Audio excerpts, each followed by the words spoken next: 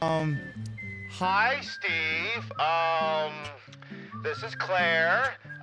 Remember when I told you not to pick those guns out of that room? I can't help but notice it looks like you picked up the guns out of that room. Do you want to maybe put them back? And then Steve's like, Claire, let me out, I'm dying in here. And then Claire's like, No, you little shit. You're gonna stay in there until you learn. Stupid has to hurt.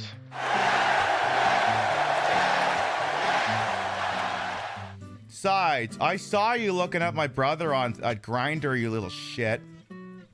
I saw that. Don't think for 1 second I didn't see that, Steve. QueenPiB, in stereo where available, and where not available, it's not in stereo. There's nothing we can do about that, so don't blame us. We have no control over it. Call your internet service provider if there's some sort of a problem, or the local Twitch server. But if they're not giving you stereo and you want stereo, that's your problem, not ours. Don't bug us. Complain to your congressman or Newt Gingrich, like I'm sure he'd care. Ha! But we don't want to get any letters. Understand? Good.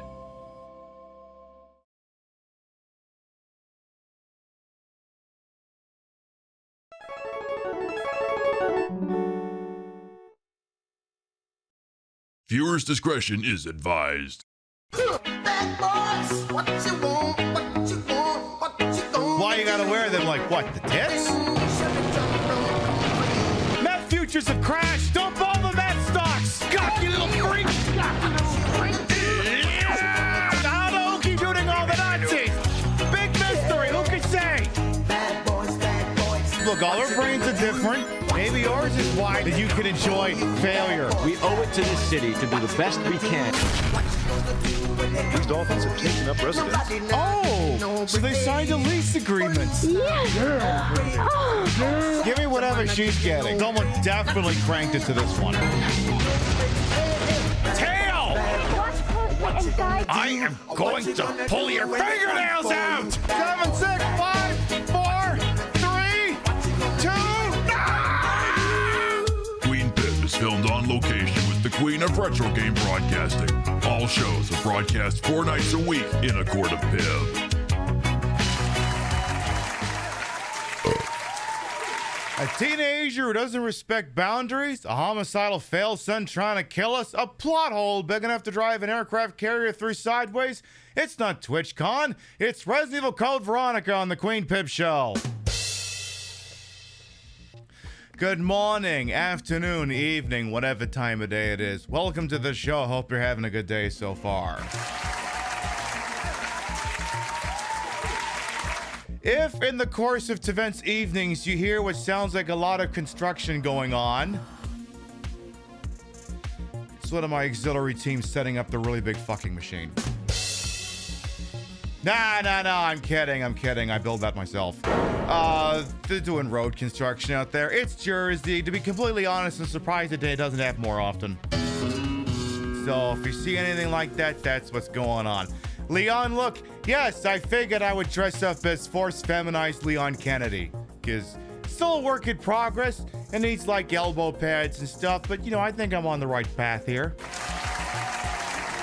But let's start from the top and make a drop. Sue got here bright and early on a Wednesday here, because let me tell you that the people who show up for the Wednesday broadcast, you're the real sickos, and we appreciate that shit.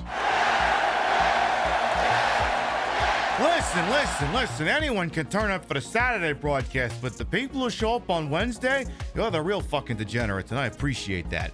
Let's see what we got here. Dictate Girl, a Ravaging Marvel, Display Salad, Solipsis, welcome on in. Vector Man as well, Midnight Wolf, welcome on in. Yes, hope you get justice for that thing. I think someone else's heads need to roll. Hello, Bomb Ball, Vintage Vixen Shop. Hopefully you get the feeling better as well. I tried sending you healing rays through the internet and clearly they didn't work, so I'm not going to do that again. A little bit concerned they may have the opposite effect, so I'll just keep my healing touch to myself. Celeste, welcome on in. Mike from Canmore, thank you for the 67 months. Welcome back. Hello, Spectre Saunders as well. Riker's Beard, Chef, welcome on in.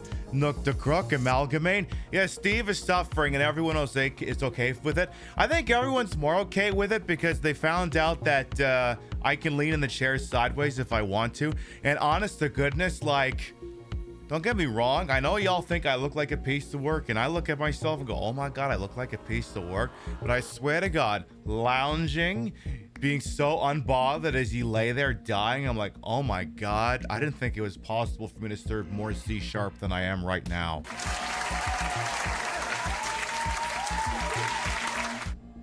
Like, fuck me, that was a mood. Who else we got here? We got Rio, Hazelwood, Jam. Jammin', welcome on in. Oh my God, I love that. I love that emote. That's adorable. Hello, Golden Locust as well. V Gross, welcome on in. Mad Shake as well. Smudgy, yes, Sickles in, exactly. Except you're exactly. You're the person at the window wearing the Sickles tattoos going, yes, yes. There, I think we're all caught up. So, what's new? Twitchcon was an unmitigated disaster. Okay, that might be a tad overstating things ever so slightly, but, you know, obviously I didn't attend, and I'm not gonna lie. As things are now staying now, I will never attend, because Jesus Christ. Listen. Dan Clancy's gave an interview to Taylor Lorenz that I'll spare you having to sit through it, but suffice to say I was not impressed with it. And as more and more stories come out, as more and more footage of unmitigated assholes running around with general impunity at TwitchCon, harassing femmes and thems, I'm like, and this is an idea that I had today, and I've gone ahead and left myself for reminders for September of 2026.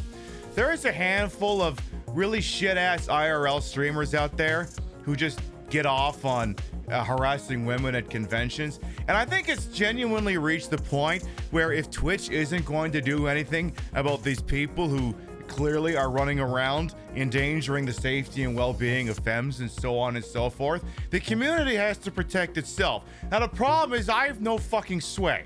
I have none. I'm not on Twitter. I'm not juiced by an algo. I'm not one of Twitch's beloved Rolodex gays. So what I am going to start doing in September is I have a duty roster of known bad actors. And if September 26th rolls around and these people have not been suspended by Twitch and they have made all indications that they are attending the convention, I'm putting out a communal top 5 bolo or people to be on the lookout for. Their faces, the screen names are like, if you see this person running around with a camera crew, do not engage. Get away from this person. Them and their community will seek to make your life a living hell. Like, unironically, idiots with tens of thousands of viewers walking up to women going, hey, oh, are you by yourself? Cool. What hotel are you staying at? You know, that kind of shit. And if Twitch isn't going to protect them, fucking other people need to step up. Now, the inherent problem with an approach like this is if you make it too grand, if you make it into a fucking database, people are going to start putting in people they just have philosophical differences with. And if you make it too big, no one can fucking remember anyone that's on it. So the point would be to make it short and concise. Here's this dickhead. This is what he looks like. Here's this dickhead. This is what he looks like. That sort of thing.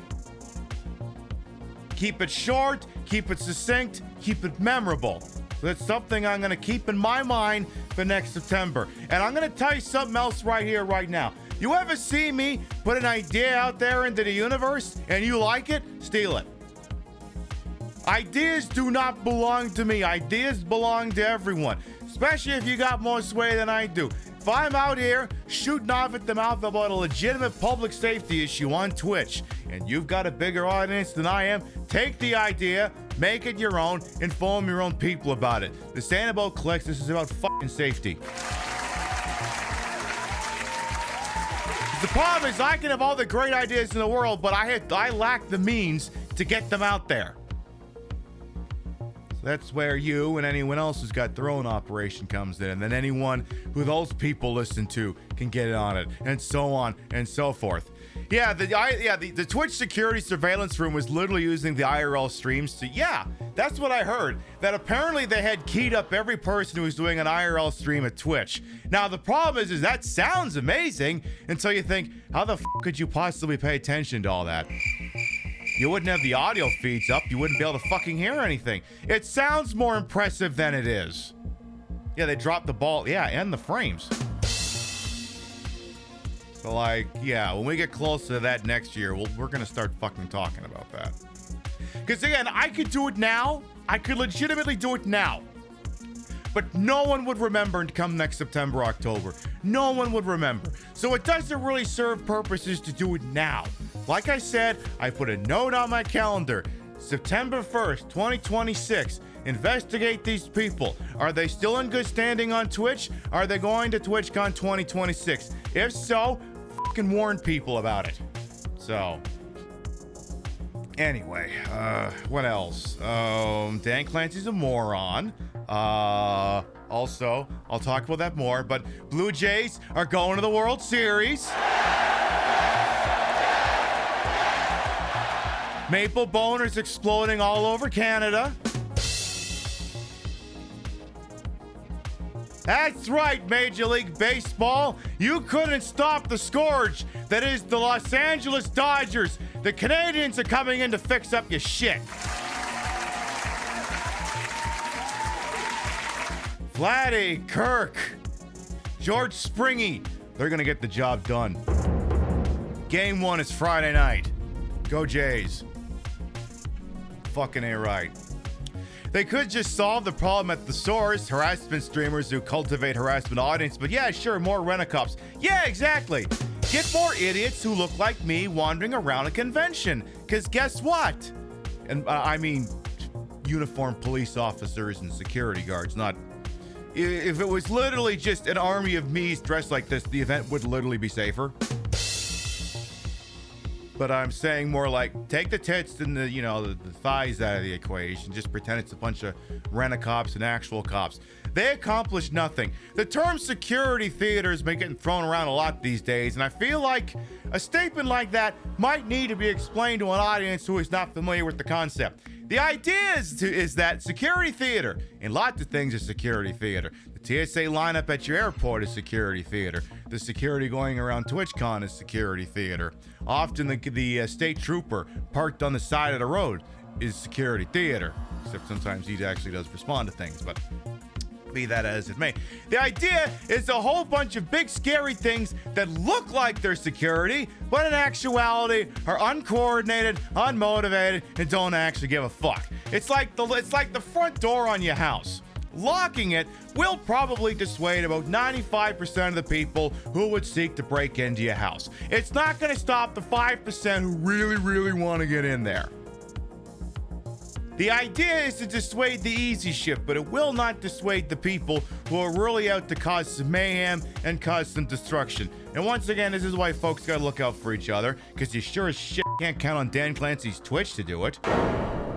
I made some comments on Sunday in which I suggested that Dan Clancy should be treated like he's a lost child at a convention.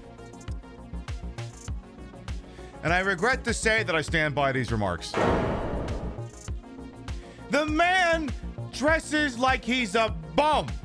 A B-U-M bum.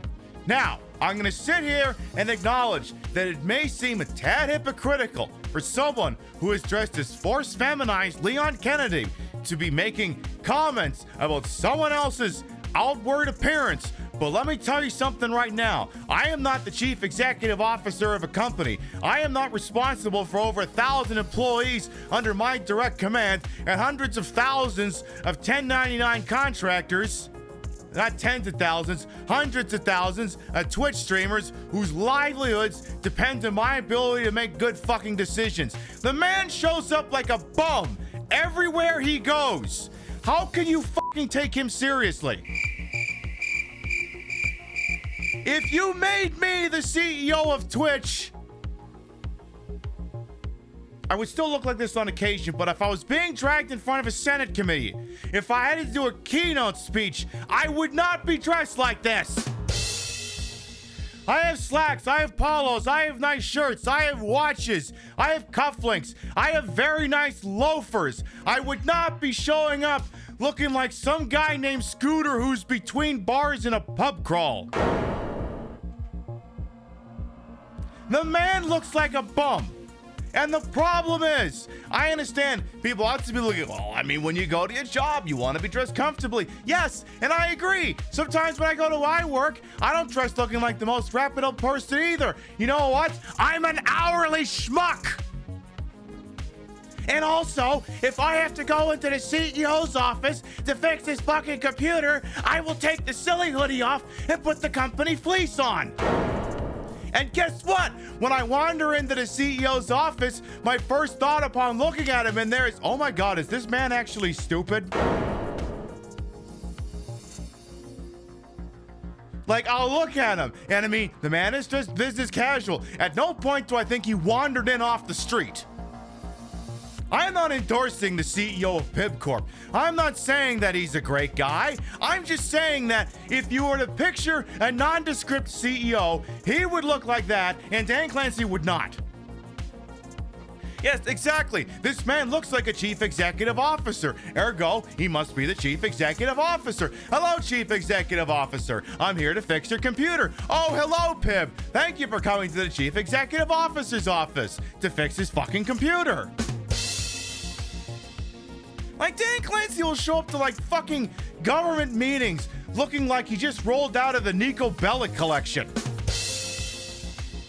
He looks like a bum. He looks like I was gonna say he looks like my dad, but even my dad doesn't look like that anymore.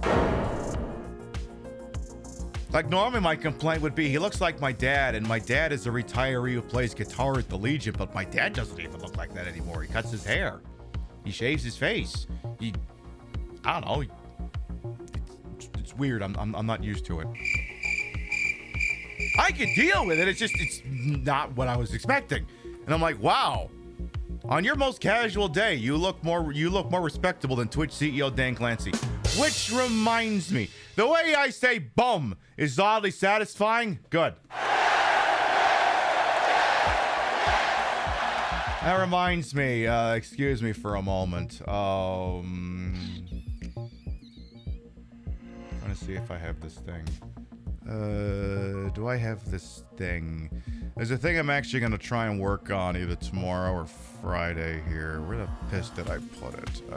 It's this great picture of Dan Clancy, by the way. Because I think a lot of people, when you hear me scream about this man, you don't know who he is. And as such, may have a tendency to become confused. And that's entirely understandable.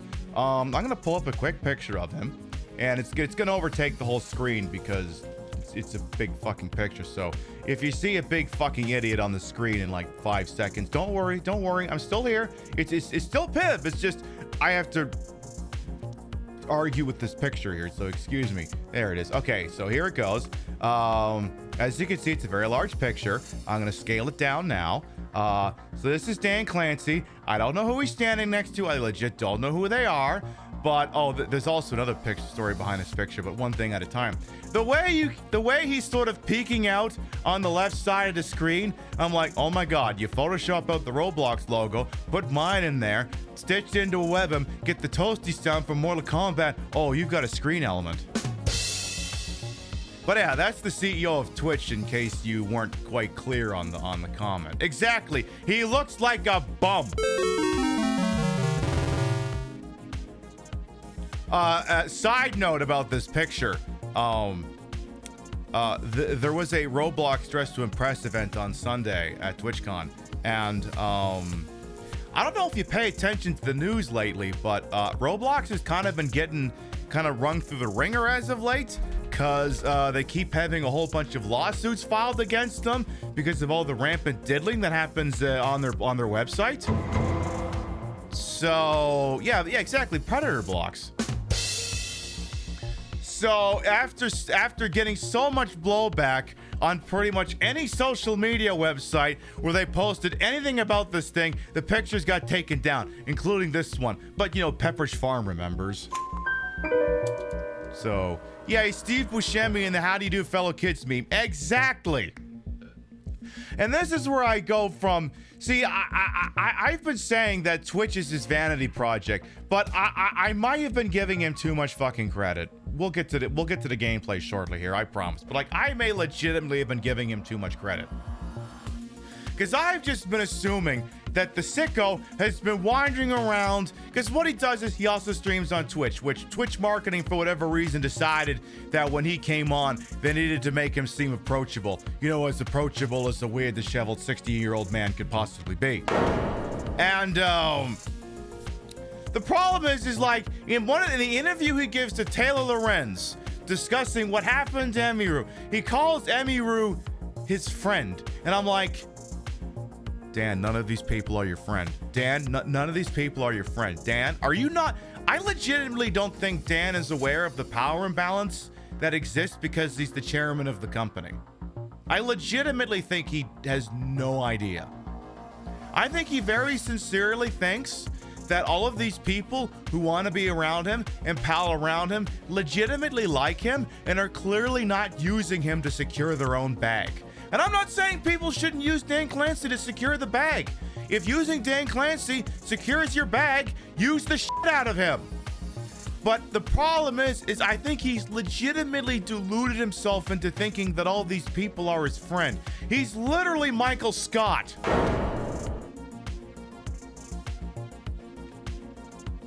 And this is why, see, the thing is, if he dressed like Emmett Shear, and he was just like, oh, this person is my friend, you know, maybe it wouldn't register so high on the thought process scale. And, you know, maybe if he dressed like a bum, but, you know, was fairly realistic about his relationships with other people on this website, you know, maybe it wouldn't register so up the thought process too. But these things put together, man who shows up looking like a goddamn frat boy, thinks everyone is his goddamn friend. I understand I'm walking a very fine line with this line of criticism, okay? Believe me, I'm very well aware of what happens if you go too far down this or too recklessly down this particular line of thought. But I'm like, I'm half expecting to show up wearing a John Cena t-shirt. I'm just gonna leave it at that.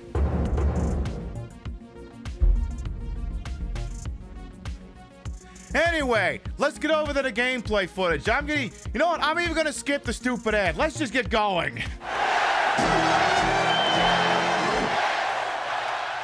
Oh, Pib, you know, the thing, okay, so you may not know this. So like when we're about to start the show, I take a thumbnail so I can post it on social media.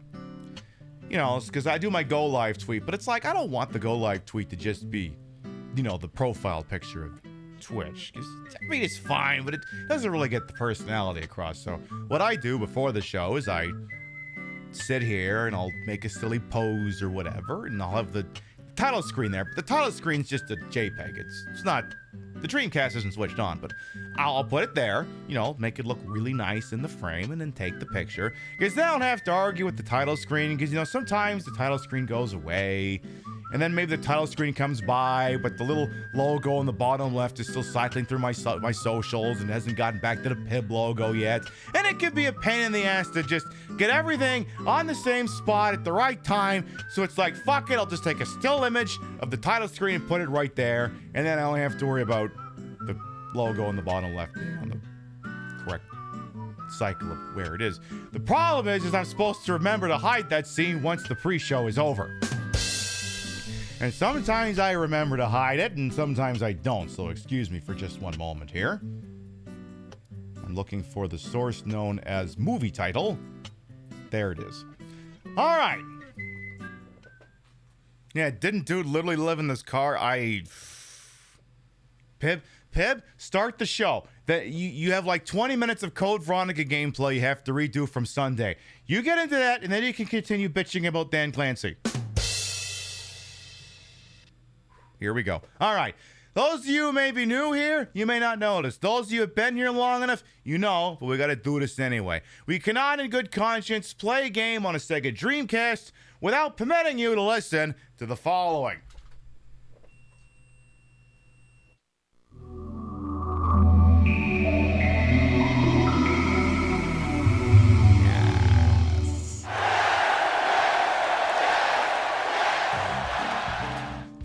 who might be new here, I am QueenPiB, Patricia Enga Bogach. You may also call me Trish. Queen of the retro, queen of the ways that he old, and yet time on his channel, this fat-lipped, fat-hipped, fat-boobied, and fat-booty channel. As of course, and as always, well-wasted, welcome on in.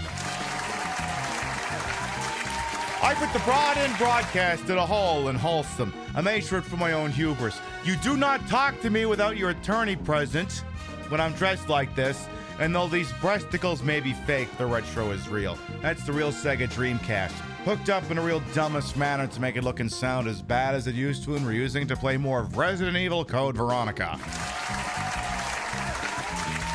The original Dreamcast version, or as I've taken to calling it, get the X out.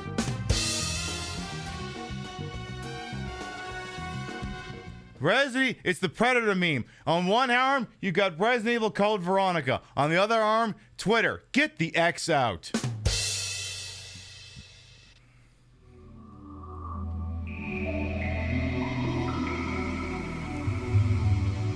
Wait, this dollar cheat Chris Christopherson is the CEO of Twitch? Yes, he is. Electric Brain? Yes, he is.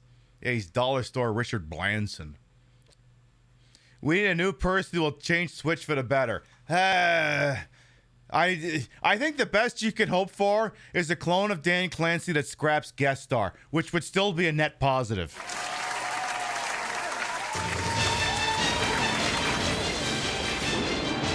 I am Alexia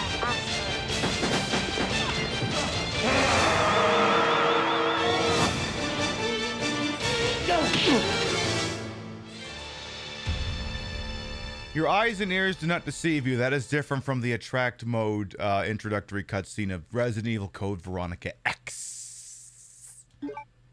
Let's get loaded in here, and then I'm going to continue complaining. Resident Evil.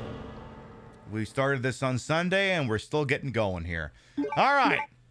Now I'm going to spend all show complaining about the fucking controls. The lighting is on point today. The blue looks extra sharp. Why, thank you. By the way, for the curious, if you want to know what badge is on my lapel, it's the policeman police badge. It just says policeman police. It doesn't say that apart, but there's no badge number. It just says policeman police. What are you? I'm a policeman. For what? The police. It's the cops. Worse, it's the policeman police. Claire's like, oh my god, shut up. Yeah, like the band with Sting. Yeah, that one. Yeah, you got the one. I swear to God, I gotta stop carrying that knife. That knife is gonna be the fucking death of me. But yeah, I mean, I said it before. If I've said it once, I've said it 1,000 times. The man who runs this website's a fucking embarrassment, and he really, really has to go. That being said, is there anyone with vision who can replace him? No. I mean, Mikey Minty is a little bit more dignified, but he's got a lot of the same fucking problems. I don't know. Just feels like we're just watching this website slowly go down the drain until it gets sold to like the fucking Saudis or something. Like many things, we laugh because it's funny, and we laugh because it's true. Because they're buying up everything. They bought out Electronic Arts. They bought out Evo. Twitch, it's the open market. They'll probably buy it. You recently decided to play the original Silent Hill 2 and they told you to watch the opening cutscene, but it spoils almost the entire game.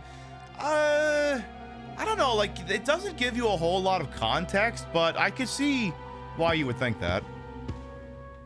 Twitch is still better than Kick.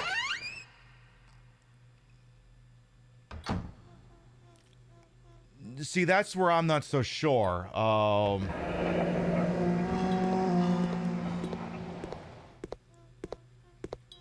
There was a time where I think I could say with a straight or even a gay face that Twitch had the moral high ground over Kick, but that line is starting to blur even more and more and more.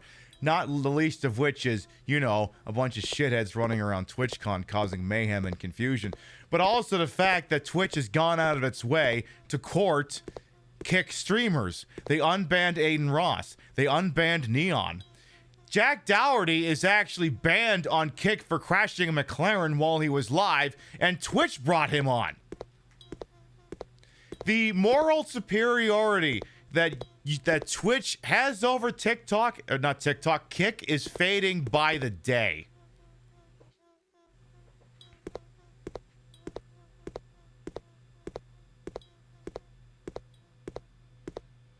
You could swap him with a magic 8-ball and things would be no worse and might well improve. Well, the 8-ball's not dressed like a bum. Seriously, Doubter? Yeah, he crashed a McLaren in Florida in the rain while he was live, and Kick banned him for, not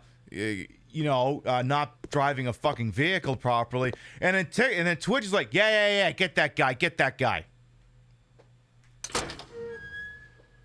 Like, then the problem is as Twitch continues to lower itself to Kick's level, more and more people will multi-stream there. I would say not necessarily that you're massively justified in doing so, but again, the shit that Twitch will let fly, the moral high ground's getting a lot lower these days. That being said, I'm not streaming over there. I have an account over there solely to squat the name. I'm not streaming over there. I just didn't want anyone taking my name over there. It's literally the fucking Simpsons thing of, yes, but I was only in there to get directions on how to get away from there. That's literally what that was. But, keep forgetting is, yeah, there's weed here, right? Yeah, I gotta go put that in the bin. Gotta go put that in the bin. But yeah, like, again, like, there's so many things you just can't take seriously. Dan Clancy just shows up looking like a bum. The weird thing is I file footage of him with cut hair. He looks just fine with cut hair. The video that I put out last week, which in reality was recorded 9 months ago, has a file photo of Dan Clancy with short, properly groomed hair, and he looks perfectly fine. Whenever, like, I show it multiple times during the video when I'm drawing, when I'm separating the character of DJ Clancy with Dan Clancy, and in the pictures of him with cut hair, he looks perfectly respectable. I don't know whether he is perfectly respectable, but he at least looks the part. Wasn't he wearing a suit when he went on Kai's stream? Don't read too much into that. I mean, I believe that is true, but like, it's like, okay, congrats. His mother dressed him once. Okay, wasn't allowed to stream on Twitch. He was just outside. All the same, he's on the BOLO list. Along with this guy. I would sooner you hang around this giant 40-foot gaping maw worm than a bunch of these goddamn predators at a convention. You're also tired of millionaires and billionaires looking like bums. You make more money in a day than I will in my lifetime, and you look like you climbed out of a fucking dumpster for a public appearance. I mean, there is a lot of times in life where, people live in glass houses. Like, someone could look at what I do and say, oh my God, she doesn't contour properly. She's not wearing lashes, nah, nah, nah, nah, nah. And I mean, while these would be valid criticisms, the problem is everyone has their own blind spots. Everyone has their own things they're not aware they're not doing properly according to someone else's criteria. So, if Dan Clancy were just, I don't know, some streamer, I probably wouldn't be making these comments, because for every brick I lob, 10 could probably be thrown right back at me. But he's the CEO. You're allowed to make these comments. I mean, listen. John Fetterman showed up dressed like a bum, and just see what kind of a fucking disappointment he was.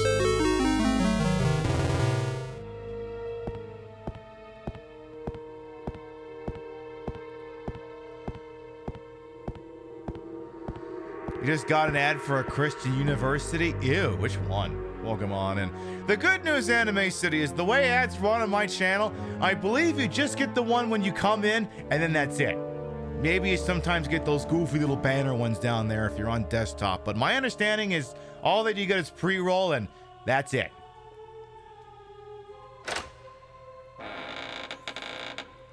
Wasn't Oral Roberts University by any chance, was it? Oh yeah, I'm not going this way first. This way sucks. Grand Canyon U. I really feel like a Christian university shouldn't be named after a giant empty chasm that a dick could go into. That might be saying the quiet part out loud, if you know what I mean.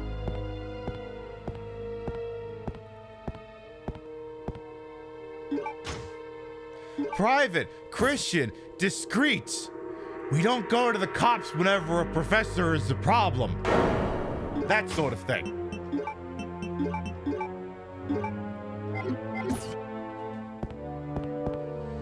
You just look at Trump and wonder how he can ever not use a tailor. Oh, it's because he's an idiot. He thinks he knows better. Yeah, sometimes you have to look the part. Right. Like, I went to a couple of weddings this year. I did not show up dressed like this. Well, frankly, I should have. I did not show up looking like I just got up in the morning. I showed up either business casual or business. One I went to with some very nice slacks and a polo. Another one I went to, I wore my very lovely charcoal suit. No Canadian tuxedo? Nah, I wanted to look nice. Like, there is a time and a place for casual. And when you're meeting with the Australian Safety Commissioner, that is not the time to show up looking like a bum. I am now also going out of my way to make sure that I'm overly enunciating the B in bum. Because Chad has identified how good I sound saying that, and now I need to drive the point home.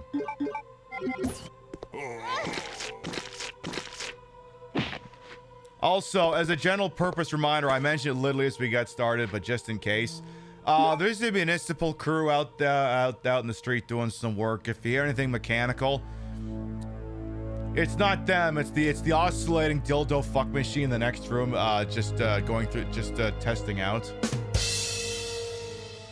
No. They're working on the street. I don't test that machine while we're live. I don't. Pib, you don't have that machine. Well, there's literally no answer now that I could give that make you think I didn't have one.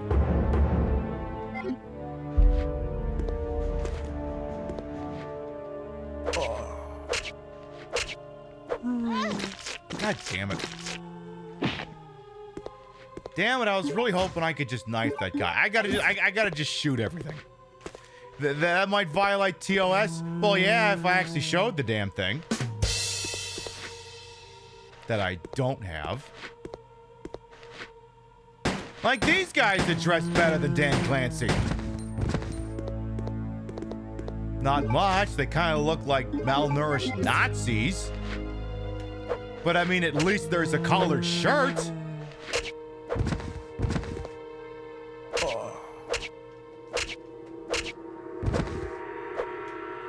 Oh, as the chatbot has pointed out, there is no broadcast on Saturday. 3 on, 1 off. We do have some plans that day, and we're also receiving a mattress. Because I needed a new mattress. So we will be receiving a mattress. Because I'm old, and our mattress sucks, and we need a new mattress. You spend, probably 30% of your life on a mattress. You should have a nice mattress. All Nazis should be malnourished. No, I agree. I'm with you on that. I'm with you. Tell you what, use up the green weed now.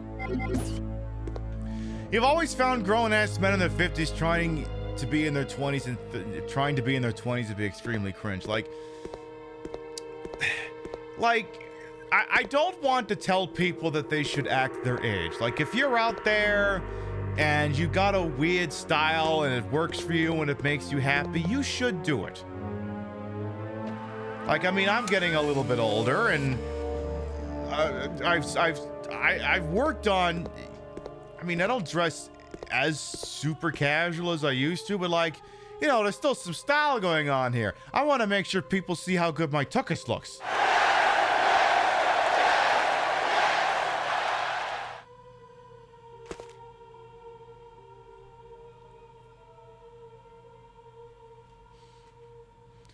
Yeah, exactly. If the man is representing a company, every once in a while, he should be dressing respectable. It's a bit sexist in the sense that men can get away with it, women cannot. If a female CEO showed up in front in torn up jeans and a hat, yeah, there would be a lot of comments, but well, the other thing too is there's always comments whenever a woman's involved. There's always comments, but yes, you would prefer that they would be... You can at least control whether they're calling you unprofessional. Now that's a whole secondary discussion in which men need to be policing their own communities and calling out misogyny and sexism when they see it, which is a work in progress, and it's something I need to work on as well. But like, again, I False Seer as well, welcome on, and Blue Dragon Shaman. Like, I'm getting more into wearing, like, you know, button-up shirts and stuff. You know, sometimes they're tucked in, sometimes they're not. You know, I wear some nice rings. I usually wear a very nice watch. I have some earrings in, but like, I feel like I want to serve like, your dad, but if he was fabulous. That's kind of what I'm going for, like, dad core with a fat ass. That's kind of what I'm going for. We're like, there's still the flourishes, there's still the flair. You can tell that something different's going on with this person, but I also don't look like Dan Clancy. That's the plan. And generally, I think I nail it. I'm either looking like fabulous dad core or an extremely well put together lesbian. Either is acceptable. That's the other thing. If I tuck my shirt and I'm saying lesbian rights, then I'm here for it.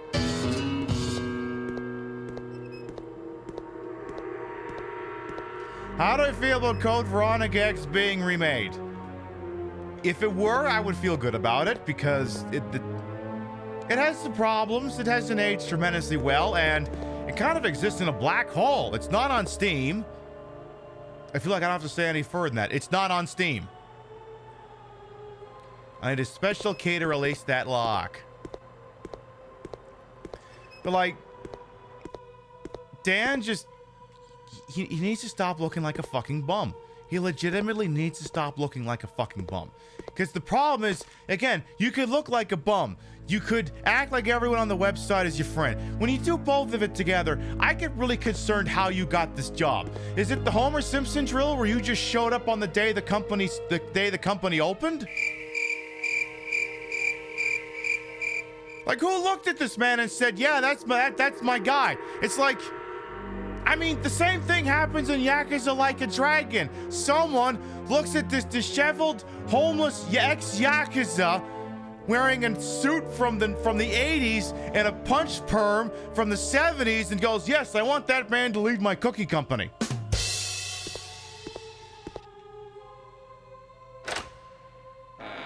And I am also aware that when I show up dressed like this, making these concerns, some people may find it difficult to take me seriously.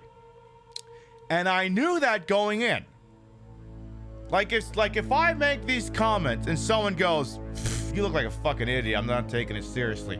That's fine. That's fine. But when, you know, people more reputable than me make the same fucking comments, then it's not just, oh, it's the fucking idiot in drag.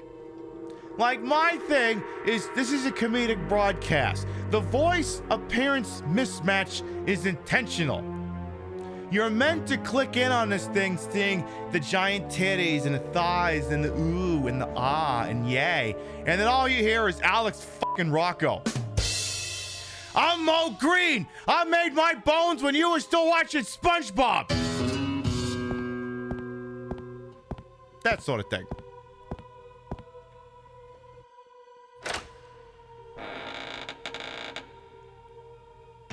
And giving Puppet as well will come on in. All right, in this room, we're going to be very liberal with the pistol.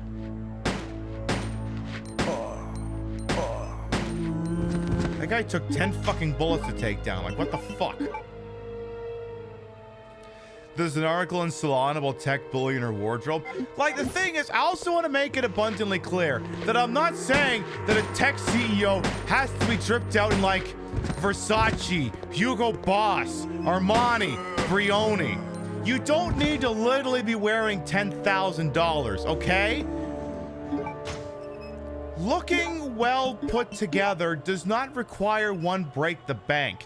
In fact, in many of these situations, it would be best if they were not flaunting their wealth. There is such a thing as stealth wealth. Like, maybe you don't wear the world's most expensive watch. You know, maybe you don't wear designer. If anything, the point is to look nondescript. Look like the sort of person who couldn't be picked out of a police lineup.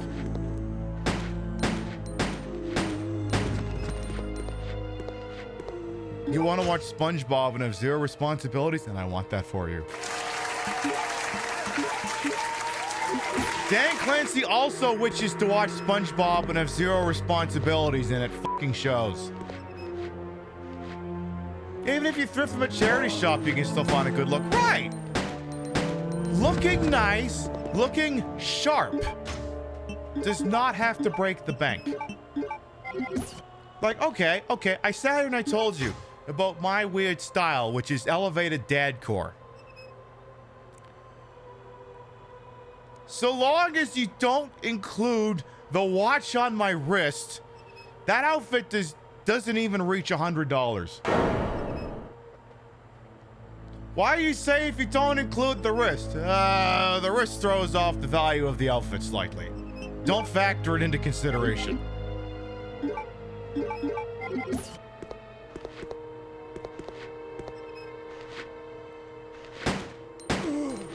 Look, I like a nice watch, okay? It's my way.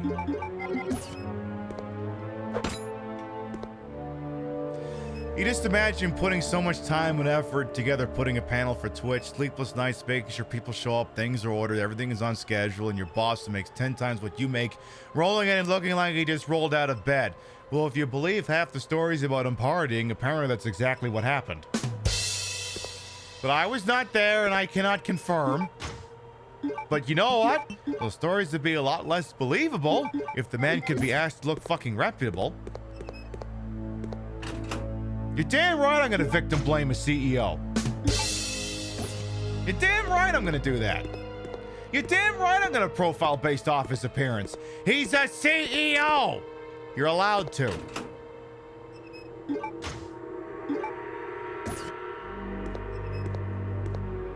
There's nothing of interest in these lockers. But yes, nice doesn't have to be expensive. It legitimately does not. I remember, wasn't there some guy who had like bowgun shit on him? Maybe that was in the previous room. Let me go back and check on that real quick. This is the other thing I love about the Wednesday show is like everything that's happened between Monday and today is all boiled up and festered, and I start shooting off at the mouth. So much so that we reach Thursday, I'm like, I'm out of ideas. Let's just talk about the game. You only pay more if you know the quality is better, but you'll never pay for a brand just for the brand. Right. Like, I mean, you don't need a brand name. No one legitimately needs to pay for a brand name. Also, wait. Yeah, there was a key somewhere. I didn't get... Oh, wait, I know what the key is. It's up there, I think. You know what? I'll deal with that later. So, yes, I think it's a very simple ask that a chief executive officer of a company look reputable. It would be easier to take him seriously. I don't think that's an unreasonable request. Also, I would like it if, you know, his website, if his primo class of creators weren't running around all facilitating rape culture. You know, that'd be great too, but I guess I'm just trying to keep my demands realistic. I feel like I got a better shot of shaming Dan Clancy to stop looking like he literally lives in a van down by the river than asking him to actually improve the overall culture of this website. I'm just trying to keep my expectations measured and realistic. I'm gonna make that guy come down the stairs. Damn it. I was trying to get around that guy.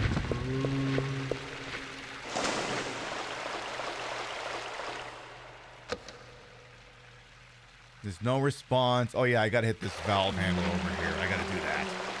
So why don't I do that real quick? Because that's another problem too. It's just like, now this may be a controversial statement. You know, like, you shooting off at the mouth saying things that might not land with everyone? No, you would never do that, Pib.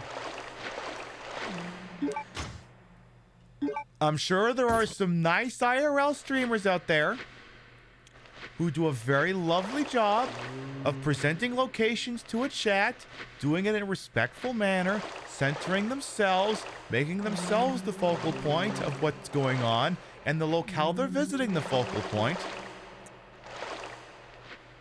But IRL streaming needs to be banned at Twitchcon.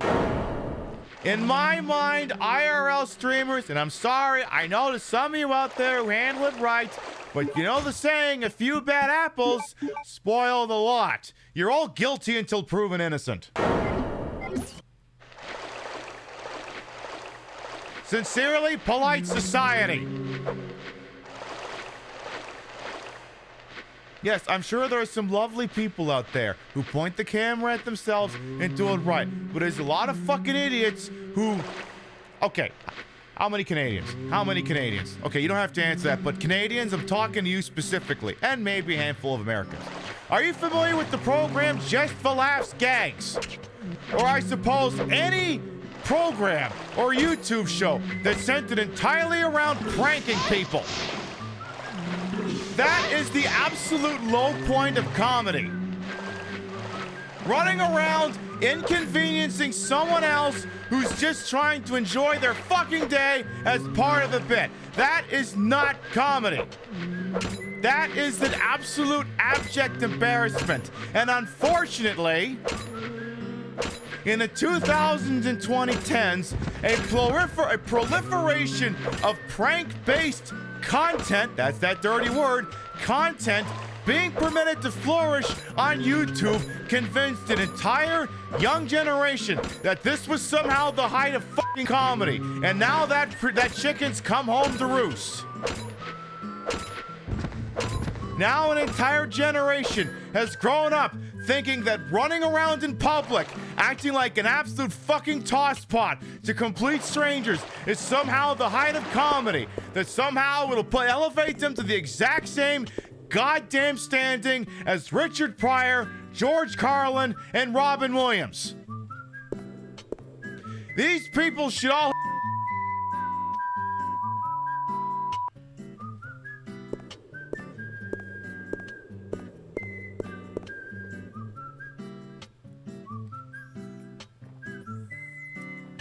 How can I say so many different things and all absolutely correct? Because I have gigantic titties and correct opinions on things. I am not sorry about this.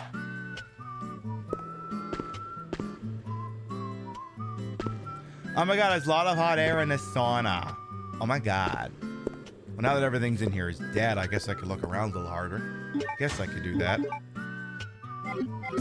Now, I say this as someone who was on an IRL stream once. I was on an IRL stream once. We visited a person, and we went walking around the town that she lived in. We drove around, and I think we did it the right way. The camera was always pointed at her and us. We wandered around the town. We didn't harass or talk to anyone else. We were just discussing where we were going. We went to a restaurant. We went to a bar. We were outside. We tried not to be too obnoxious. We pointed a camera at us at all times.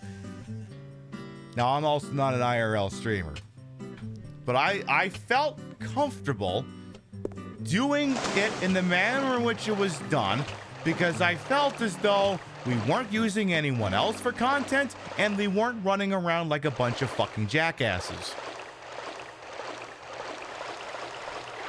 The correct opinions are stored in the titty. That's why it is so big. I'm so glad someone's willing to admit it. Listen, with every correct opinion I give, my breasts grow larger.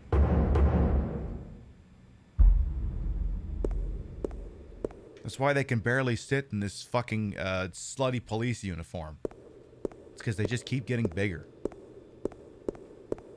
Just Laughs Gags is mostly silly and not mean-spirited at all. It also didn't include any talking to be viewable. Right, like, even then I know it was meant to not be mean-spirited, but like, I hated it. I was like, this is stupid. This is contrived. This is annoying. If someone did this to me, I would be annoyed.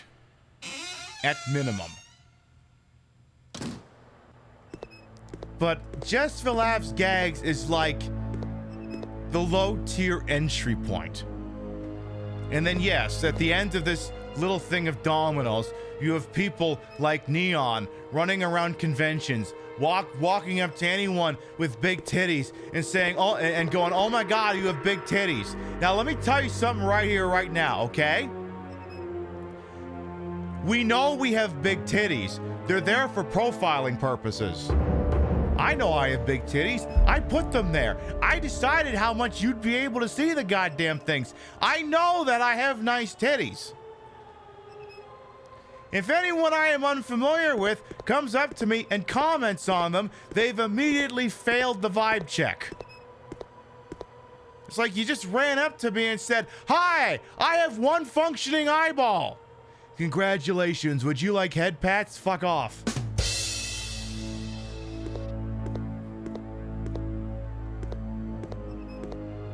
Now, if you're someone I know and we're on equal standing and you say nice tits, it will land a lot better, obviously.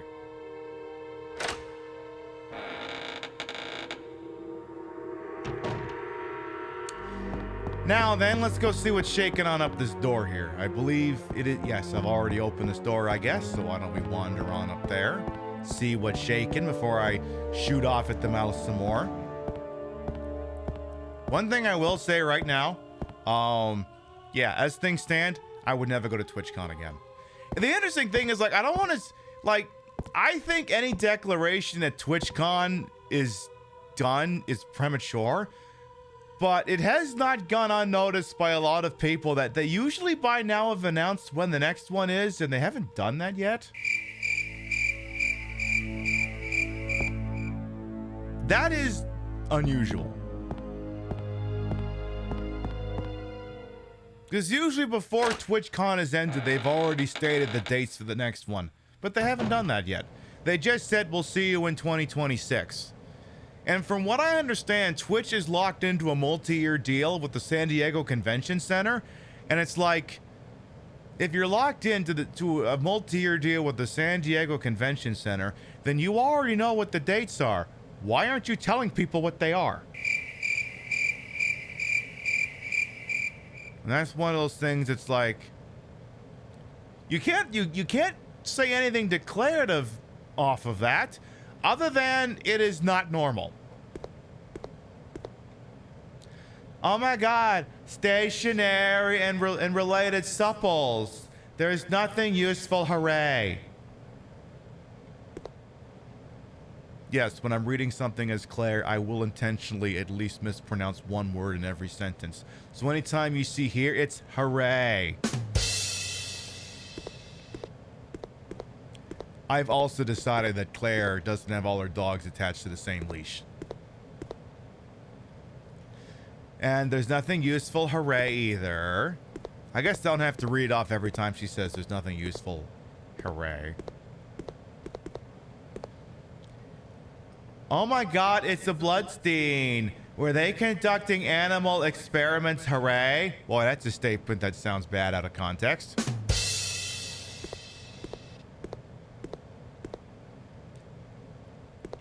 And then, yeah, I think this room doesn't advance until I think you read the note. Because I think this is where you get the bow gun. Yeah, you get the bow gun here, finally. And, oh my god, there is a fillet. Oh my god. Memo on the pass number. The emergency door lock system in the biology experiment room can be released with the 4-digit pass number. I hope you haven't forgotten about that already. I just received an order from the system administrator requesting us to change the pass number periodically. What bothers me is that you often lose important memos, pass numbers, or even chemicals. And I'm like, wait, you lose chemicals and you're still on payroll? But literally on this island, everyone looks at Alfred Ashford wrong, gets sent to the prison where they run experiments on them. How is this guy still on payroll? Is the Alfred's fucking twink or something? Like, how is this person still on payroll? Yeah, I'm not gonna make any Danny Clancy jokes about that one. That shit writes itself. So in an attempt to solve that problem, I came up with an idea. You know the red human skeleton picture at the back of the biology experiment room? I decided to use the number signed on the picture as the badge pass number. If you happen to lose the memo, just look at the picture. See, I like this because sometimes it's very nice to just make the code something in the room. Like, what if I was wearing this badge? Because then I could just make the pass number that. That would be very easy to remember. All I would have to do is look at this exact thing in order to know what the pass number is. It would be such a great idea. It'd be so difficult to forget because all you'd have to do is just look at the sergeant badge and read off the number that's on it. It would be the easiest thing.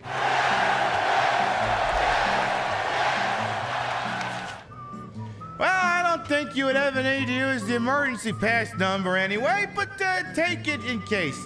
Now you know. Take it easy, Mr. Careless. Well, alrighty then. And I believe jump scare? Or is it just if I try... Oh, it's when you try to leave.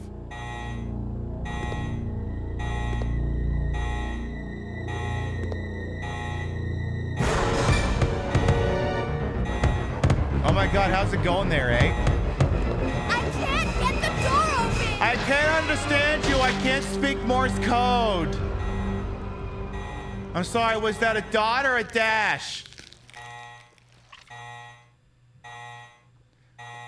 Oh my god, there appears to be no one around.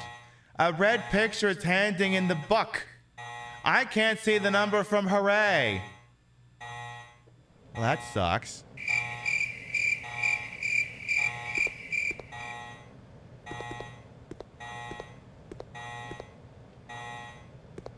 Anyway. Also, I was very disappointed. I thought there was like a short countdown you had to beat in order to not immediately game over here. I was very disappointed when I remembered that no, it doesn't work that way. Level 3. Emergency shutters will close. All personnel. So yeah, Claire just immediately does some Matrix shit to get down there.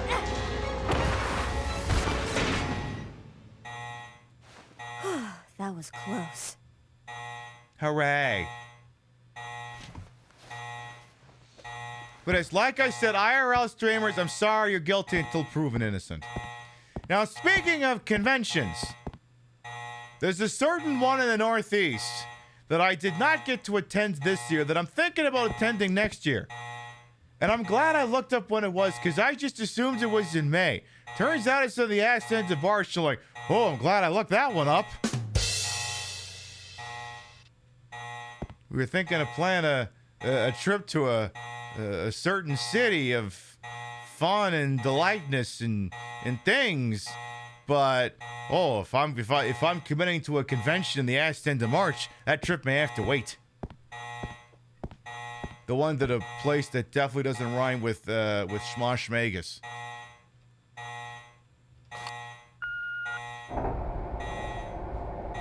Paul Revere?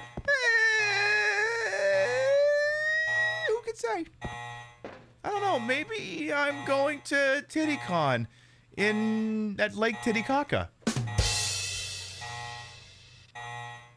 Who can say? I want to see how far back do I go before that starts to close.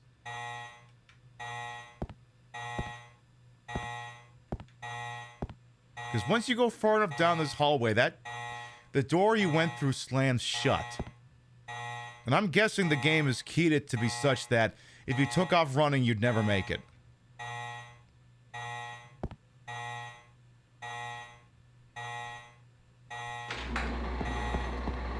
Bastards! How dare you! They played us like a damn fiddle! Yeah, exactly. The Hocon, Lake Tahoe, exactly. Lake Tahoe, the Caribbean, Atlantic City.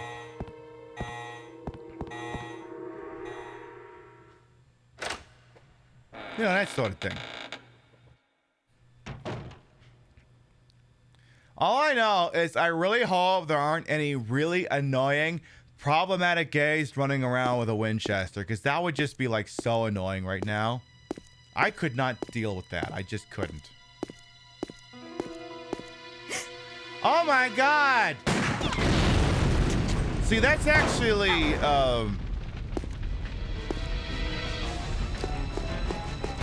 I think that's actually a Remington, so we're fine.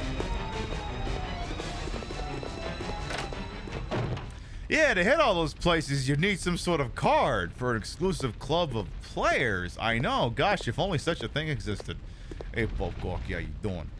Oh my god, there is an indentation on the indigo blue plot. Plotty. Something. Oh my god, where did the silly man run off to? Did he go this way? Oh shit, he must have, because the little heart's beating, apparently. Well, I'm not going this way yet. Let's go back the other way.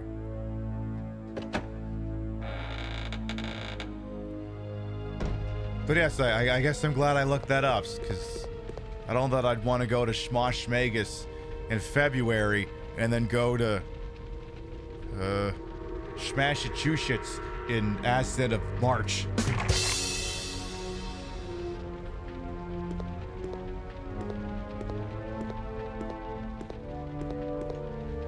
You know, a place where I could just put on a Pat's hat and blend in. Alright, well, where did that problematic gay with the rifle go?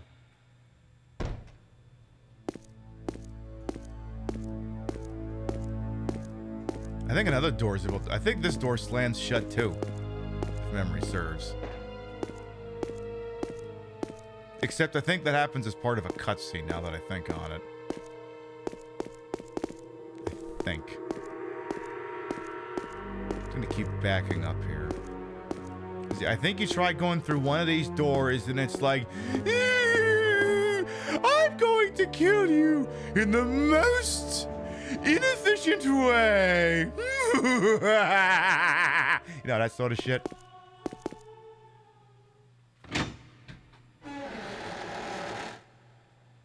Again, let me tell you, if you're aggressively door sexual at the sound of extremely creaky doors, boy, is this the fucking show for you tonight.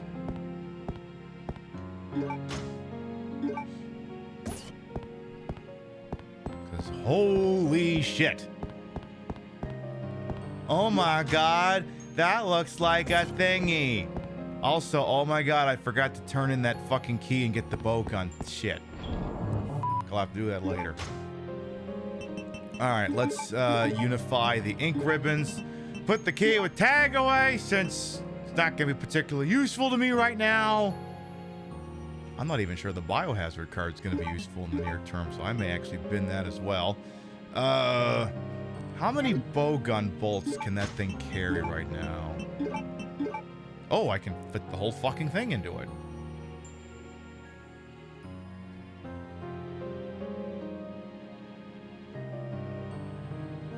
Me trying out the new dildo.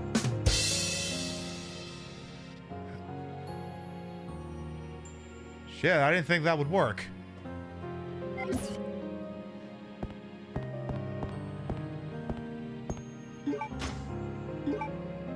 listen, it looked imposing. I tried it and I went, oh, so I am that good.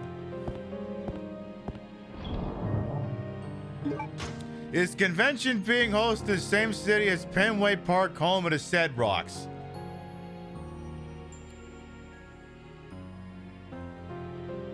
Listen, I haven't hard committed to it yet. I will confirm nothing.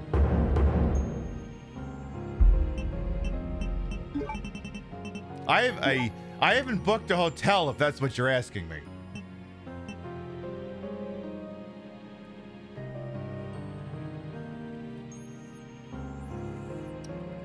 Waiting for a couple more horses to come in first.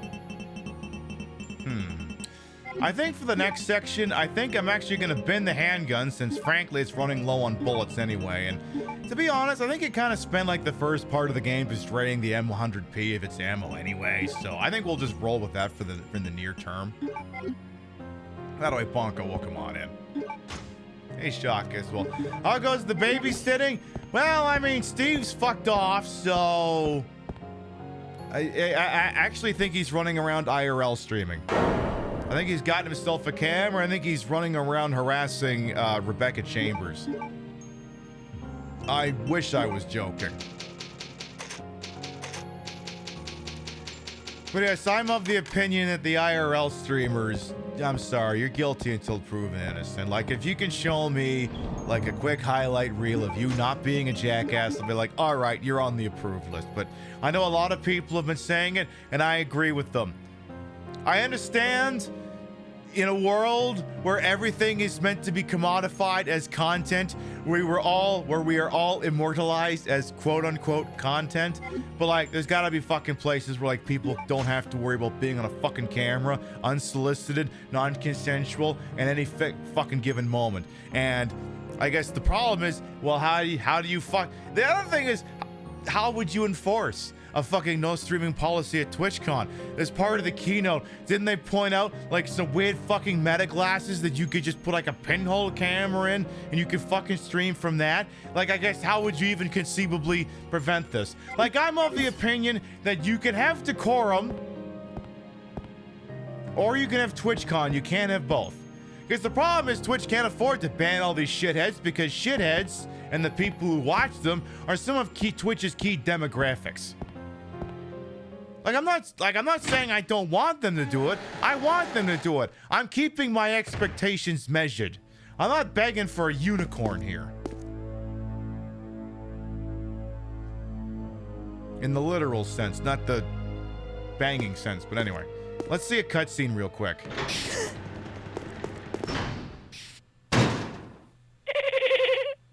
Welcome, Claire. Consider the area you are in a special playground I have prepared just for you. Please try and keep me amused, and do not disappoint me by dying too soon. I so want to enjoy this.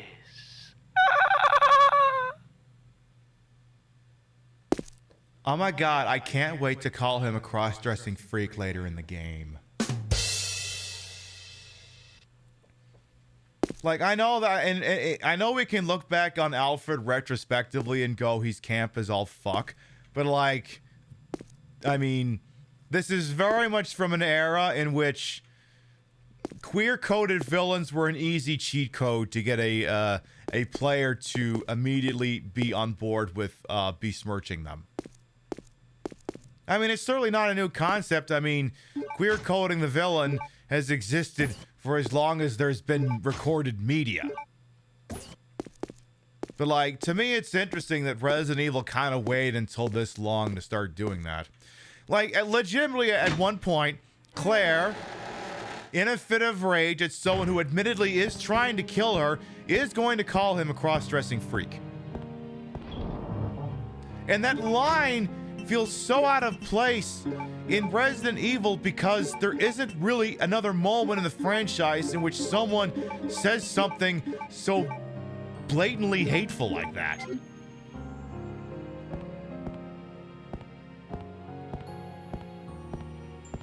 Yeah, Alfred's, oh, good. Angel, you reminded me of the other thing I meant to bring up. Can't vaguely spoilerific, but you have reminded me of the thing I meant to bring up. I warned y'all on the, this is gonna take me a minute to find. I warned y'all on Sunday that if there was anyone who hadn't already seen Resident Evil Welcome to Raccoon City, that you needed to do so because I was going to spoil a portion of that movie. And it ties into Code Veronica, which perhaps might tip the hand as to what exactly I'm planning on showing off here.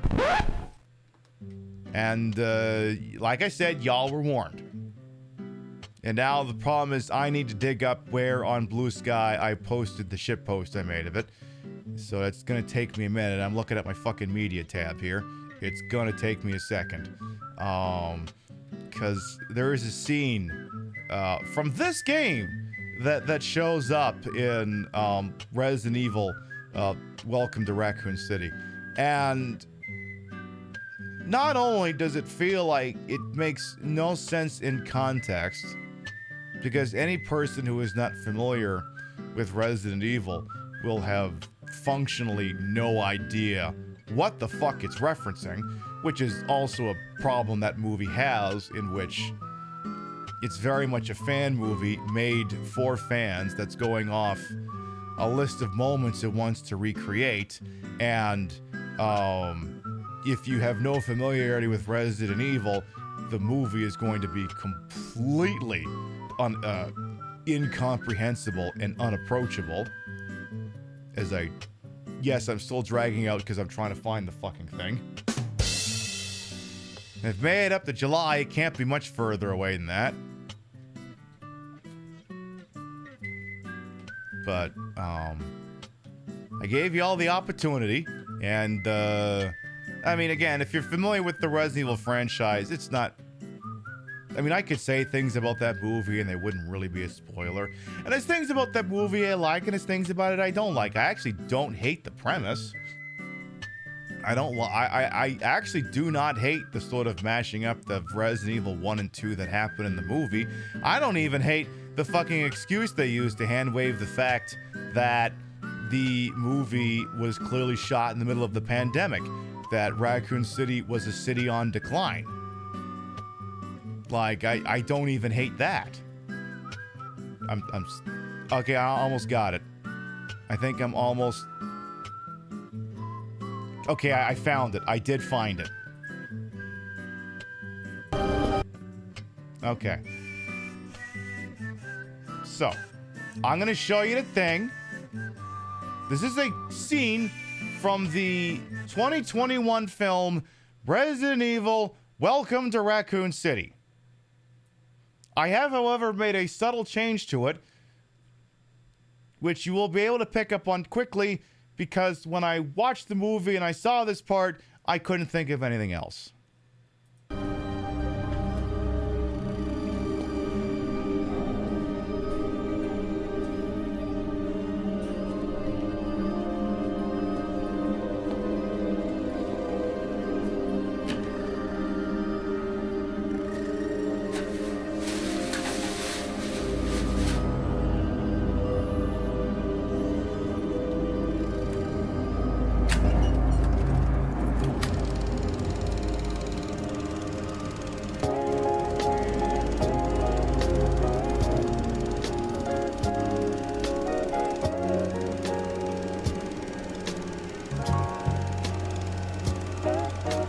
Christmas is the time of year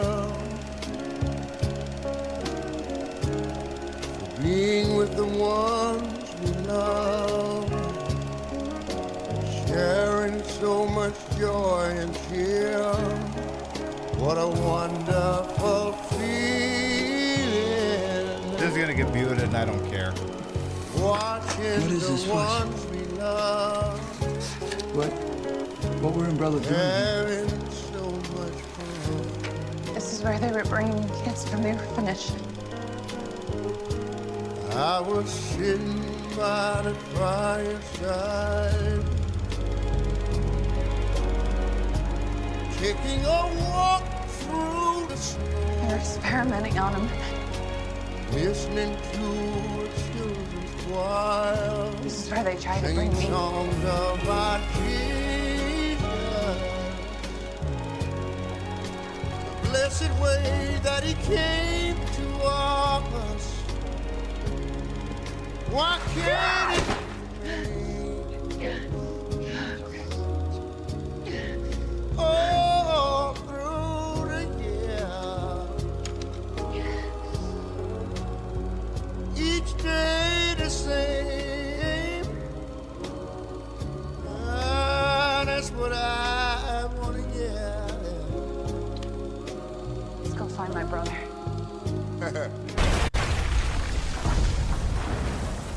Oh dear. Yes, this is unedited song. It's actually the movie, and you're not lying, of course.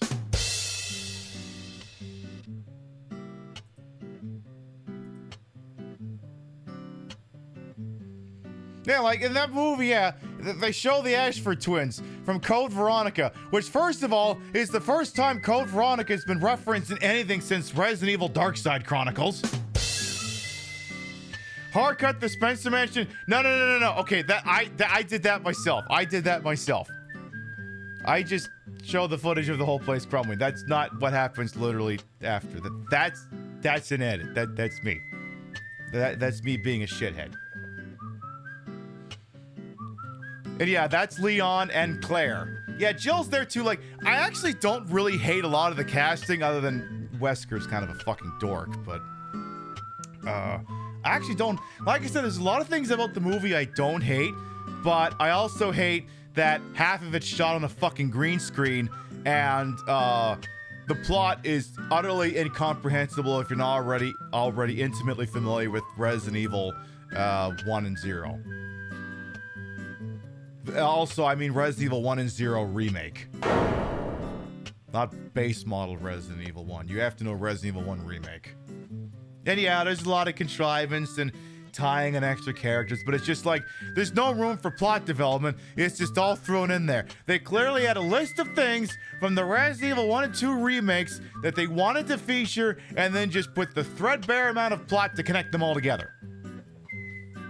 So... it doesn't help that the guy who played Leon was what's-her-face's hippie boyfriend in Zombieland 2 a few years before. Well, that's the thing. Leon is supposed to be incompetent, so have a fucking idiot play him. It's like supposed to be... I don't think it was actually literally his first day on the job of the movie, but like, Leon's a rookie. He's gonna be a fucking idiot. Or at least comically, whimsically, he's supposed to be a fucking idiot. That's why I said, I'm like, there's things about the movie I like. There's a lot of things about that movie I fucking hate. And then, yes, when I saw them just casually showing off the same fucking B-roll from Code Veronica, I'm like, did I lose my mind and start watching National Lampoon's Christmas Vacation? Did I just start doing that? The answer is yes and yes. You have lost your mind, and you are now watching National Lampoon's Christmas Vacation. Both are highly possible. By the way, crazy Jersey lady will come on in. And Ghost, you've been here for a minute, but hey, how you doing? In Maxwell Damage. Oh my god, just load the next room already. But yeah, I'm not against the idea of remaking Resident Evil Code Veronica using the contemporary Resident Evil style of gameplay. I'm legitimately not against it and would encourage it. I would also encourage it of Resident Evil 5, even though Resident Evil 5 has less of a reason to do so, because a lot of the same reasons from Resident Evil 4 would apply, because it's already a fully realized 3D shooter. But also, I think Resident Evil 5 sucks, and believe it would benefit immensely from the remake treatment. But Code Veronica would also benefit, not the least of which because some of how Alfred is depicted in this game has aged like milk, and this game, again, kind of languishing on, consoles that aren't supported anymore, like the Xbox Series X. I'm not going to interact with those guns yet because I know exactly where that's heading. What if I just go down here? It's like, I know where that's all going, but like, what if I just came down here and looked around for a second? The door is locked. I can't open it. Resident Evil 5 shouldn't have been a mainline Resident Evil game. It's fun, but not really scary at all. Right. I mean, almost everyone's like, oh my God, but I had so much fun playing it with your friend. Well, duh. You had fun because it was a social engagement you had with a friend. Anything's fun with a friend. I mean, riff tracks. Us collectively taking the piss out of a video game. Watching the world's worst movie is fun with friends. If it wasn't for your 300-hour Elden Ring character, you would have sold your Series X ages ago. No, I hear that. I hear that. I mean, if anything, one of the other injustices is that this should have been a numbered Resident Evil game, but it wasn't because circumstance. Like, this should have been Resident Evil 3 or Resident Evil 4 or whatever. Instead, it got this weird, stupid side quest sounding name, was immediately shuffled off to the Dreamcast, properly ported over to PlayStation 2, and then never made it onto Steam. And like, I mean, I would like to think that if a whole bunch of people went, please make a PC version of this and put it on Steam, all you'd have to do is port the 360 version. That can't be the most arduous task. I'd like to think it would be within the realm of what possibilities and wouldn't need a remake. But if they were to remake it, I also would not be against the concept. Resident Evil 4 is just hilarious, especially if you speak Spanish. What? You think it's a bunch of people in the European countryside? It's unusual they all speak Mexican Spanish. What do you mean? You know, languages have different dialects, right? Like, I don't even have to explain the multiple ways in which there are different dialects of Spanish. What I could just say, okay, a Canadian, a British person, and a Texan will walk into a bar. I rest my case. There is a submachine gun. No, girl, there's two of them. Do you not know how math works?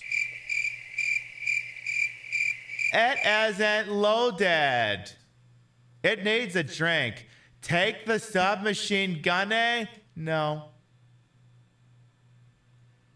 Yeah, this was supposed to be Resident Evil 3, but then Sony threw a fit, and to be quite honest, Sega had already burned through so much goodwill with third-party developers at that point that that Sony was always going to win that argument.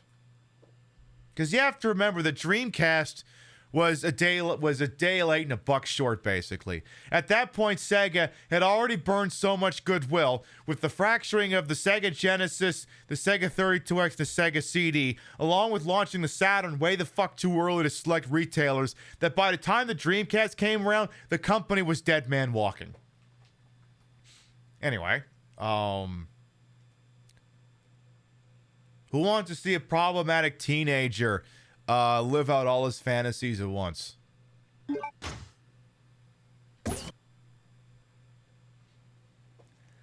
There is ammo for the submachine gun.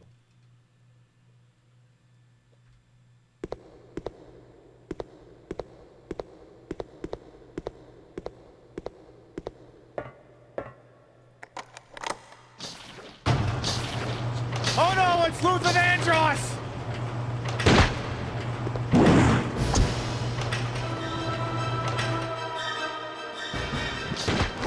Oh, hi. Well, bye. Yeah. Oh, shit. Okay, never mind. Oh, never mind! Damn it, what the fuck? How is he figuring this out? Captain, they've adapted.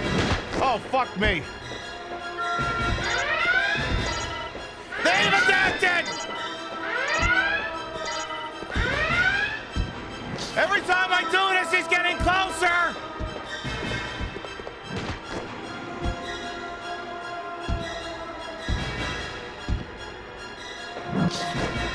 Fuck!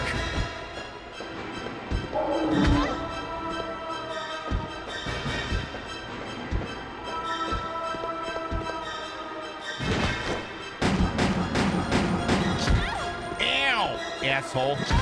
Asshole!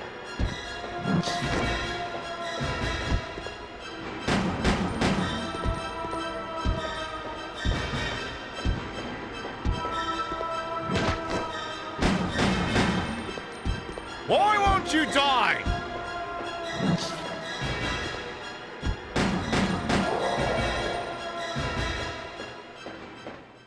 Oh, okay, I think he's dead now. The way you didn't even know Resident Evil was on the Sega Saturn until like 3 years ago, right? Like, I have it for Sega Saturn. I have an actual copy. It cost me a mint, but I got it. Oh my god, I love how this door opened. Wait a minute, can I go back the way I came through with that door earlier? Can I, like, do that? Is that a thing I'm gonna be able to arrange? Oh, that's disappointing. Can I use these Mac 10s? Well, isn't that just a fucking shame?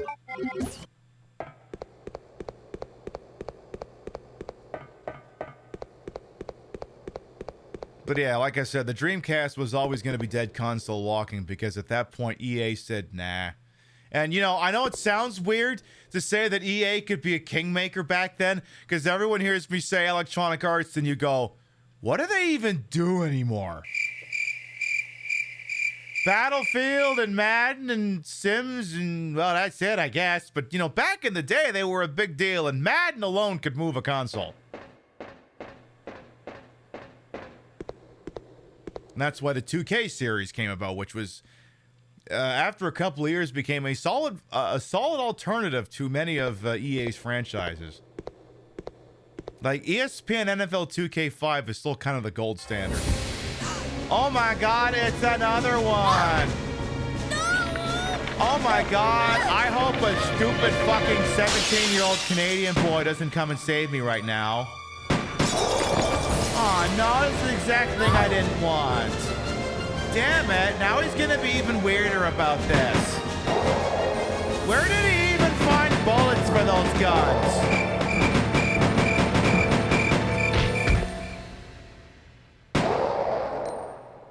Okay, but like... Oh yeah, that felt good. Okay, but that's like the imaginary version. Okay, worry, when's the Claire. version that Your actually knight in happens? Shining armor is here.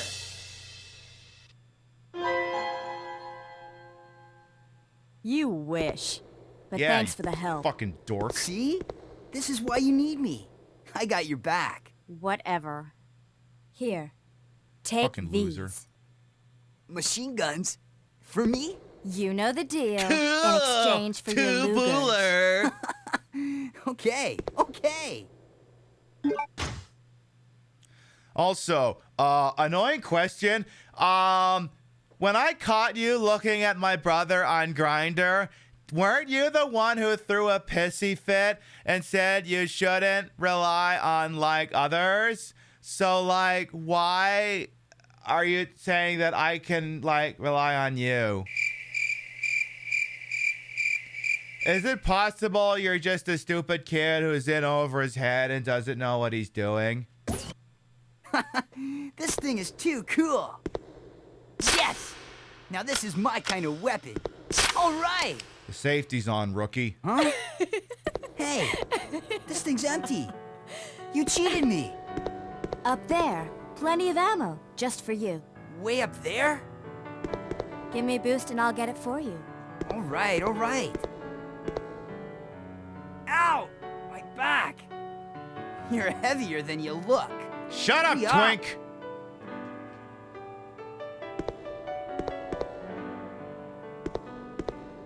Happy now? What? What? Now that your knight has made his appearance, he can join you in your descent into death. Alfred, I resent the implication that he's responsible for my well-being. I just want on the record that I disagree. Okay, let's do it. Wait here, Claire. Time to test out my new toy.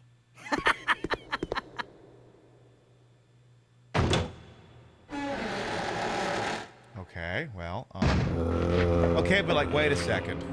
Hang on. Claire, I just have to ask an annoying follow-up question. Do you want me to take care of this for you, little boy?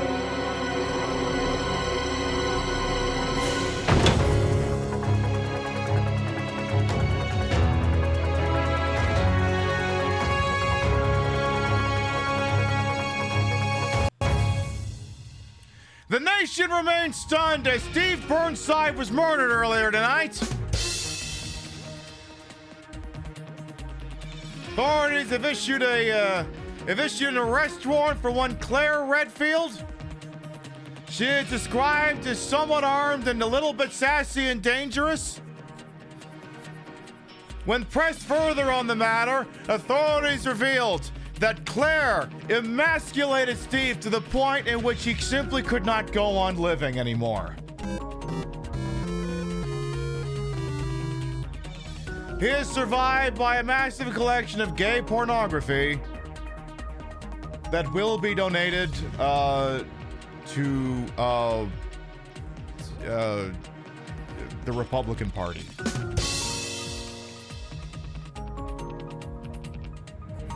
We now return to regularly scheduled programming.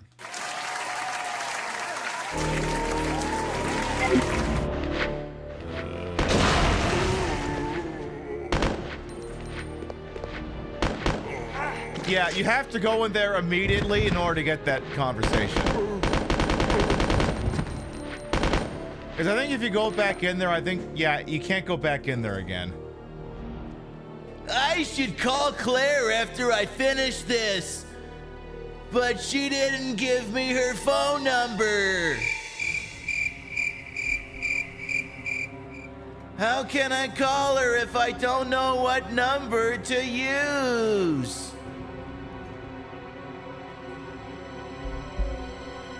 Mike Penis appreciates Steve's contribution. Yeah, I've heard as much, demonic dork.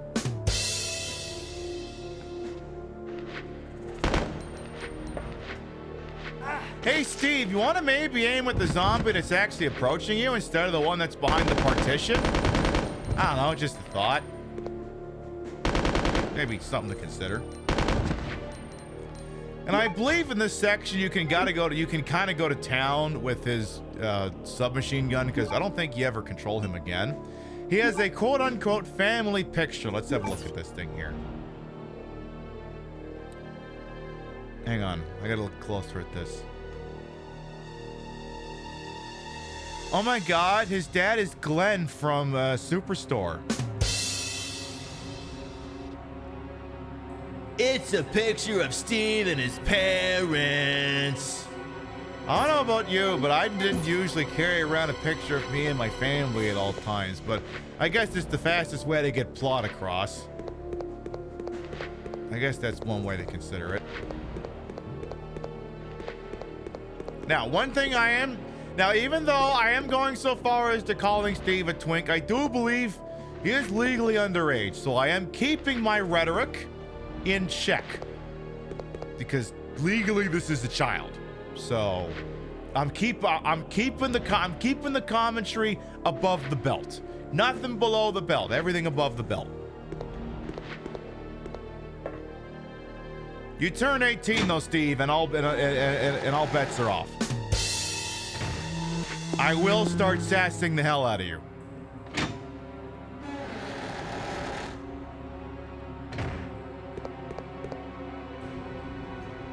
Yeah, he's an idiot, but he's also a dumb kid. Like, so much of the character makes sense when you remember, oh yeah, he's a stupid teenager. The bravado, the mood swings, the oh my god, hot for teacher thing. Like, legitimately, he's going to be extremely he has been extremely inappropriate towards Claire and will continue to be extremely inappropriate towards Claire. And I wish I could just hand wave it and say, well, it was a different time, but Stairs in 2025.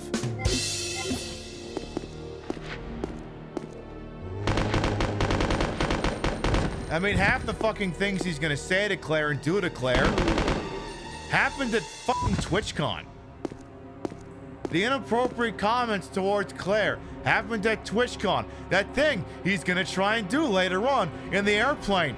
Literally, it was the centerpiece of what people remember about this Twitchcon the most. That will happen in this game.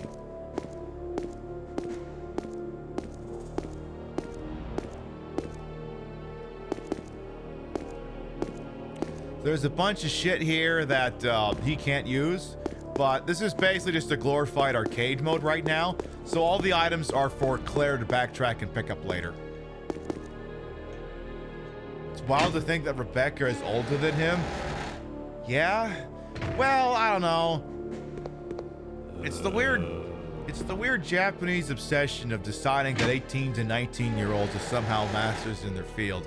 Like, isn't Jill like ex-Delta Force or something? How old is Jill Redfield? How could she already be ex-Delta Force?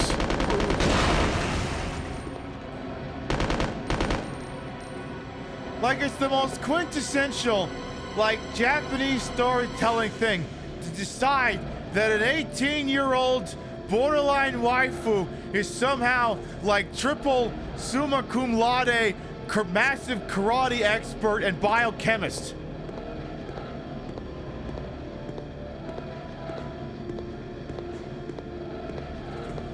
Which,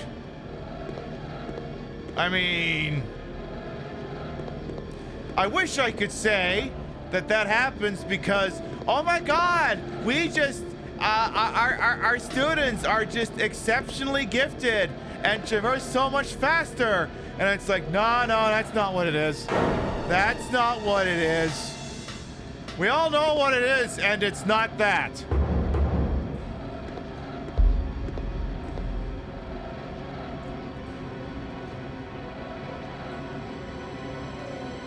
I rest my case.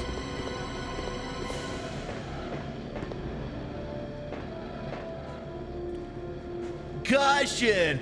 Breaker may fail due to overload. In case of failure, raise the lever as illustrated. The ventilation device will resume operation.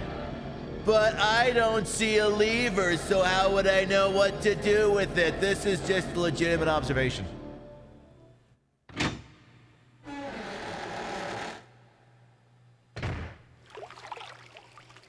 Anyway, that's the end of that. I hope you had fun playing as Steve, because you're done now.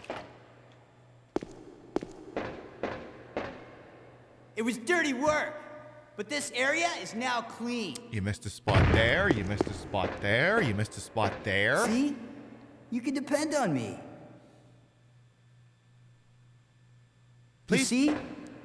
This thing is a lot more reliable than any person. What if it, but what if it jams? People? Your people.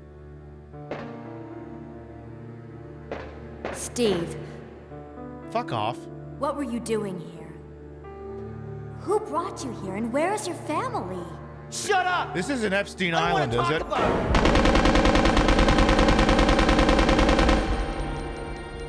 How have we gone that far Steve. without making the obvious joke? Never mind. Let's get going.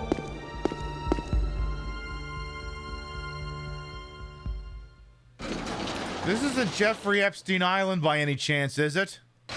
Yeah, thanks for wasting all that ammo too, shithead. You know, Steve, you're being incredibly irrational right now. I think maybe you need to go over there and calm down. I'm gonna treat Steve like he would treat Claire. I must follow Steve. But why? I want to go back and get all the shit we passed. Why must I follow Steve? Literally, why? Why?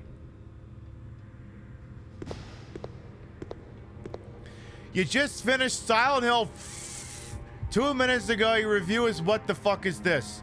Don't worry, I haven't played it yet and probably won't play it till this time next year. Yeah, wasting submachine ammo in this economy is nuts. I agree. But yeah, like Steve is a dumb fucking kid, so he's gonna say stupid fucking melodramatic things because his bird's going all Bert and he wants to impress Claire because... Again, it's not a different time, it's still the current time. But yeah, it's like, see, you can depend on me. These guns are more reliable than any people. And yeah, literally Claire can be like, but you're people.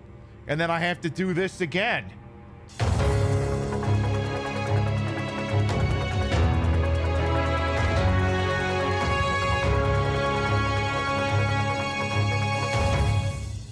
We continue to breaking news in the PiB news desk.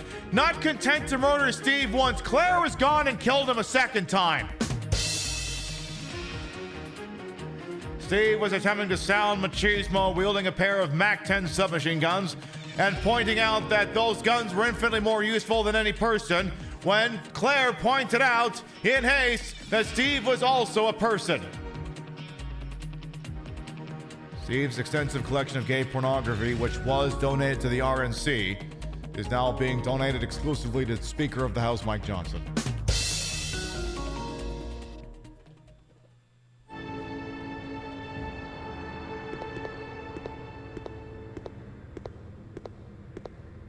Oh, yeah. Oh, fuck. I forgot. Like, you'd think that maybe they let the Steve melodrama, you know, stop for like 20 minutes, but...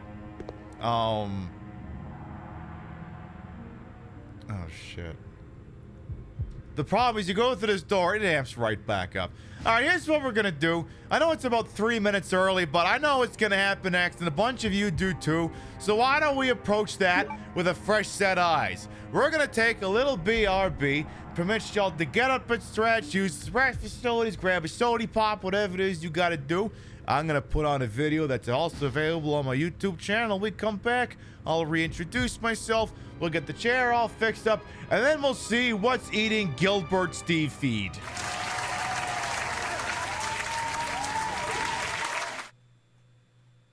We'll be right back. Garden stilettos, I'll fucking kill you. Do not fuck with me, asshole. Bro.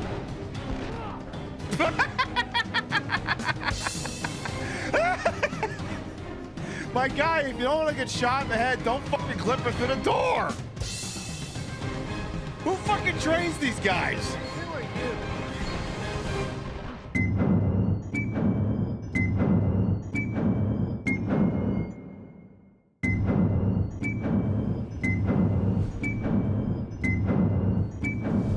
What kind of planet is that kind of gravity? The kind that is infinite, the infinite resources of the... Oh, God. Where did that chair land? It bonked her in the fucking head. Kim, are you going to get murdered by a chair landing on your head? Put your gun down, please. Thank you. You put your gun down. You know what I'm going to do for you? Just because you're such a mensch? Kim Bauer's first day as an intern on CTU, and she's running around with a 9mm submachine gun and teabagging people. It's a bad day in the Bauer household. Like, who are you? Federal agent. Bro, are you gonna shoot every computer monitor that's in front of you? My guy shot like 3 computer monitors instead of me. You got something against Toshiba or something? Do you want me to get the rest of the ones just to finish the set? All right. I will carry on that guy's legacy. That guy specifically. I'm already late. Can I please just have my pass? Your pass? Ah, this must be it, Mr. Linnell. Yes, Mr. Linnell. Do you have my first name down as well? I don't know if I should ask that. You know what? Fuck it. Mr. Linnell, do you have my first name down as well? Well, of course we do. David, it says here. No, that's not my name. No, that's not my name. Well, it's the only name I have. We have very strict security measures here. I can tell by the fact that you're letting me socially engineer into getting a badge for a tour, and I didn't even solve any checksums. I see you run a very tight ship here at the National Intelligence Agency. Looks like you're gonna have to be very careless, Jack. Now Kim will pay the price. You're telling me I shouldn't be waving my badge around like this. Wait, I know I shouldn't be waving around my badge, but you're also telling me I shouldn't be waving around my agency badge. All right, I just wanted to confirm that. Box 1 is something. Disk error? You're running off a fucking hard drive. Anyway. Come on down to Kunkelman Chevrolet. We have Hyundais. We have tuners. We have getaway cars. When you need to get the hell out of Dodge quicker than Fiat, come on down to Kunkelman Chevrolet. Buick, GMC, Hyundai, Suzuki, Tesla. We know where you live. Get inside a Buick LeSabre for just $999.99. Where do the commas and decimal points go? Are there zeros? You tell us! We'll even throw in the optional dual exhaust so you can annoy the one neighbor who says, crack kills, whenever you bend over. Hey, a lot of people would pay to see this, and you're getting it for free, so how about you shove it, pal? Want easier gains than a needle full of HGH? Try our Hummers. Don't like our Hummers? That's not what your father said! So come on down to Kunkelman Chevrolet, Buick, Hyundai, GMC, Suzuki, Hyundai, Duesenberg, Harley, Hyundai. Have you ever wanted to slap on a sticker that says, built, not bought, but without ever having to build anything? Check out our zip tie restoration lot. Good credit, bad credit, no credit, poor, or more loaded than a gym owner on January 2nd? We'll work with all income levels. We don't even need your credit report because we know everything about you. Did you think we were kidding about knowing where you live, Robert? Do you think we don't have eyes on your family at all times? That was a really nice green blouse Jennifer was wearing to work this morning. It would be a shame if something happened to the brakes on her Nissan Murano and she couldn't pick little Bobby up from T-ball practice at 4:45. But with Kunkelman round-the-clock service, you have 24-hour support anytime your car breaks down, which it won't because you got it at Kunkelman Chevrolet, Buick, GMC, Hyundai, Superman, Thanos, Martha Stewart. Surrender to savings? Your options are limited, and we do mean limited. Barter your soul. We're willing to do business at Kunkelman Chevrolet, part of the Kunkelman Dealership Network.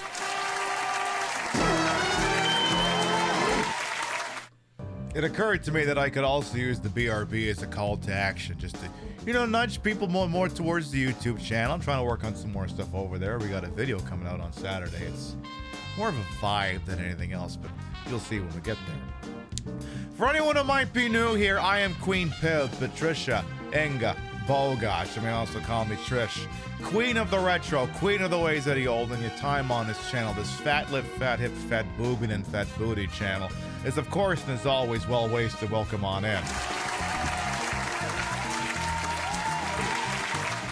I put the broad in broadcast at a hole and wholesome age for my own hubris, and though these breasticles may be fake, the retro is real. It's a real Sega Dreamcast, hooked up in a real dumbest manner to make it look and sound as bad as it used to. And we're using it to play Resident Evil Code Veronica. Steve's gone off to be melodramatic, and we're gonna let him sit in the other room and cry for a couple of minutes, because one, he has suffered legitimate trauma, and two, he's also being a fucking dork, so I'm just gonna let him stew for now. And while that's going on, that'll give me a golden opportunity to reaffirm our commitment to excellence here on the QueenPiB Show, because we are the most serious, unserious broadcast on here. I mean, listen. I'm a show that can exist in spite of profit motive. I don't have to solicit you for funds. I can just sit in here, be a piece to work, shoot off at the mouth, say things other people may be afraid to say for fear of retribution or to be accused of being unprofessional. Whatever. I don't have to worry about these things, but we still want to be professional about it on occasion. Now, as part of our commitment to excellence, I gotta make sure that this setup here looks slick. There's nothing sticking into the shot that shouldn't be. No plushies, no cables, no walls, no fixtures, no nothing. So in order to make sure, I gotta make sure that the green screen chair that I'm sitting on right now is not visible. So permit me just a moment here to make sure that everything's good. I'll get it all set up now. This will only take a second, I swear. All right, so let's see.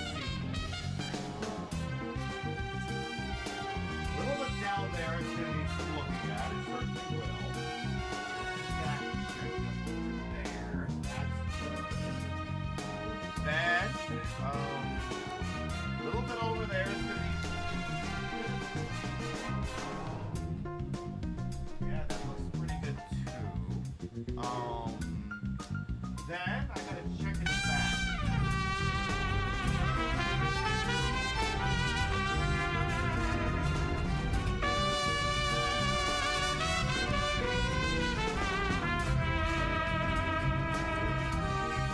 What the hell was that? My favorite part of the stream, PiBcast. Yeah, I'll bet Video can biscuit. Thank you for the 6-month free sub. Welcome back. Alright, I gotta check the back. How's that doing? Looking good, but let's see. I might have to get in further and really investigate this. I may need to do that. Let's see here. Let's see. I think it's all covered up there pretty good. Pretty good. Yeah, I got it. All right. Perfect.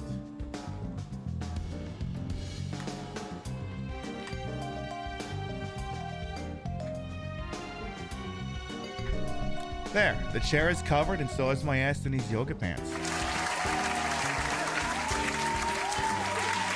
One of the things we also discovered when we were on Sunday, when I was doing the Steve is Suffering bit, and that's where you just let him sit there and stew in his own juices because he's a fucking moron. And I'm like, what if I was like super casual? And then I was like, what if we did like this? And I was like, oh my God, this is a mood. I couldn't do the whole show like this because I couldn't access all the buttons and stuff, but this is a mood. Hi, how are you? That sort of thing. Hi. Hi. Hot, slutty, forced, feminized Leon Kennedys are in your area. Click here to learn more. That sort of thing. See? See? If I wasn't serving C# before, I am now. See? All I gotta do is just, oh yeah. Oh yeah. Uh-huh. Uh-huh. How you doing? Hi. That sort of thing. All of a sudden, it's a way different vibe. We're working on it. Seeing if maybe we can engineer a setup that would help us take advantage of this information. We're making inquiries. We're seeing what we can do. Listen, listen, listen. I'm serving body, every goddamn day. Look, I know Trixie Mattel said on the drag showcase at Twitchcon that the great thing about Twitch drag is you only have to do it from the waist up, and I'm like, nah, I go all the way. Listen, if I'm doing a show, it's gonna be a hit. We're doing it from top to bottom. Now then, speaking of appearances, I did make some comments about Dan Clancy's appearance, and I continue to stand by them. In fact, I'd like to look at a highly edited version I put out a couple of days ago on social media. Me from Sunday, the floor, as they say, is your... Oh, no, I have to burp. Now I'm going to try it again. The floor is yours, you fat-titted bint. Can you say yes to a man who shows up wearing pajamas and a cowboy hat? Then you're qualified to be a yes man for Twitch. Like, I'm sorry, like, I'm not calling that shirt that old Danny boy wears, these goddamn things, a Twitch shirt. The man is literally showing up in his fucking pajamas. I could stand wearing this outfit right next to Dan Clancy at a convention, and I swear to God, at least half the people will think he's the idiot. I mean, that's the drag queen. I mean, that stands to reason, but like, who the fuck is this guy? Does his mom know he's here? I feel like you talk to the guy and you approach him like he was a lost child at a convention. Do you know where your mommy is? Let me go see if I can find a police officer. Maybe he can help you get where you're going. Excuse me, officer, I have a lost child here. I think that's the guy who runs the company. Really? This guy? Get right out of town. No, I'm convinced, officer, that this man has wandered away from his parents. You need to help me find them. And you can't tell me I'm wrong. Like, if I wandered around a convention like this, that wouldn't be your first thought. You have a couple of different thoughts, being like, in order, oh my God, check out her dumpy. Oh my God, what a piece of work. Oh my God, look at her dumpy. By the way, if you find me at a convention, you're not allowed to touch, but if you ask me nicely, I will let you ogle and take pictures. You can't touch, but you can take blatant pictures. And I mean, if you're a hateful person, there could be a couple gamer words thrown in there too, but you're not going to think, oh my God, is that person lost? You're not going to think that. You might think I want that person out of here, but you're not going to think I'm lost. They're old pajama boy Danny. Those comments will play really good with the morning crowd. Yeah, consent will always be sexy. But yeah, it's like Dan Clancy, if you don't want to, like that's the thing. I have to move the yard markers. Now everyone has finally come around to my line of thinking that Dan Clancy is some weird, pathetic has-been living vicariously through a power imbalance he's created as the chief executive officer of the company. And I'm like, this is great, but we got to keep innovating. We got to keep this thing moving. He's now literally a fucking idiot who doesn't know how to dress himself and legitimately may have delusions of grandeur that he somehow has convinced himself that the reason why everyone likes him is because he's a genuinely likable guy and not because he's the head of the fucking company and can gatekeep so many opportunities for people. And again, I said at the top of the broadcast, and I'll repeat it. If the method to securing your bag is by manipulating that man, do it. It's your bag, secure it. I'm just saying, I think the guy does, I think, like, he'd be the kind of guy who'd go to the strip club and say, oh my God, I think the stripper likes me.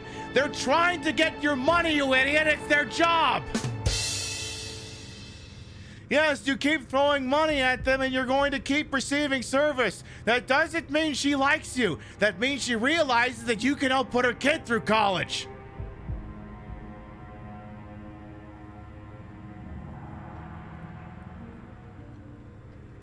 That sort of thing.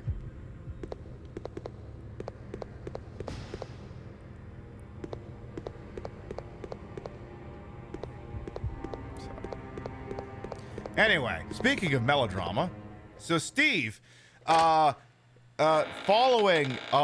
the immense revelation that he is indeed people, is now, see, like, something's about to happen, and like, I don't know, like, it's going to be played off as dramatic, but like, there is a non-zero chance that this is a setup and Claire is being played by a fool, by someone who's very desperate to get a pity lay out of her. You'll see what I mean in a moment. By the way, isn't it remarkable how well these platforms stand up here without requiring any further support? Ah, damn it! Fuck!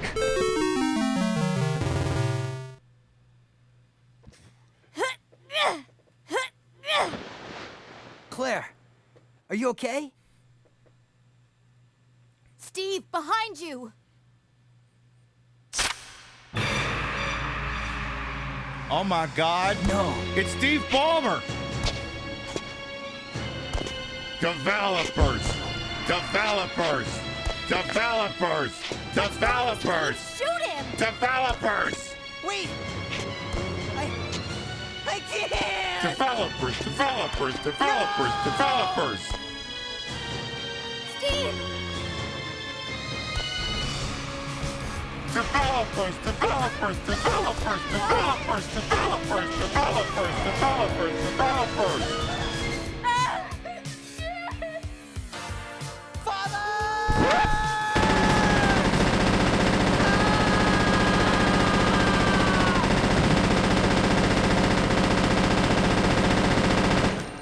Congrats, you just shot Claire like 40 times, you fucking jag off. Steve, I just burned through all my first aid sprays for you, you fucking moron. Now give me those goddamn guns. Never use 10,000 bullets will two or do. Father. Father. Father. Oh, go listen to Taking Back Sunday, you fucking emo. Dad. Used to work for Umbrella. Tried to steal information, intending to sell it off to the highest bidder. He was caught. Mom was killed. We were sent here. Oh, Steve. I'm still not gonna pity fuck you. He was a fool to do something so reckless. So stupid.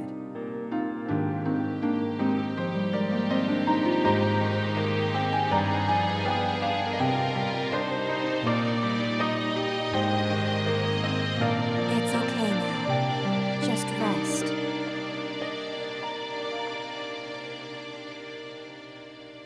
Steve, it's not happening for 3 reasons. 1, you're annoying and I hate you. 2, you're underage and that's statutory. 3, how do I know you're not Detective Stabler in a fucking disguise? How do I know you're not secretly Detective Elliot Stabler? And this is one big long sting operation. How do I fucking know you're not a cop? I should leave him alone for now. Girl, not for now, forever. Did he forget about bisexuality?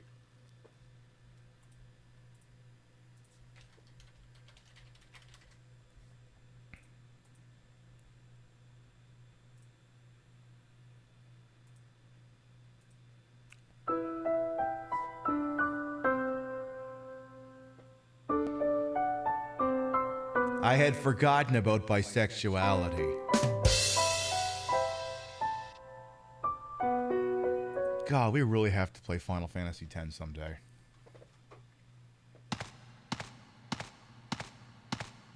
We really need to do that. Look, he told Tom Carr he's not a cop. That's not enough, right? No! I'm gonna send him to a line of coke right in front of me. Because, yeah, like, I actually do want to do Final Fantasy X someday. Just because it's another one of those, you know, early PlayStation 2 titles that, like, anyone who's my age probably played. It was like, oh my god, the voices, and oh my god, Auron's so cool, and oh my god, Lulu's got such big titties. Lulu literally birthed like a million alt goth chicks. And we thank her for her service. We thank her so much for that. Like, she should be in like the parades, like right after all the military veterans. Her and Bayonetta and Ivy Valentine and a couple other ones. And grown men should be saluting her with tears streaming down their eyes going, thank you so much for your service.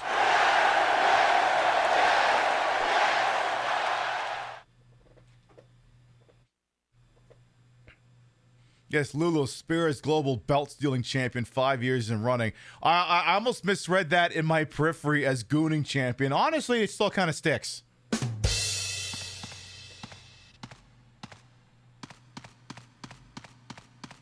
All right, so I think there's 2 ways out of here. This way, which I'm pretty sure doesn't work. A large size relief. The imagery appears to be telling a legend. I don't know why. I'm not going to elaborate on it. I don't know. I belch. You miss Ivy? Don't we all? Trust me, if I could work an Ivy Valentine cosplay, I would do it. No joke. So I want to say the front door just leads to the fucking thing from Tremors.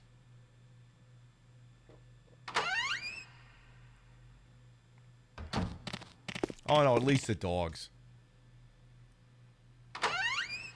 We haven't saved in a hot minute, so I'm not gonna go deal with the dogs yet. Oh my god, are you still here? Oh my god, stop processing your feelings, bottle it down inside, and then require extensive therapy in 30 years. Or buy a Harley Davidson, one or the other.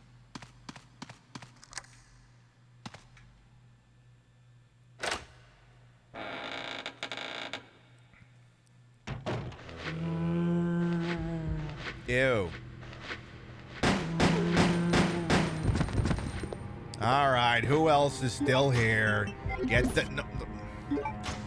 God, the controls in this still piss me off. Okay, well, he's apparently actually dead, so we're good. Next! Oh, you're all over there. Well, fuck you. Consider the following. Oh, you're dead. Consider the following. You're dead. I can't remember what's through this door. I can't remember if it's a save room or if it's... Oh, no, this is that stupid fucking room that's like a mirror or something, right? Yeah, this one. Yeah, this room, which I feel like literally just Shadowgate music should just start playing the minute you come in here. Because this looks like a room out of Shadowgate. It's like you're staring at a fucking painting, and the painting just looks like this fucking room. But obviously there are some small differences. It seems to be a picture of this roomie. There is a typewriter with an ink ribbon. I am allowed to seize the typewriter under these circumstances, and you're not allowed to laugh at me because I'm still in transition to wherever the goddamn save room was. So apparently it's supposed to be some big stupid thing here. There's also, what the hell is this? A man's portrait is displayed, hooray. It looks like Napoleon, ew. Did you know that on his birth, on April 20th every year in hell, Napoleon sends Hitler a lovely fruit basket? Because if not for him, everyone would associate Napoleon as the brand generic homicidal, conquestial European dictator. But then Hitler came along and was like, hold this later, Hosen.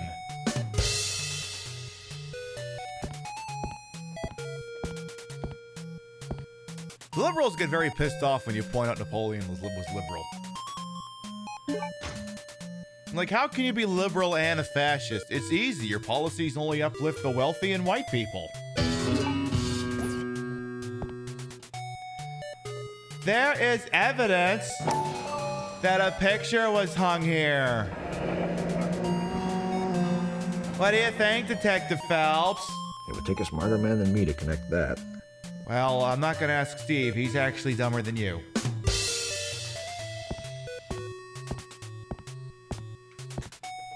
God, we haven't played Shadowgate in a couple of years. We gotta do that again sometime. I fucking love Shadowgate. That game is such a fucking vibe. Alright, let's go over to the elevator. Got ourselves up to the second floor here.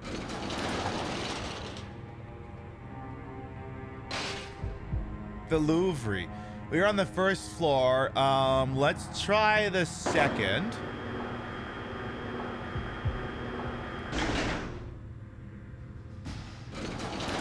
Let's try that. Yeah, is this the Louvre? Yeah, I'm stealing all the crown jewels right now. Like, okay, here's my first question. Like, I don't actually have, like, an itemized inventory of all the shit that was heisted from the Louvre. But at the same time, did any of that shit actually belong to France, or they just pillaged it from somewhere else? All I know is Rothy's decided it's Mubbles time. Suppose we can set that up. I guess that's a thing we can do. We can certainly make that happen, Rothy, mon ami. Let's see, where's Mubbles? You don't need an update, right? No? Good. Let's keep it that way. Let's see to that.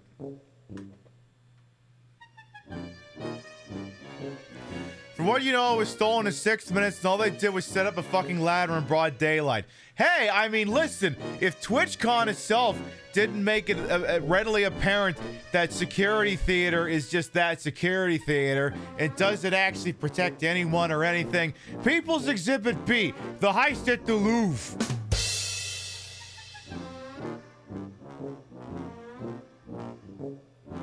It was like a news report on CBS. Like, I watch CBS because I want to see how much worse Barry Weiss is going to make it. But I use an antenna, so CBS doesn't get any money out of me. I just, you know, you can still attach an antenna to a TV, right, and watch television, right? Anyway, like, they had a sting on about the Louvre heist. I think they were saying something like, the French people hope that all the gemstones can be found. And I'm like, meanwhile, I'm sitting back here and I'm like, I don't know! I don't think the French really give a shit, to be quite honest! Yes, they were very pretty stones, but they were not a lovely big bottle of cognac. Yes, we will fondly miss whatever stupid jewels were taken from the Louvre. But as long as we have our superior fromage and all of our fancy, wonderful, wonderful France wines, I think we will be just okay. Dominic, show me your titties.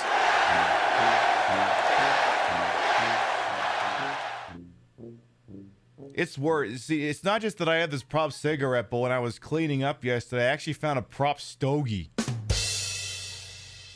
But I forgot to bring it down, so next time I want to do like a Paul Sorvino impression. Instead of whipping out the cigarette, I can whip out the stogie and be like, "What's the matter with you? What are you talking about?" Just go like super hardcore like Goodfellas on you. Anyway, I believe I was launching marbles at some point here.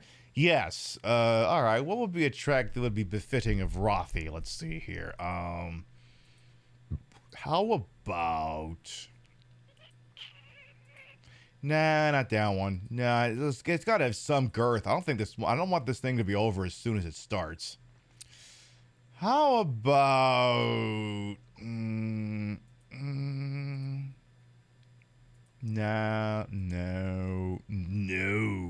No.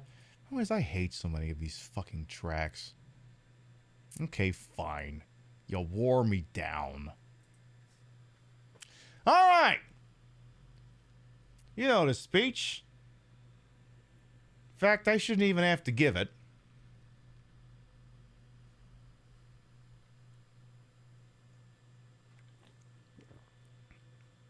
In fact, I don't even have to give it because you could just do it now.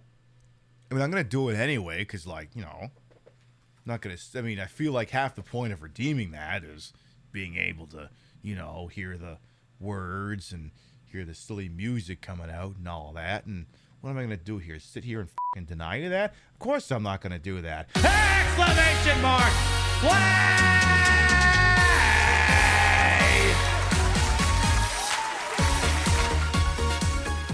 All right, folks, exclamation mark play gets you in here. The way this works is, hey, do you want to see a name in lights? Hey, do you want to be cock of the walk?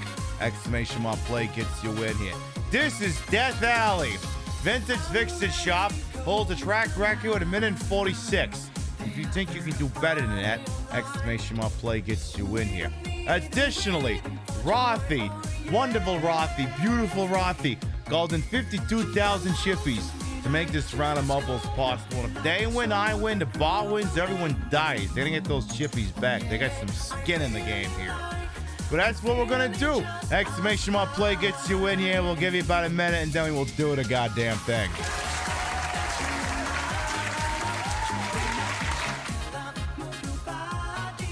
Also, from the people who brought you Packers won a Super Bowl.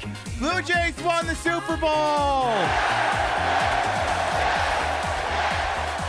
Blue Jays going to the World Series for the first time in 32 years. Game 1, Friday night.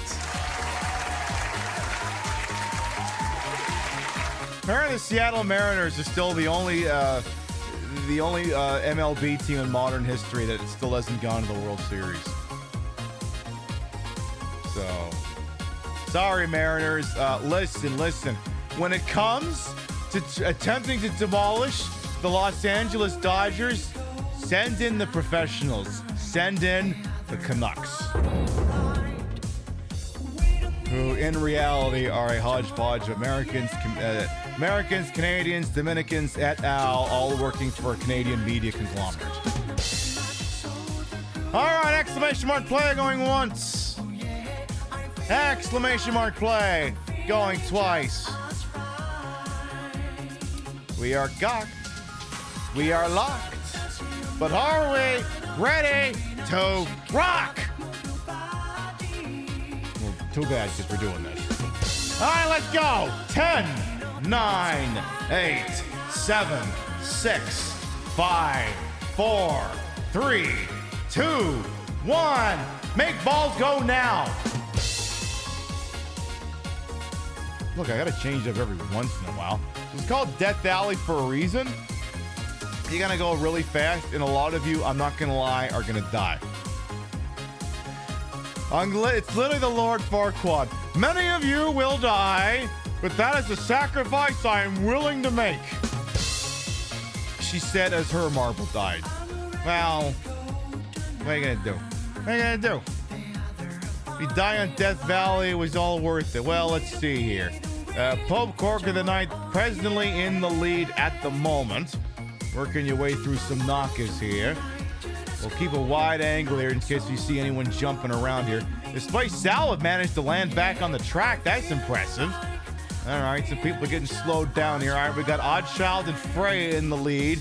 Angel Yumo's coming through here. We got a bunch of people coming in fast. Pope Corker the Ninth's getting ready to blast off again.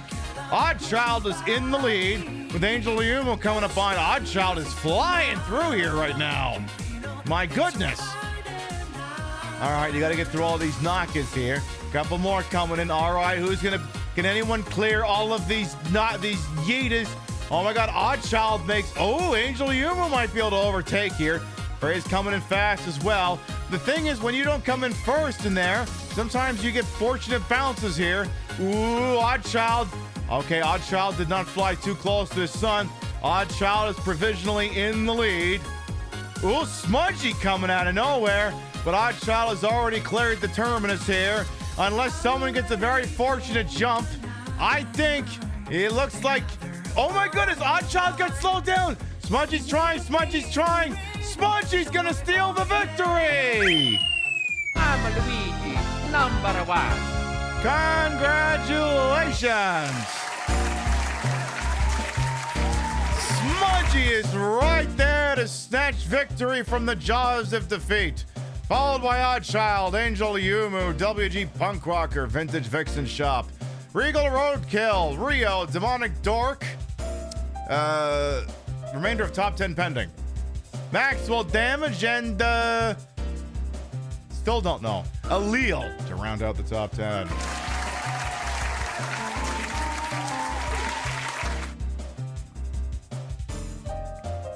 Rothy's one of the last ones out. See, last time we did something like this, Rothy was I think second place following me in my ass. And the problem is because I got eliminated so early, Rothy didn't have their North Star to guide them around and they just didn't know where to go. I mean, whenever you're lost, just look for my ass. They'll take you where you want to go. Smudgy wins. All right. Our Vintage Vixen Shop will retain the track record by about a 4-second margin. All right. Now, Rothy, you've been here around here long enough, so you know how the speech goes, and you also know that I have to give it anyway. You did not win. I did not win. The bot didn't win. None of us came in 69th place, and not enough people died. As a direct result of all these intransigent instances, your chippies are mine! But make sure that everyone thanks Rothy for making that round of marbles possible. On with the show.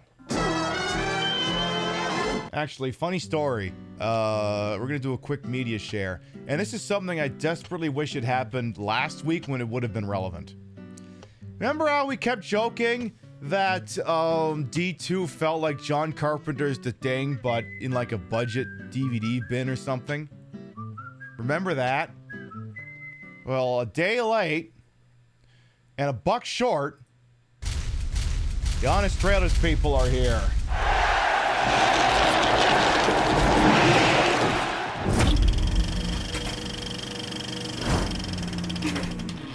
In 1982, no one saw it in theaters, cause E.T., Wrath of Khan, and Blade Runner were playing at the same time. Man, we were eating good back then. But even after flopping, this cult classic has been slowly infecting movie lovers, one nerd at a time. Because, among other things, it still perfectly captures the spirit of today. Nobody trusts anybody now. We're all very tired. Ha! The Thing. Get to the chopper and fly to Antarctica for the winter, where life is so bleak, even a fully stocked man cave won't help. Here in this science station, full of very important science work, John Carpenter poses a chilling question. What if the Shining Hotel had an actual threat instead of just writer's block and furries? When a bunch of Nordics bore their picks where they didn't belong, I'd say the ice it's buried in is 100,000 years old, at least. a shape-shifting alien will rip through those Vikings faster than medieval Christianity, finding refuge in the ultimate Trojan horse, the Trojan Doggo. Now, this very good boy, who clearly did nothing wrong, unleashes horrors like your dog after sneaking a whole box of chocolates. In a film that will take you from, no, not the dog, to, yo, shoot the dog, faster than Woody in Toy Story. Get away, you stupid! Get ready, Mac, for R.J. McCready, an action hero equipped with every cool accessory at the same time. Sunglasses, check. Leather jacket, check. Whiskey, check. Six-shooter, check. Lustrous mullet, check. Extremely large cowboy hat, check. Flamethrower? You better believe that's a check. See, Dan Clancy? See? He gets to wear it because he's Kurt fucking Russell. You are not Kurt fucking Russell. You're not even Tommy Lee Jones. Check. Lustrous mullet, check. Extremely large cowboy hat, check. Flamethrower? You better believe that's a check. To the point where he's hoarding all the cool shit from the rest of the cast. Poor guys got stuck with the headbands and roller skates. Max locked in a battle of wits against a calculating opponent. And if you're in a battle of wits against a John Carpenter Kurt Russell hero, congrats on the victory. He shut down the earth. Just remember what old Jack Burton does when the earth quakes.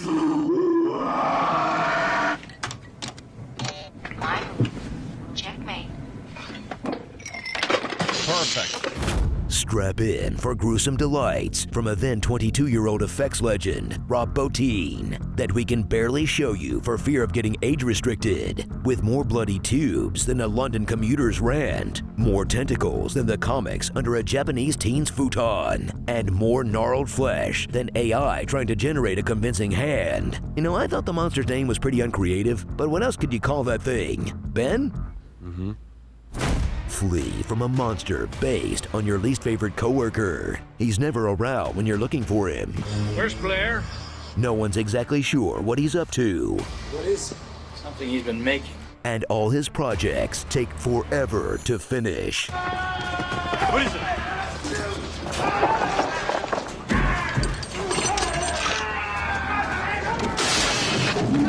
Come on! Facehugger would have hatched a dozen eggs by now. But his true power is plunging the crew into total paranoia. And everybody watch whoever you're with. Real close. Winters, where were you? Where were you? It's not accusing everybody. That ends on such an ambiguous note, we're still not sure who's who. Unless you're one of the freaks who beat the PS2 game. Excellent timing there, pilot. What's your name? R.J. McCready. Max not the only one who may or may not be suffering from a case of imposter syndrome. I guess you'll all feel a little easier if somebody else was in charge. There's Childs, who gets in some good practice sniffing out undercover aliens for his next gig. Look! Look at them, they're everywhere! Gary, the most weak and inept leader since whichever recent president you dislike more. What can we do? What can we do? See, the really missed opportunity. They make the joke later, but they should have spliced in some footage of him as the president in clear and present danger. Clark, who isn't infected, but just picks the worst possible time to act like a guy with an alien in his butt. What was the dog doing in the rec room? I don't know. It's just wandering around camp all day. Palmer, a gun-loving conspiracy theorist who tragically never got the chance to experience 2025. They're falling out of the skies like flies. Government knows all about it, right, Mac? and Blair, who was able to diagnose the problem based on his extensive medical experience. I'm Wilfred Brimley, and I'd like to talk to you for a few minutes about diabetes. So prepare for the most intense alien investigation since Mulder disappeared for those crappy X-Files seasons. Get away from me! In a relentlessly tense horror classic that's become a comfort film for the blockbuster video generation before movies got ruined by all those remakes. Wait, this is a remake? You gotta be kidding. Okay, before movies felt like they had to spell everything out for you. Don't! Okay, before movies all got unnecessary prequels?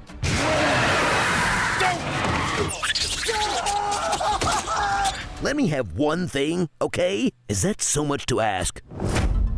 Starring Mac, Windows, Problem Childs, Quaker Goats, You're Killing Me Nulls, Daft, Punk, Before You Die, You See the Nose Ring, Unclear and Present Danger, I'm Just Kennel, What Living Through 2020 Felt Like. I'm all right. I'm much better. And I won't harm anybody. And you gotta let me come back inside. And when you read the comment section, I don't know what the hell's in there. It's weird and pissed off, whatever it is. Ha! Big Trouble in Little Outpost. R.I.P. to iconic poster artist Drew Struzan, the man responsible for every 80s kid thinking this movie was about an evil light that shoots through your face. Story checks out. So there you go. It would have been great if that showed up last week, but hey, I'll take it now. Nowadays, all the goddamn same. Oh yeah, they did one as well from one of my other favorite movies, There Will Be Blood, but we'll watch that one later. There is such a thing as too much honest trailers. I'll watch that one later. You know, the milkshake movie. The one that I get to quoting whenever a game explicitly makes reference to a drainage pipe. Which is guaranteed to happen anytime I play Resident Evil 0 or Silent Hill 1.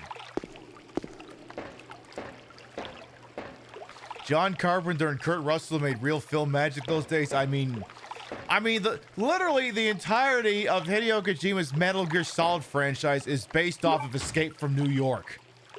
Oh shit, I didn't realize there's actually bullets in there. Well, fuck me, I better lighten the load so I can go get that shit.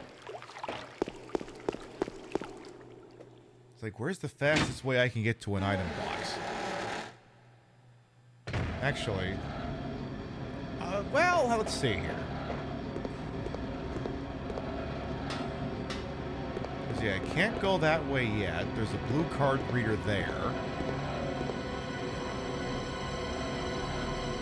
It's a machine used for ventilating. It seems to have been in use for a long time. Oh, dynamite drop in there, Claire. Cinema Sins? No, I don't watch Cinema Sins. I don't know. See, when I want to do a deep dive on dumb things in a movie, I just go to TV tropes. Yeah, all the zombies in here were dead. What the fuck? Oh, they're over there. Well, I don't gotta worry about them anytime soon.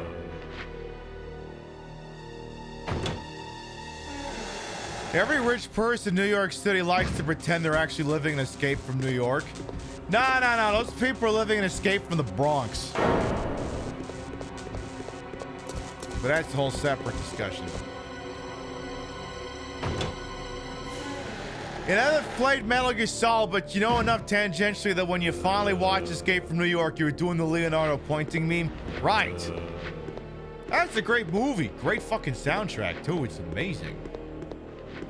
Great performances from the rest of the cast, too. I mean, Adrian Barbeau, Lee Van Cleef, Harry Dean Stanton,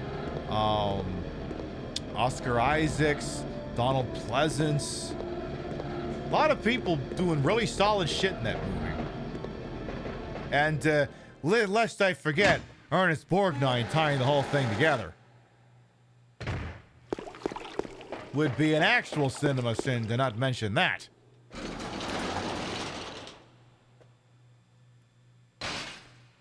Like, here's the deal. Here's how you know it's a good movie. I can recount the entire principal cast.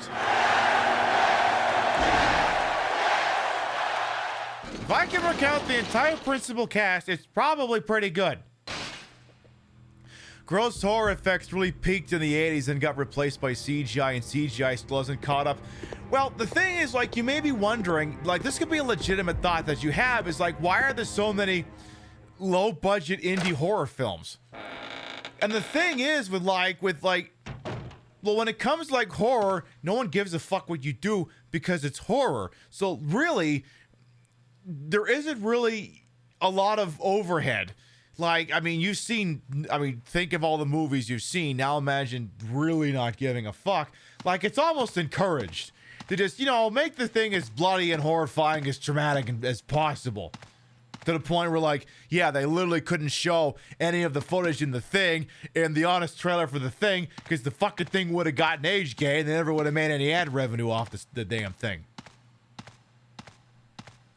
But it's an easy jumping off point for directors who are starting out because the plots are all threadbare. It's just a sequence of contrived events brought together to watch people get horribly murdered in creative ways. Hang on, I gotta deal with these Bucci's. Okay, but like you dogs, you need to coordinate your attack vectors. I can't be dealing with your bullshit everywhere. So there's a big stupid tank. Very big stupid tank. And all tank is being displayed, hooray. This could be suited to Alfred's tastes. Yeah, he's a weird, he's a mill porn gay. Which is to say that he would sit there and jerk himself off to pictures of an F-16 or something. He would be one of the people. He actually would be one of the people going around. Remember like a month or two ago when it was like, I don't know, the something-th anniversary of the United States Air Force? And like all the Republican people were like falling out of their dicks to, you know, lavish praise upon the United States Air Force on like Twitter and Instagram and what have you. And every single one of them was not posting pictures of the Air Force. Half of them were posting pictures of the United States Navy, which, need I remind you, is not the Air Force. And then the other half were posting like Eurofighter Typhoons in like Turkish fighter jets and shit like that. I have expected a CF-18 to show up at some point.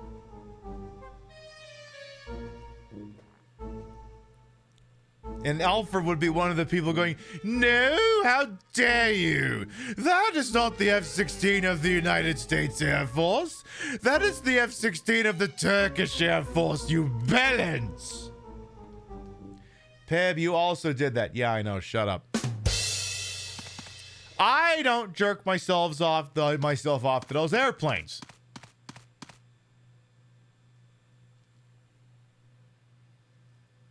But now that I've said that, you're not going to be able to shake the thought that I somehow do that, and I'll never be able to live down the allegations. Yeah, I'm also not in Congress. That probably helps. All right, once again, I am briefly starring in Tremors. Yeah, I know, I'm good, thanks.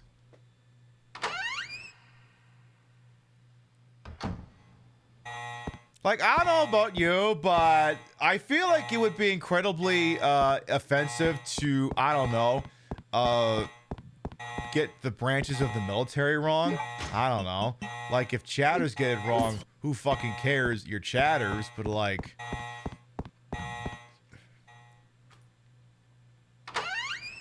Okay, I'm gonna have to go back to Alfred's stupid residence before I do the things I really want to do here. Whatever.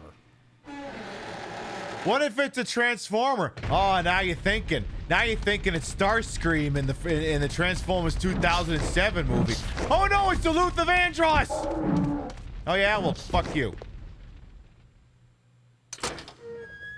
Why not get photos off the government Air Force website? Because that would take more effort than these flag humping idiots were clearly willing to do. I mean, Rioan was looking at me and like, they do know that the Air Force is not the Navy, right? And I'm like, I think there's a lot of people who legitimately think Top Gun is an Air Force movie. Yeah, but they keep saying they're in the Navy. Yeah, but you're counting on people to actually pay attention. That's expecting an awful lot. Thanks to your line of work, you can identify more... God damn it. Identify more military aircraft by their grip and throttle than you can by looking at the actual aircraft body. Love that for you. Also, don't tell me this asshole's actually climbing the fucking stairs. How dare you! Get the hell down there! Captain, they've adapted.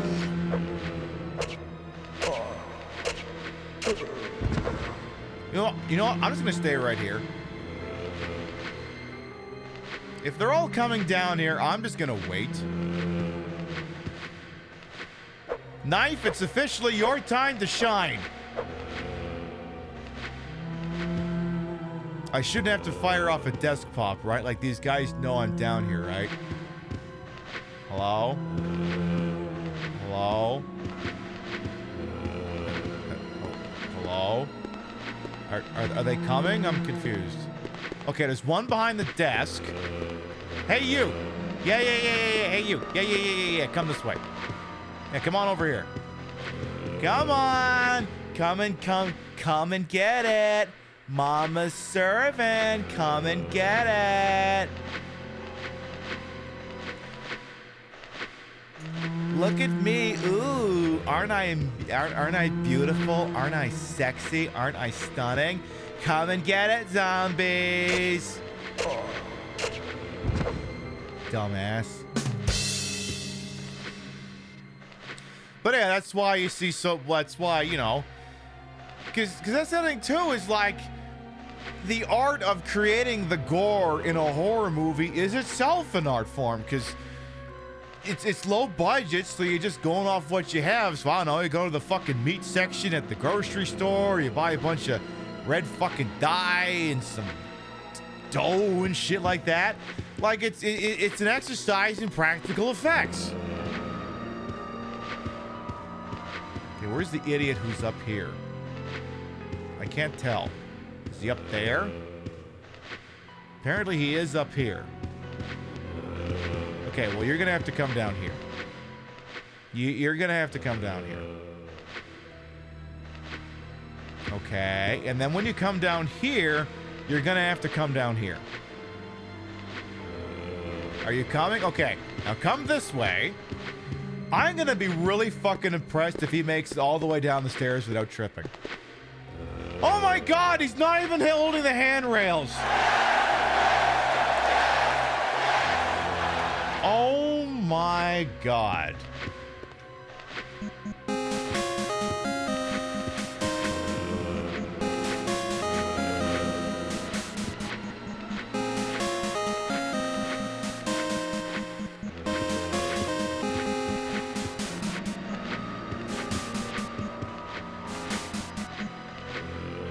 Hello? Mommy's up here.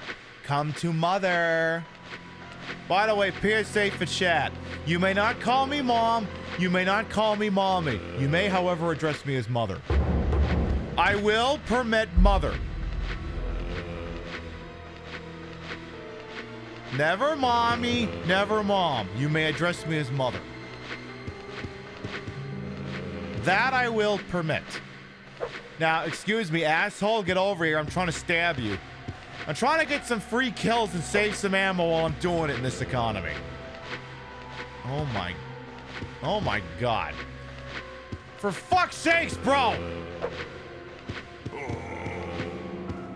Would you get over here? Not mommy dearest, nope, not mommy dearest, not mama, just mother. I wonder if this guy's got like a zoning problem, and because he originally came from like 2 floors up, he's not allowed to try ascending these stairs. Come on. Come on. Come on. Get over here. Now come up this. God damn it!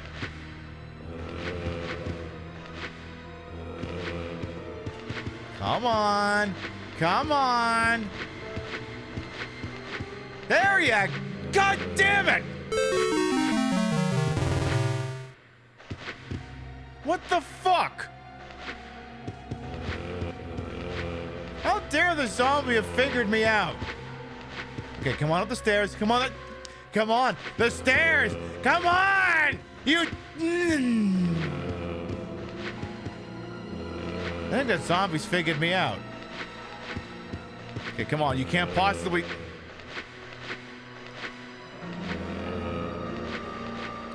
All right, that's it. That's it.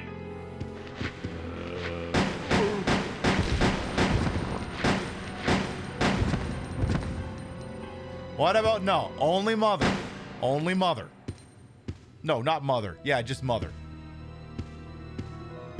Not mother. M-O-T-H-E-R.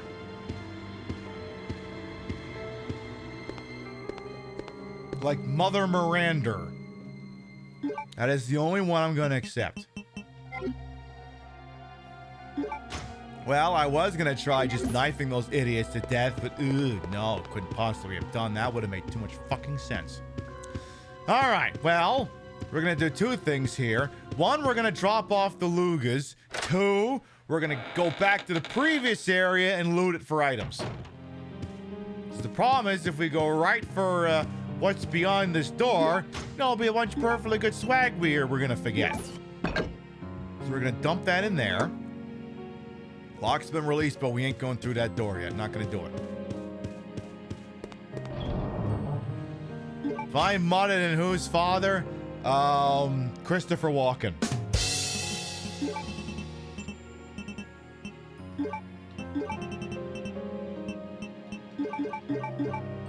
No, I will not be addressing that further. Let's see. I'm also going to want the key with tag. Possibly also the biohazard card. And I'm going to dump the healing supply just for now. And let's do it. Let's do a courtesy save. You got 9. You got 8 ink ribbons. You may as well do 1. Just do the 1.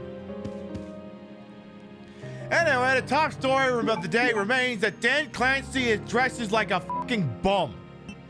A bum. A B-U-M bum. And it'd be a lot easier to take the man seriously if he could be asked to take himself seriously. Like, I'm serious. Apparently that fucking Senate hearing that, you know, kind of got deep sixed because the government is shut down, they still plan to hold that thing. And I'm like, I swear to fucking God, if Dan Clancy shows up wearing his fucking pajamas, because that's basically what they may as well be. It may as well be his fucking pajamas. Like, actual senators are going to stand there and they're going to roast his fit before they get to roasting him for whatever it is they want to grandstand on. And it was weird, too, because he gave that interview with Taylor Lorenz and he was trying to play off the fucking Senate hearing. It's like, not something to worry about. And I'm like, if he thinks it's not something to worry about, he's fucking cooked. Like, I don't know if you've ever watched any of these Senate hearings. Dan Clancy, I do know that Congress is a jobs program for idiots, but these are not your people. You think streamers are self-serving and use anyone for content?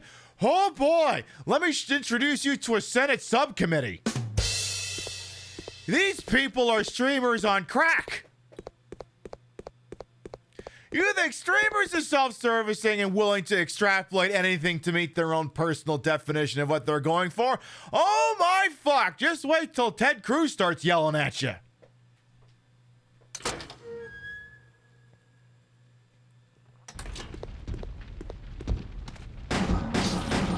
Suddenly a whole bunch of people demanding accountability out of you are gonna just seem like a fucking walk in the park. Also, am I dying? Yeah, I'm dying. We should go back and fix that.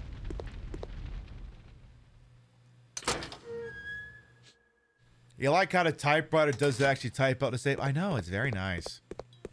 Yeah, C-SPAN, the OG streaming platform. Exactly. Exactly. I'm like, for the love of God, Dan Clancy, buy a pair of khakis.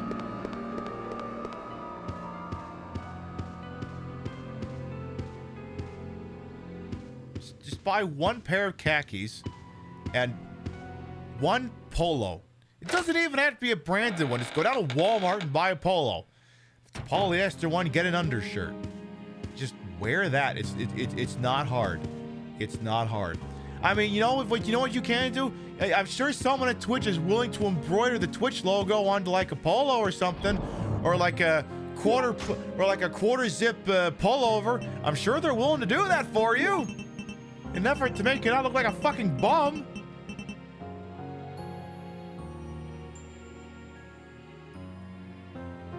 Please consider it, please, pretty please.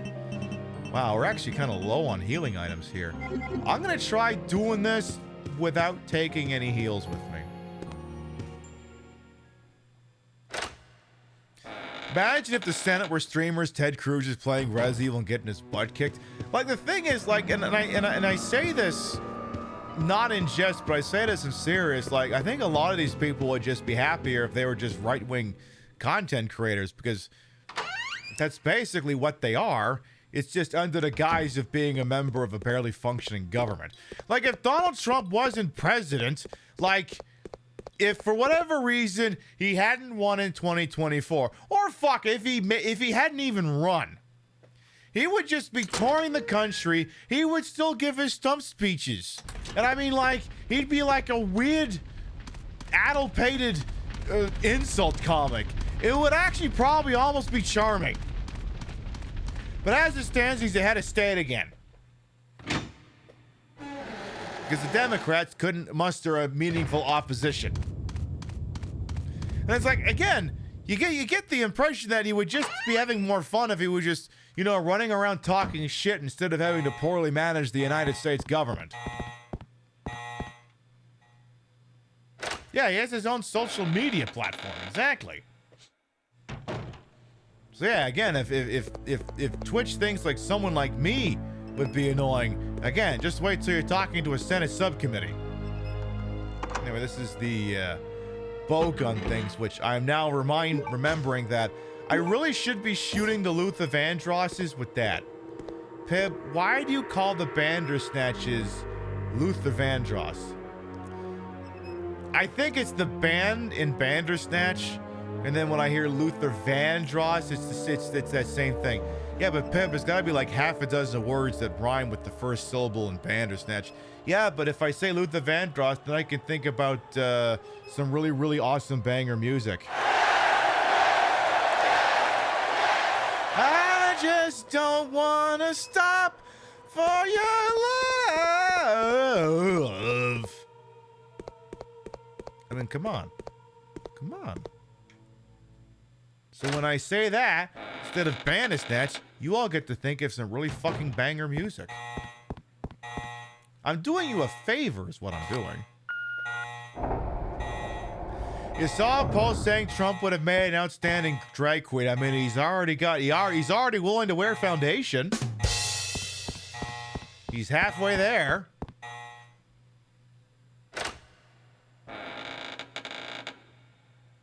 Like, I believe it. Oh, hi, Poochie. You guys don't know how to climb stairs, right? Ha!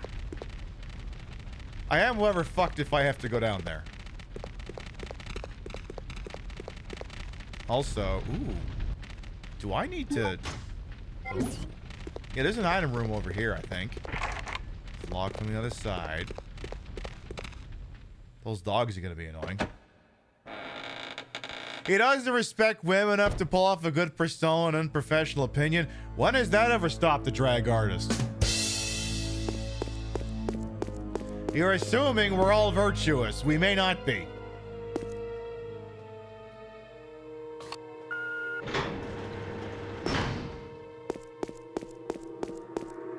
I'm not naming names because I don't have any that rise to the immediate forethought, but like, just because you do what I do doesn't mean you're not a shitty person.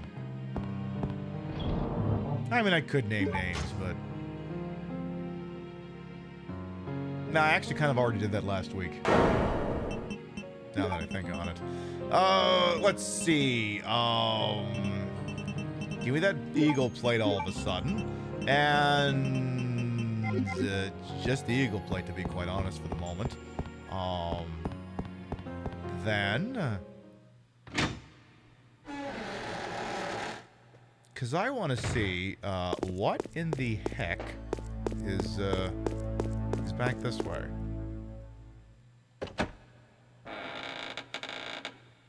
Is Luther Vandross gay? I actually have no idea. Couldn't tell you. All I know is it really fucking grinds my gears that the controls in this game are all horrible. It doesn't matter what control scheme you set up in this game, they're all wrong. I have to use basically square as the confirm button.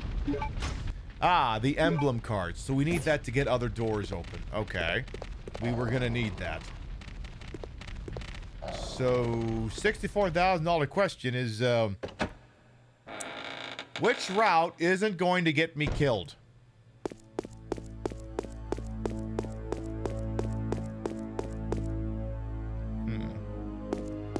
Because, yeah, the thing is, I don't...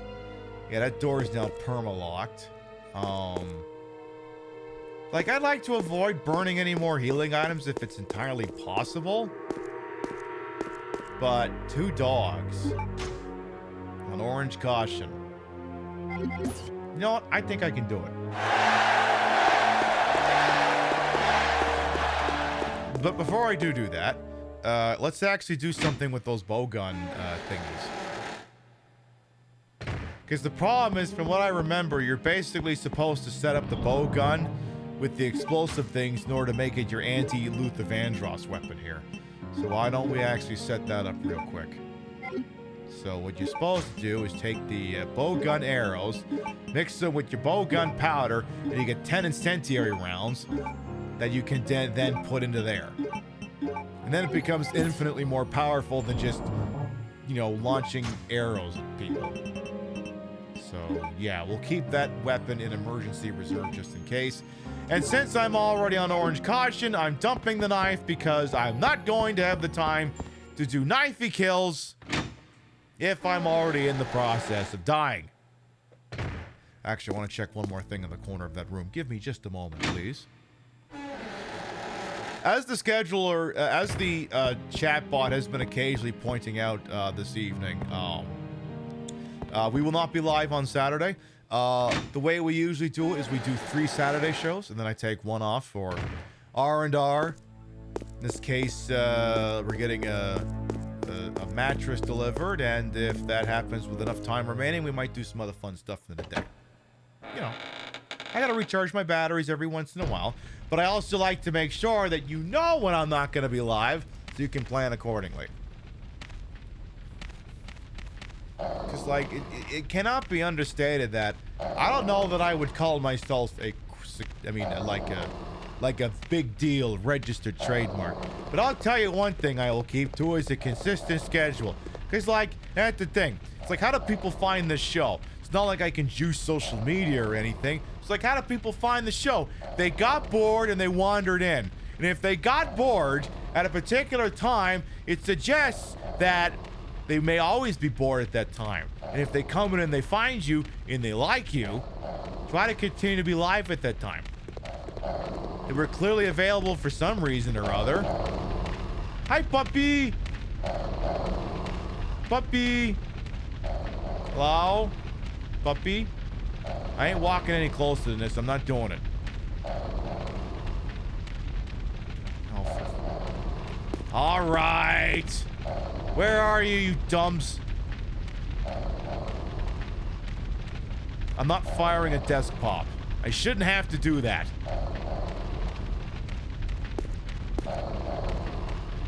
See, I should not have to fire a warning shot. Yeah, you. Hi.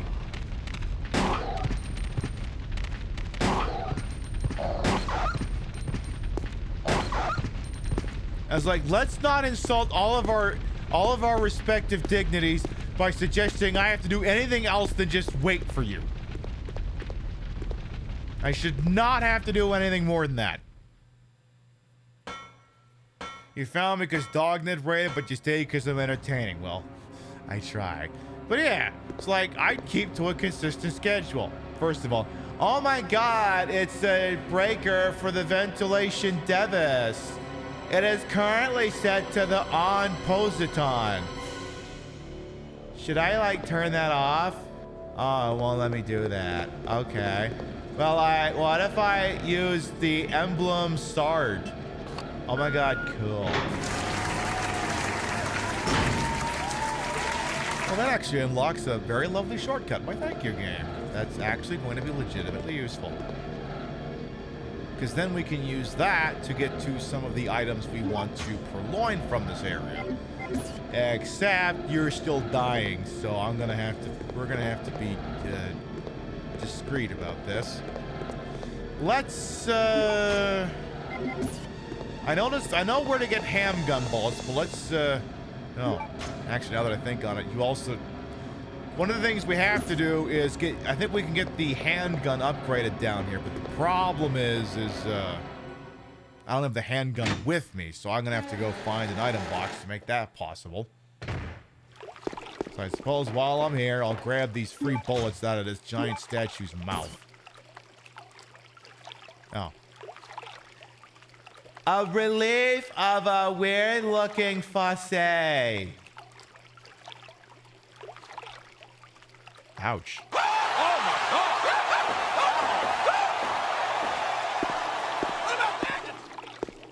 Oh my god, ouch. I remember, is there anywhere even in this building that we can get to an item box? Oh yeah, there is. It's outside. What'll be the fastest way to get there from here? Pib, go back the way you came, you Nimrod. Just go back up the ladder. Oh yeah. Good point.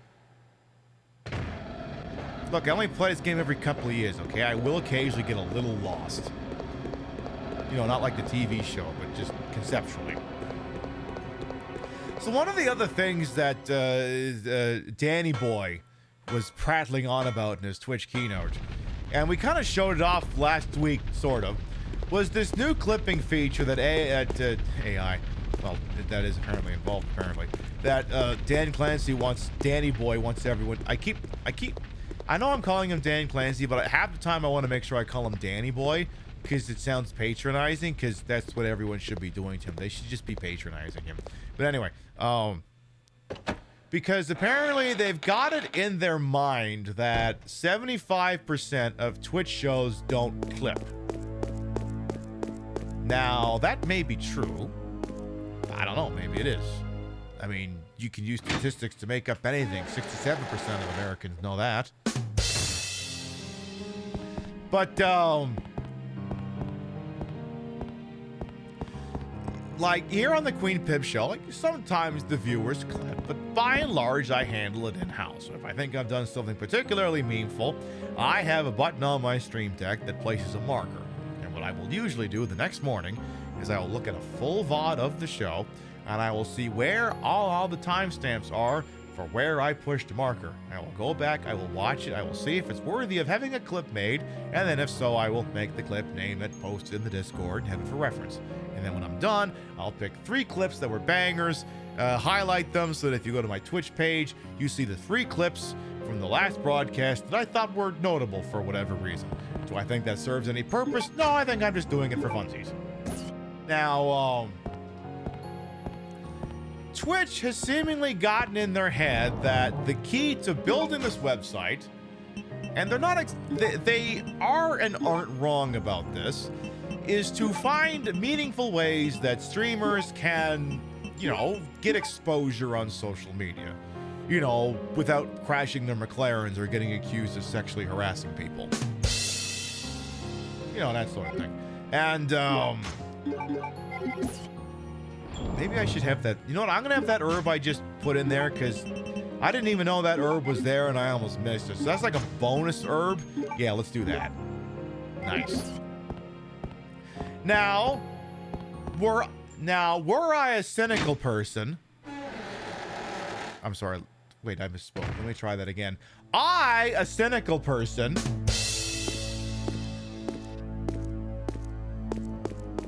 would suggest that perhaps it is not merely that 75% of streamers don't clip, but perhaps that 75% of them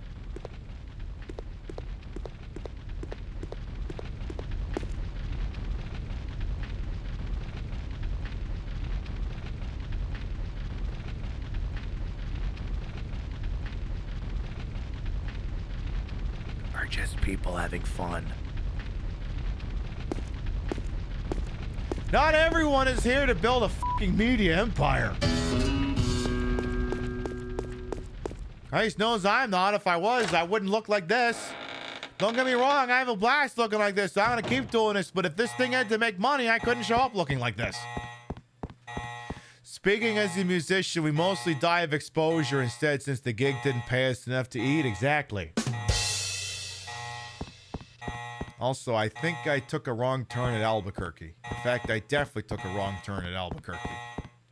You are here to drive down property values, and don't think for 1 second we don't appreciate that.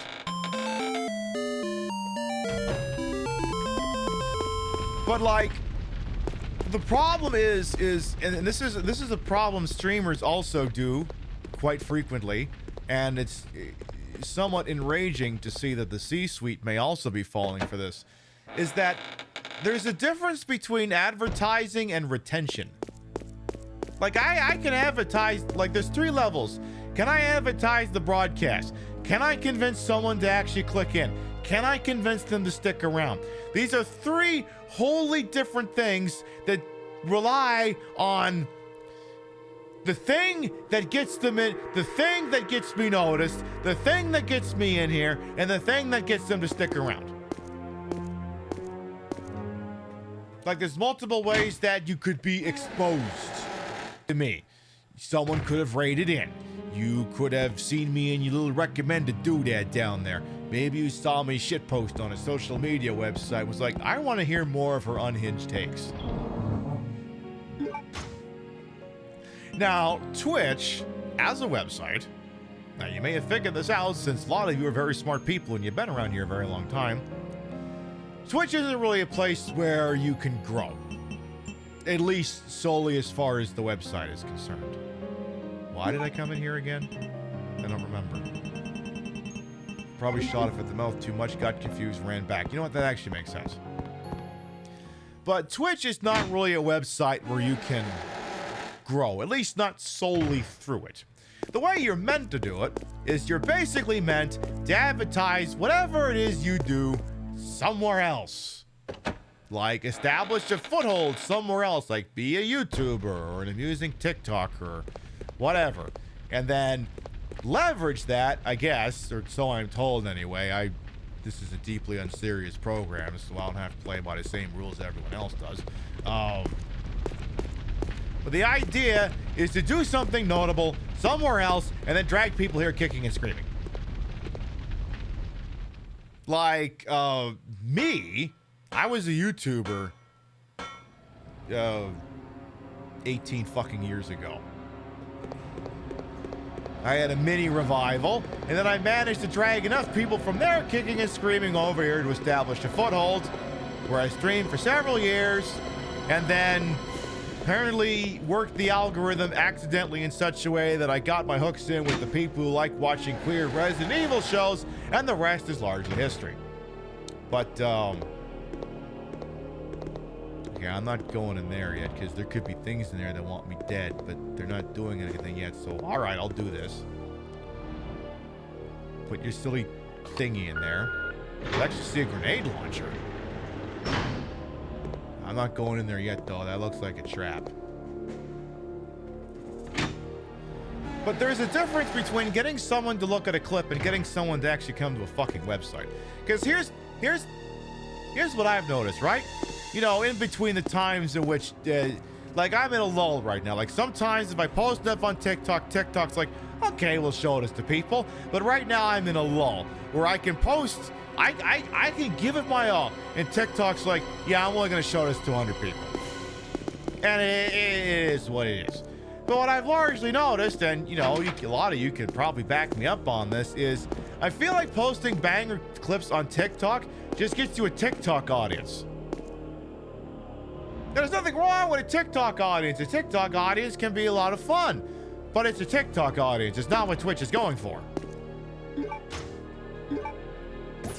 Like I said, there's nothing inherently wrong with having a TikTok audience, but getting people to travel from one website to another is a very tall ask. There is a handgun part placed on the work disk.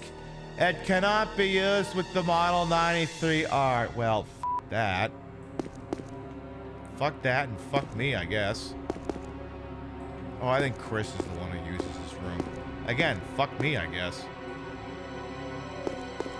Alright, go get your grenade launcher and then get the hell out of here, I guess.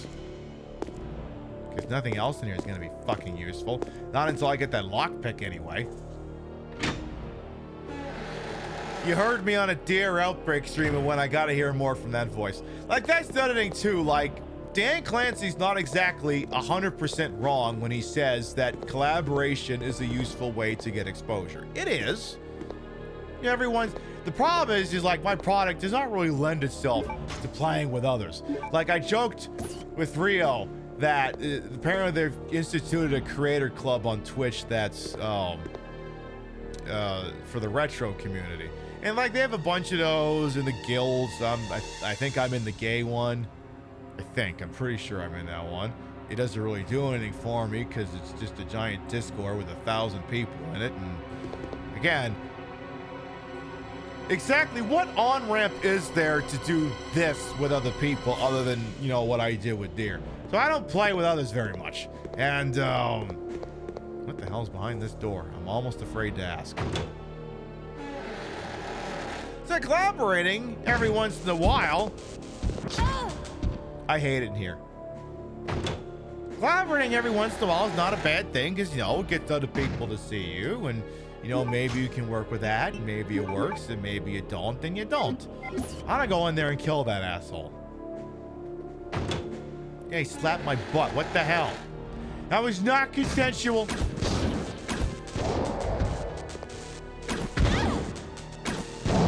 Double tap. Actually, I think I triple tapped on that one. No, I did just double tap. Okay, good. So yeah, 2 of those things take those assholes out. So that was the little explosive Rambo-ass things.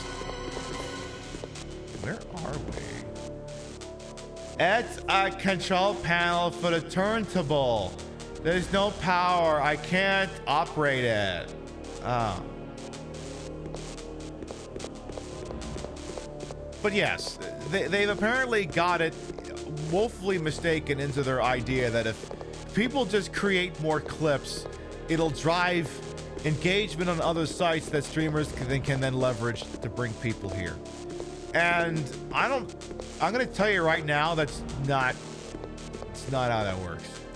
Like, I could post a million fucking clips of my show, but very rarely will it actually result in someone coming over here. And I don't mind, like, I don't mind having an audience on another website. It's not the worst thing in the world. I mean, in this day and age, an ability to be agile and operate on multiple websites is not the worst thing in the world, especially when any given number of them can go down in flames at any given moment. Like Twitter having an actual avowed Nazi doxing gang running around. That tends to be an annoying bad thing. Can I loot everything down here or what? Can I even go in here without dying? No, I can't. It appears to have been destroyed violence. It's possible that the Tiverus leaked from Hooray. Well, boy, howdy, gee. Check out fucking Benoit Blanc over here. You figured out the whole thing. Wow, I'm so impressed. Is there anything useful up here? Or am I just climbing up here for no solid purpose? I'm just climbing up here for no solid purpose. And again, so Twitch wants people to clip more often. You watch a lot of VTuber clips. Do you ever want to watch their full shows? Very, very rarely, even less so if they're YouTube only. Right. Like, the other inherent problem with clipping is it may... There's several problems. Would you like to hear them all? Of course you would. Problem number one. You ever go to your analytics page on TikTok? One of the things they will keep track of is the percentage of how many people were still watching the video after each second. And usually by about the 10-second mark, unless there was a solid hook, more than 50% have already stopped watching. You ever wonder why all these movie trailers always start with like a 5-second supercut of like all the really banger parts of the trailer before showing you the actual trailer in earnest? It's because everyone's attention spans are so goddamn lousy and we're oversaturated with digital media that if they don't nail you in that first second, they're never going to. So that's why that happens now. Whatever the hook is has to be immediately evident in the first second. And if they're not sold on it, they're not sticking around because you're just going to go, I mean, I'm guilty of this too. I do the same fucking thing. I think boring. Ooh, butts. Boring. Cop pulling over someone who passed a school bus with the stop sign up. Boring. Butts. Ooh. Someone making fun of politics, so on and so forth. The most effective strategy to use TikTok and Twitch is to draw eyes to your actually moneymaker, drag queens getting support from their gigs, or yeah. Like using them in leverage of whatever it is you've got going on. Like in this day and age, I'm an aberration. I largely operate just as a Twitch streamer. But it's also because I also work 40 hours a week and this is my blow-off valve. This is the thing I do for funsies. But if you were actually trying to make it in this day and age, you could not follow my example. You actually could not. You would have to be doing significantly more than what I'm doing.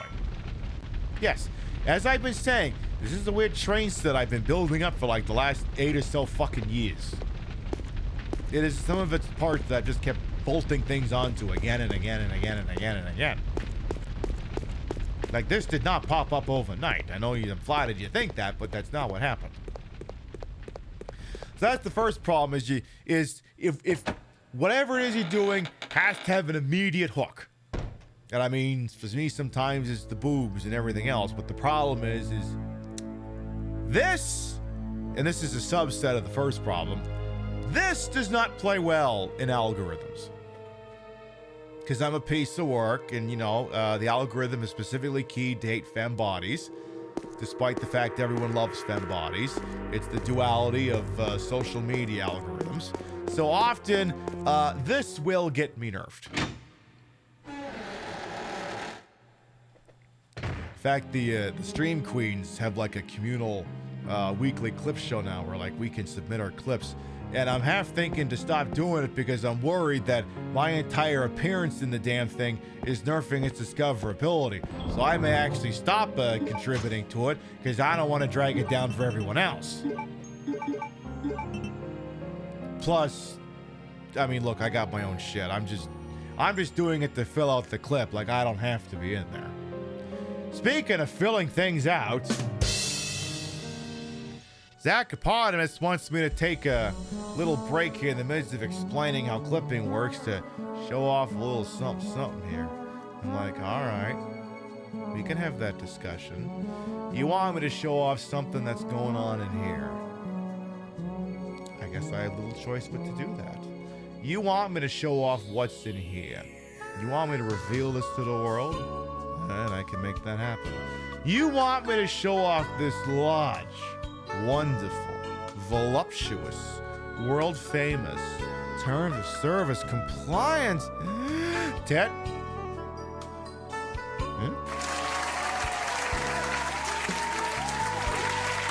His name is Giuseppe. What happens when we squeeze my Ted? He's adorable.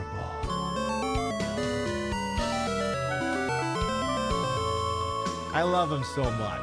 Mwah.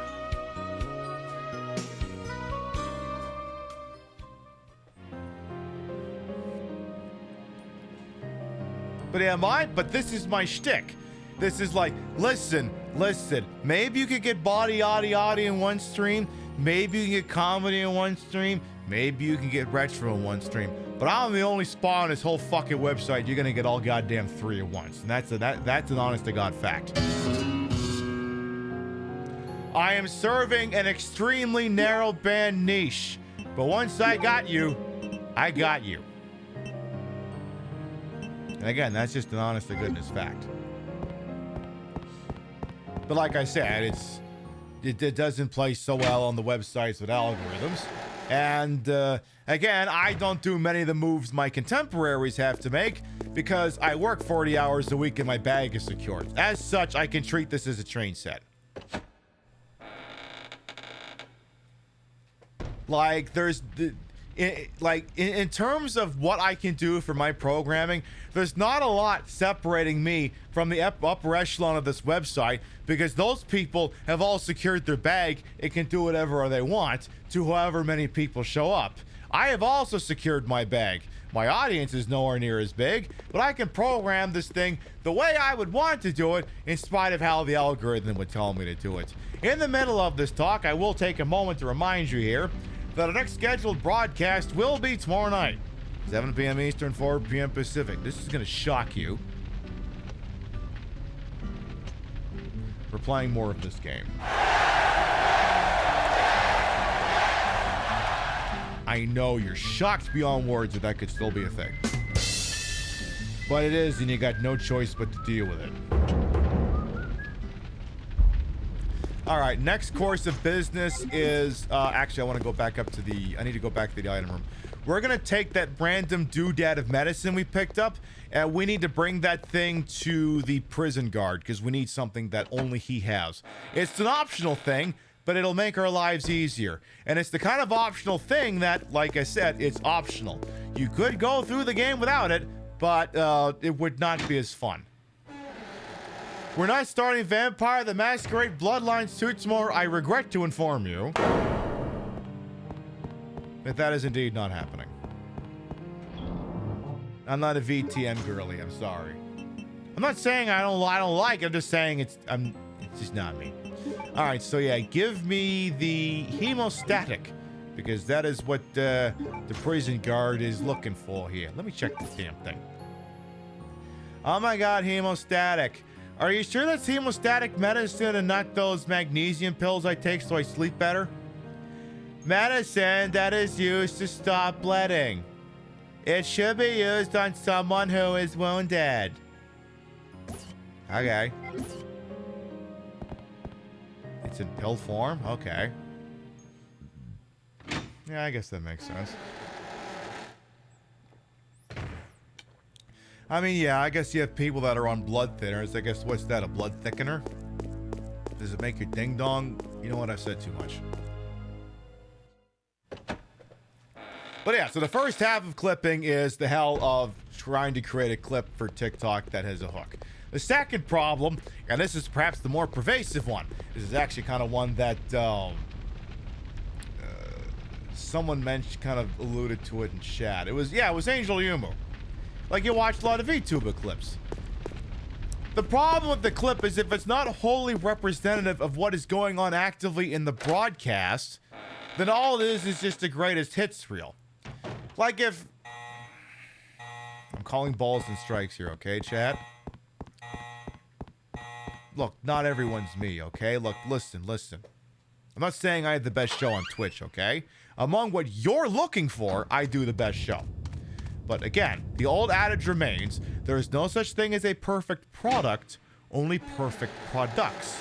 That is to say, products that suit different audiences. The thing that works for you may not work for someone else. The person who likes my show may not like a different show. The person who likes a different show may not like my show. Okay? That's just a statement of fact. But a lot of shows are not this show. Here, I'm going to do my impression of a lot of shows. Are you ready?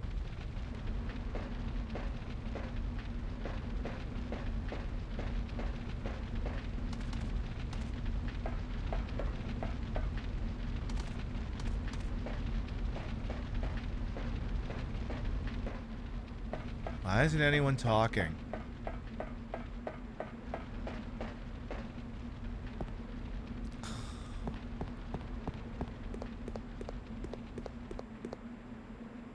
Sure, it'd be nice if someone gave me something I could work with.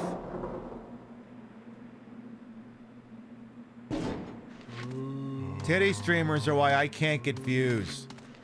We need to ban all of the everything that's not gaming and go back to just gaming. Okay, that's the end of the impression.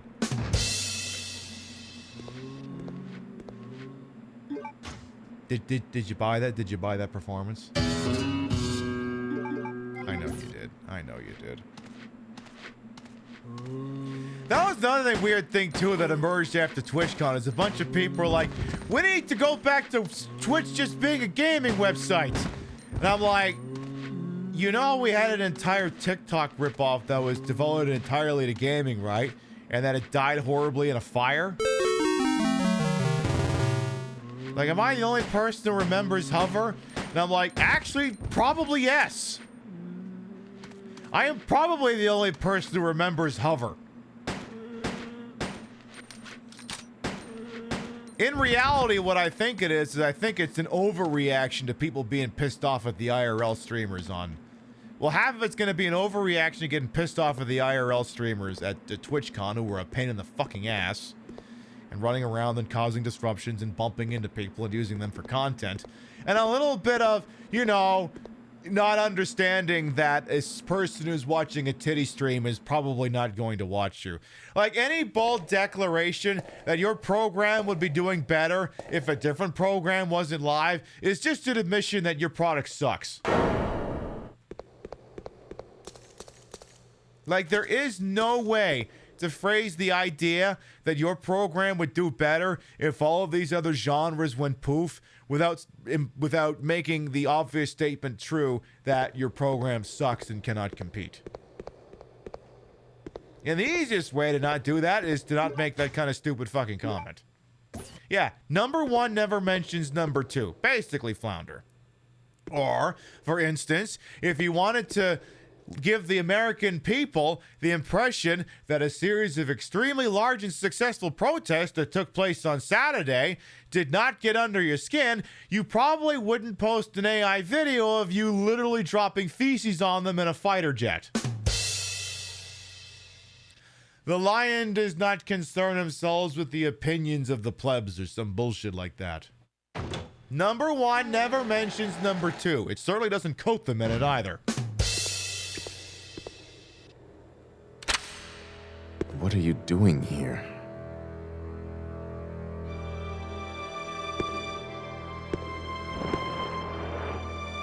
Hi, I brought you your medicine. I brought you your penis pills. How kind of you. Thanks.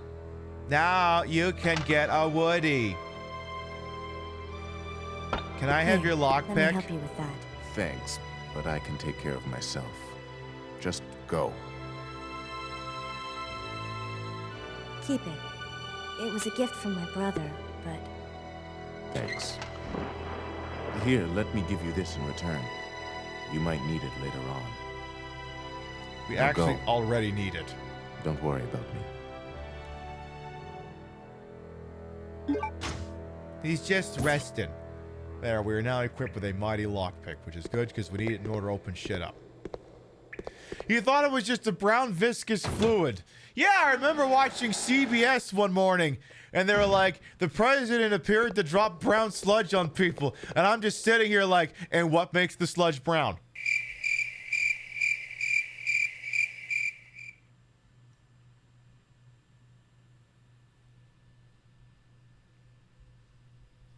Come on, Barry Weiss. I know you're full of shit. You should be able to recognize it. By the way, those of you who subbed to the channel, you now have access to the emo PiBcast come on for when you're like, come on. Come on. Come on, you're not fooling me. Come on. I got rid of the PiBcast logo for that because honestly, I was the only person using that one anyway.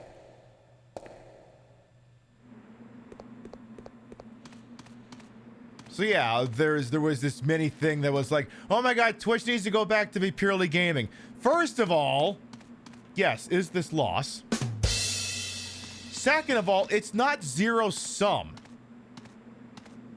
Someone watching an IRL stream was probably never gonna watch your shit-ass Call of Duty stream.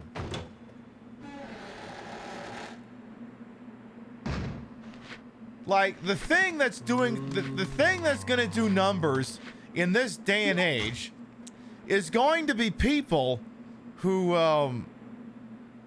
you know, do... Chat. Before you get uppity with me about that ink ribbon, okay? That was one I took from outside the prison. That is not one that I removed from a save room, okay? You're not allowed to laugh at me about that one. You're not allowed to do that. That's not how that one works. It is not. Oh yeah, those of you who are subbed to the channel, yeah, you also have access to Lost. So in case you need to ask, is this Lost? You can now do that. See, Anime City, yeah, you got it. Very, very good. Head pats. You properly acknowledge me as mother, and as such, you can have head pats. But yeah, it's not zero sum. I mean, yeah, it's not zero sum. Now, in case you're not familiar, zero sum refers to basically robbing Peter to pay Paul. It means that for everything gained, something must be taken away. In the context of people doing non-gaming stuff on Twitch, it is not zero sum.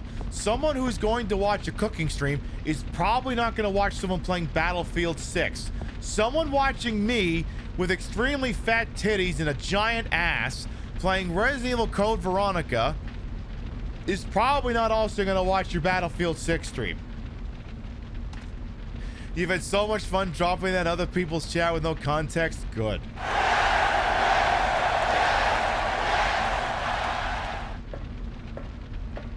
If my emote artist is ever available again, I'll have to get her to draw a version of that I don't have to worry about of it being like... I mean, I don't think Fuckley would ever, you know, YMCA that, but who the hell knows? Because, yeah, I know, again, lots of different things can exist on Twitch, and again, like, you know, like they said, number one never mentions number two, except when they're full of number two. I'm trying to remember, there was like a briefcase. I can't remember if that's in the item box or what. Let's go back to the palace just to make sure. But yes, again, I mentioned that the other problem with clipping is if it's not indicative of the quality of your broadcast, if it's not consistent, then all the clip is just, hey, look, here's a cool thing that happened on my show. Is the rest of your program like that? No.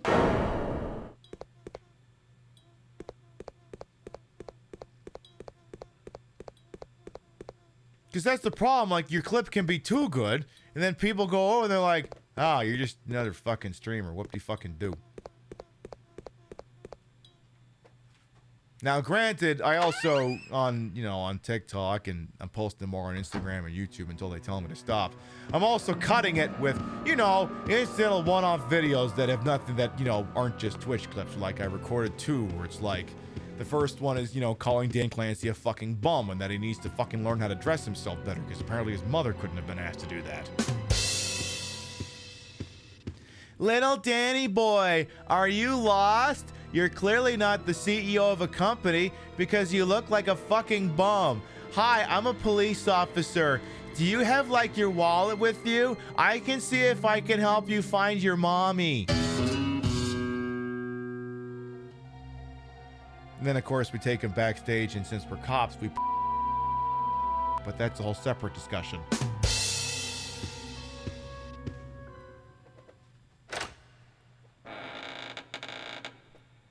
And then the other one is, there's this interesting opinion about Resident Evil I've been seeing on TikTok, and I've recorded, yeah. So like there's this one person who was like cosplaying as Claire, and they were pointing out that I can't remember the exact verbiage, but it was something along the lines of suggesting that it was, you know, moral, or perhaps more moral, to cosplay as Claire because she's not a police officer. And yes, that is true. She is not a police officer. She's the sibling of a police officer, and she hangs around police officers, but she's not explicitly a police officer.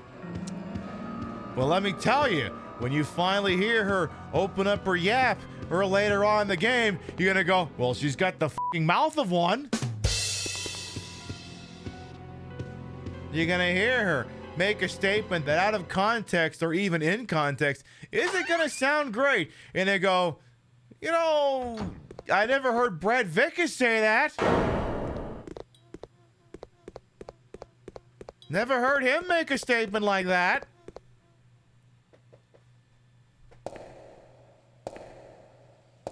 I've heard him be exasperated towards Jill because Jill was just acting like she wanted to talk to the fucking manager, but I never heard him say anything like that. Of course, that's also why Evan Saba is bae.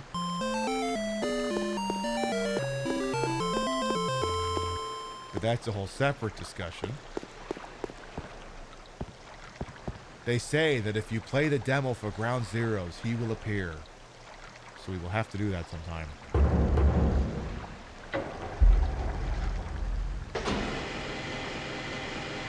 Why not cosplay as Ada then, and one of the Outbreak ladies? One, no one knows the Outbreak ladies. Two, Ada at least pretends to be a Fed. Like, it was weird because in the original Resident Evil 2, she didn't really say that she was a Fed, but then in Resident Evil 2 Remake, she pulls out fake documentation indicating that she's a Fed.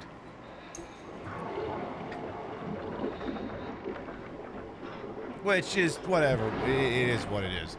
I'm going this way because I could have sworn there was like a briefcase down here, and I'm trying to find it. See, I thought there was like a locked briefcase down here, and we kind of need it. You see my Cindy look? Oh, yeah. Believe me, the bunny girl is amazing. And I can still do that look on a moment's notice. It's just, you know, the well, also, the lay person doesn't... It's like, it's a Playboy bunny outfit. No one cares it's a cosplay. It's a Playboy bunny outfit. No one's distracted by the minutiae of whether or not it adheres to something or not. They just go, oh my god, Playboy bunny! And they just kind of leave it at that. How many zombies are down here again? You and you. Well, I'm just going to run past you for a second. But yes, if the clip is not wholly indicative of the quality of your broadcast, then it doesn't fucking matter what you show people, because it's never going to match the expectation. Now, another problem, again, I'm shooting off at the mouth about Twitch's assisted clipping program. The other problem, too, and I think this is where it really starts getting delusional, is like there are, you know, legitimately operations on this website that do inherently benefit massively from clipping. Like, I'll use FaZe Clan as an example, where like their clips are everywhere. You see them everywhere. They're pervasive. They're everywhere. They're just saturated. You know, kids eat that shit up because they're kids and they don't fucking know any better. The problem is because these people have resources, it is not... Excuse me.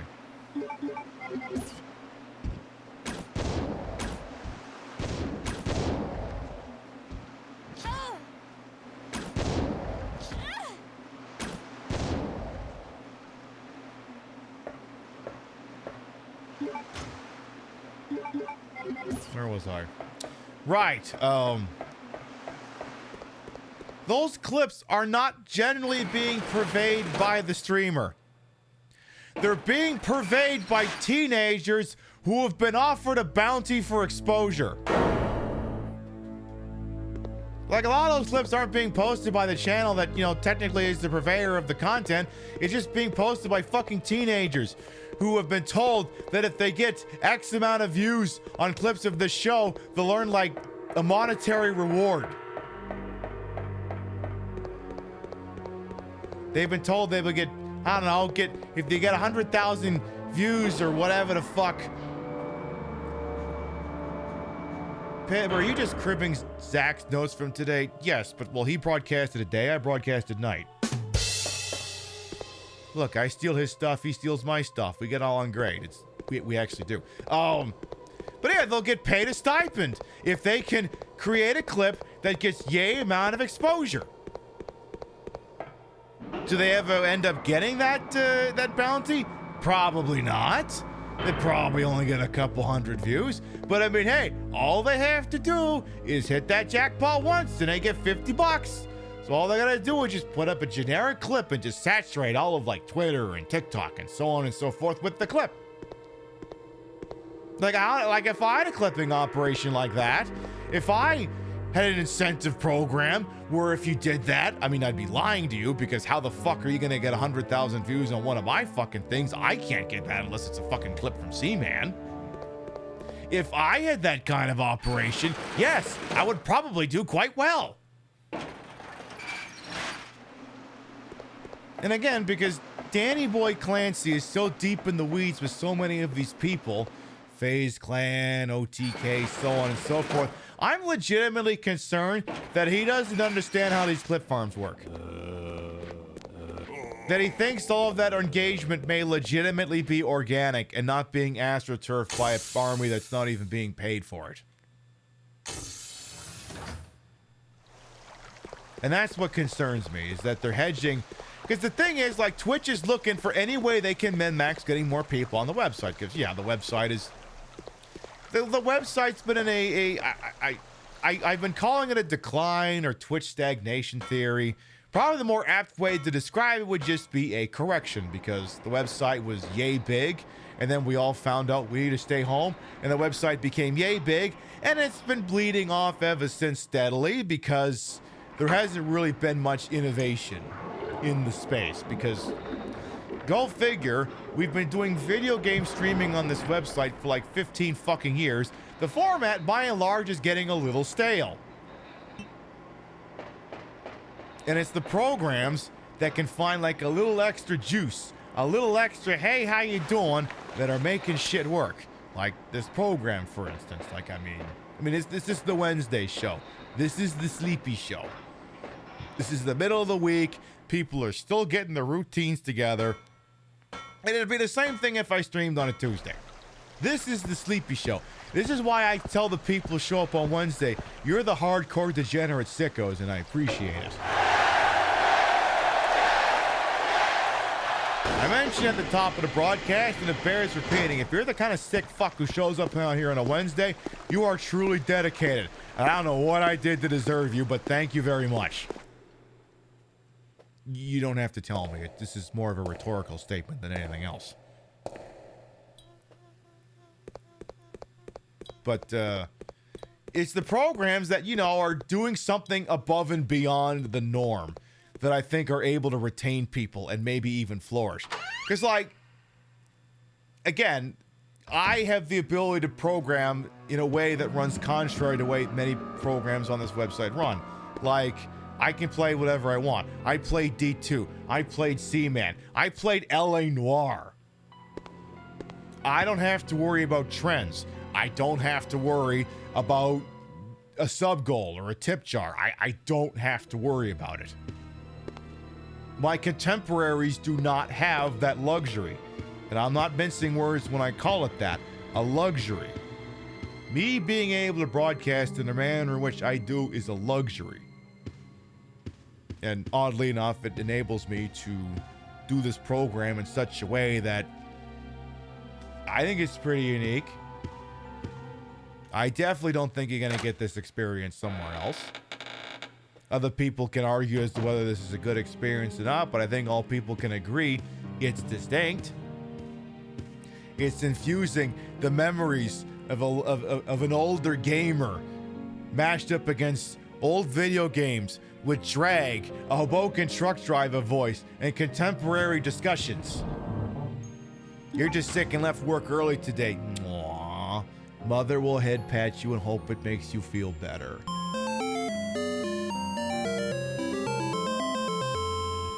Evidently, I've decided the anime city is getting all the head pats. Tune in tomorrow night to find out who will become America's next top head patter.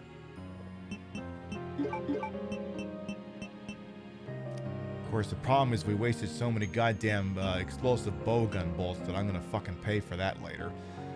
I don't think we're going to need the emblem cards where we're going. I think. I may want to consider carrying the grenade launcher though, because yeah, the bowgun, look, one shot is just, it's not gonna cut it. It's really not gonna cut it. So let's see here. I can overload the thing. Let's do that, and give me the knife. We'll keep the knife in inventory for now. Let's go investigate the big scary mansion. I think we're gonna go do that. As a 3:53 a.m. DJ viewer, you have been clocked. I mean, hey, what can I say? You're here. I'll take it. Like I said, I do appreciate that shit. You did leave to throw a meatloaf together and put it in the oven, but you're kind of here.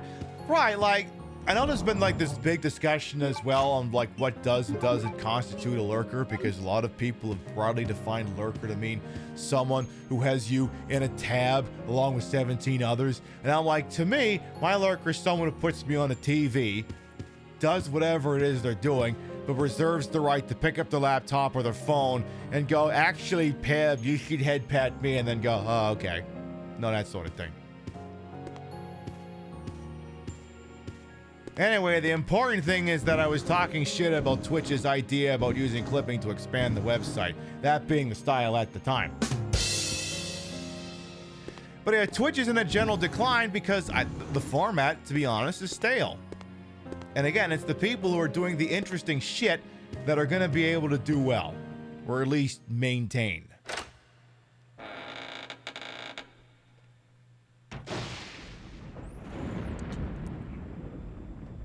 Ooh, I forgot about this room. I'm gonna put on the grenade launcher just for now. Actually, Pib, I had you on my second monitor while I grind fishing levels in Final Fantasy XIV. You should head pat me. Are you playing as a bunny girl?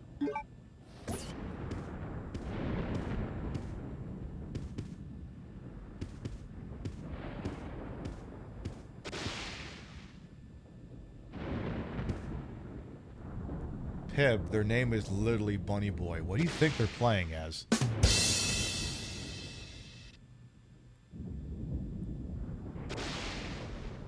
See, the comedy would have been if you'd said it was something else, but all right. Head pats.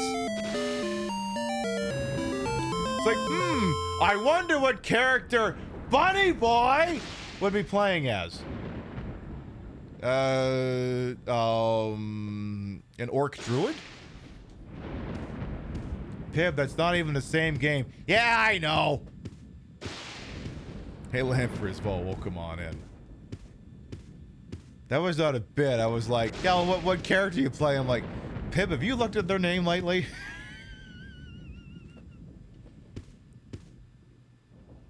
An antique music box. Ew. Just kind of asking to get sick. You worked 8 days in a row. Yeesh. I mean, asking in the rhetorical sense, not in the literal sense. Also, why would they put the camera right there? As if to create an odd sense of foreboding that I'm being watched. I mean, God, just think of how uneasy it must be, or how unnerving it is to realize that you could be being watched right now.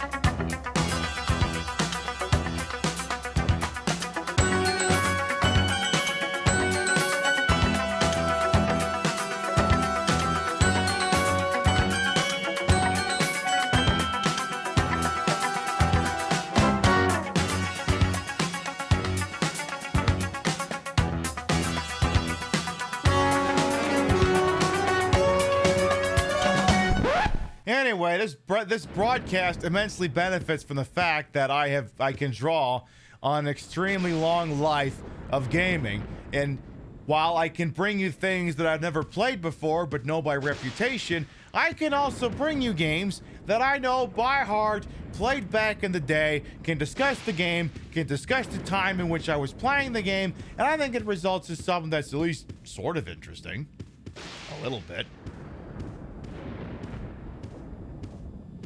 And the problem is like everyone else who has to follow trends, like, okay, like here's typical Twitch show.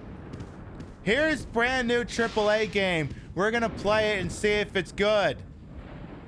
Entire first broadcast is just a fucking crap show because the streamer doesn't know the in-game mechanics and is woefully distracted, so they're not understanding what the tutorial is trying to tell them. Yes, this has also been me playing games.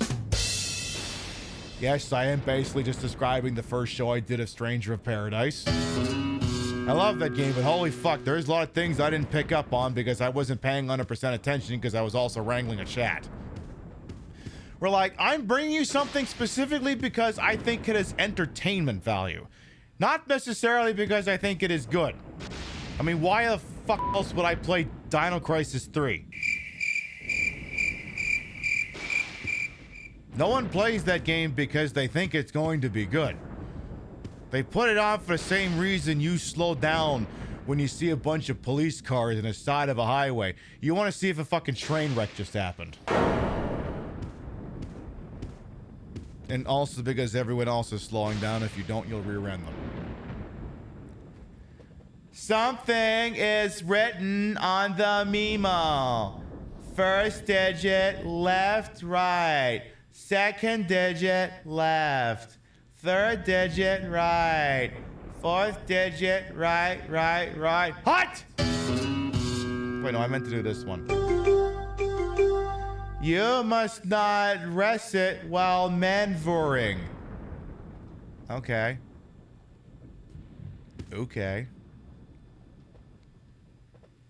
See, I bring you something because I think it's going to be compelling. Like, there's a lot of games I love. A lot of games I think are great. Some of them are like watching paint dry. And I can make something that's watching paint dry entertaining under the right circumstances. But could I do it for a 10-show series? Probably not. I remember a couple of weeks ago when we did the combination Scarface and Miami Vice show. You should be able to remember it because it's one of the first clips in this goddamn thing. Viewer's discretion is advised. Why you gotta wear them like what, the tits? Met futures have crashed. Don't follow the Met stocks. God, you little... That was never gonna sustain an entire broadcast. I did it as part of a two-parter. Because watching game, but it so clearly just stole the Resident Evil 4 engine, but it's just a tie-in to a fucking cop movie. It's only gonna hold a tune for so long. There is no power going to it. Annoying counterpoint. I'm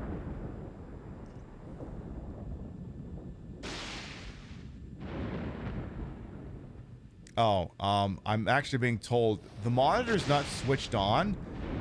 It's actually a painting that's just... It's been drawn in such a way that it just looks like that. I don't know why they would put it in front of a keyboard. It gives off the wrong impression. Turn the computer on. Okay. Computer.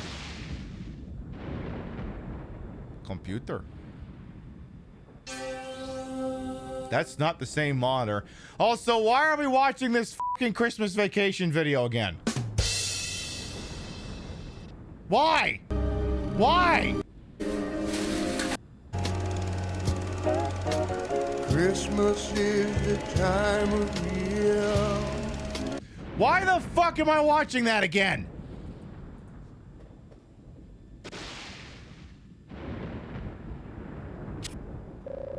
See, at least I'm gonna post a YouTube video on Saturday that asks you to watch a piece of work play with a slot machine for 2 hours. I ain't asking you to watch me pull the wings off a dragonfly. Please enter the password.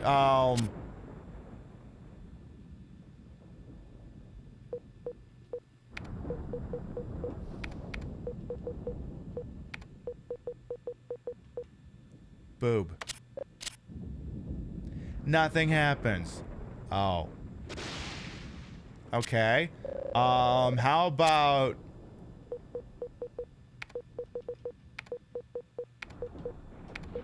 How about that? Nothing happens. Okay. Well, how about... How about that? Okay. Okay. This has got to be it.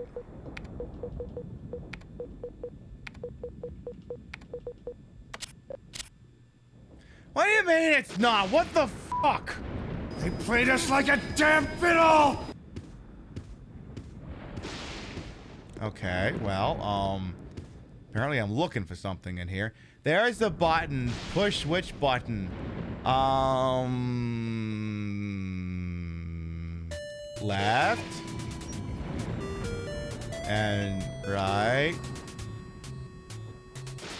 First number is a 1. Then left. Okay, that's the 9th. We have 1 9. Right, which is 7.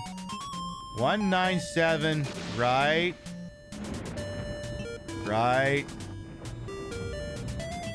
Right. 1971.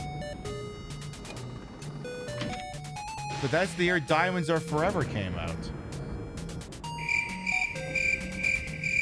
That's clearly the movie that gave us this cue.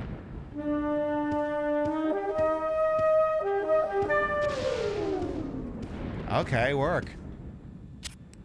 19 Dickety 1.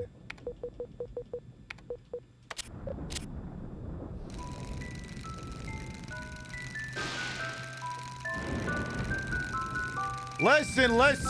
The weird Donnie and Marie shit is just not playing with the algo. Stop trying to force it.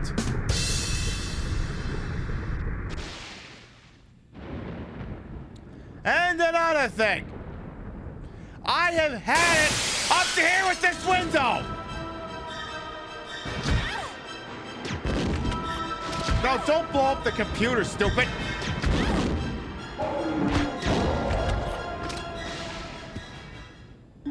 Claire, shoot the enemy, not the monitor!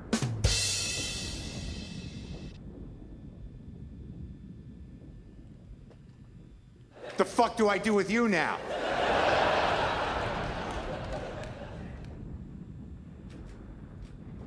Is there a way to reset this thing? What if I just push every face button? Perfect. Resident Evil. And the point I was trying to drive at is that, yes, Twitch is in a little bit of a correction right now because the format's a little stale, to be quite honest. And, like, I watch it sometimes when I'm working, but when I'm not, you know, when I'm a captive audience, I am inclined to watch some daytime shows, but, like, I'm also someone who doesn't pay for a lot of subs and doesn't have Twitch Turbo, so if a program is overly reliant on ads, I can't really watch it and enjoy it. So I like what I like. I like the shows that I watch. I mean, that's the thing too. And like I said, in order for me to become a staple of your life, you basically have to be bored. Not with me, but there has to be something in your life that makes you go, I should be doing something. And then you find me and you go, I should be, wait, no, not, I should be doing that.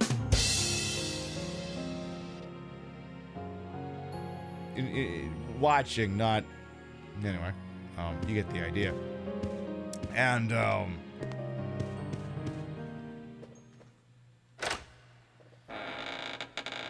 so yeah, growth is slow, and it is, like, it's just fucking way she goes the way this thing goes. But I'm sitting here and I'm having a damn good time. And like I said, I bring you something I think is interesting. Like me playing this game for the first time in 3 fucking years. So on and so forth. All right, let's just do the damn thing again. I am not watching your stupid creepy home video again. It's not happening. Can I just write in 1971, or is it gonna accuse me of being Tom Brady? 1971. Again, I'm not interested. Also, do you want to know what I find deeply disappointing? Is the Bandersnatch attacks when Claire so much as turns. And I'm like, I feel like it would have been creepier if you'd let me get like 3 feet away from the desk before you pulled that shit. At least that's what I think. The problem is I gotta maneuver around the desk before I can hit the jackass. And I'm like, which way do I want to do it? Do I want to go clockwise around the desk, so go left, or I want to go counterclockwise and go right? Probably gonna be easier to go left. Yeah, there he is. I gotta take off moving here. Sir, please. Oh, Claire. Claire, you didn't equip the grenade launcher.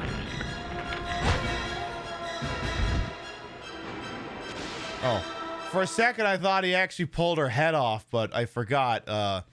Resident Evil Code Veronica is kind of squeamish, and it doesn't dare to show a headshot. Like, if you shoot a zombie with a magnum in this game, it doesn't make the head pop off. It doesn't. This game's like, oh my god! We can't show decapitation. That would be uncouth. Why? You showed it in every other fucking game. Look, we can't do that. This is the Sega Dreamcast. We're civilized over here. We don't dare to show such things. You arguably showed a naked 16-year-old in D2. Well, that's different. Listen, we're a Japanese console maker, and as such, we feel entitled to be able to put that sort of...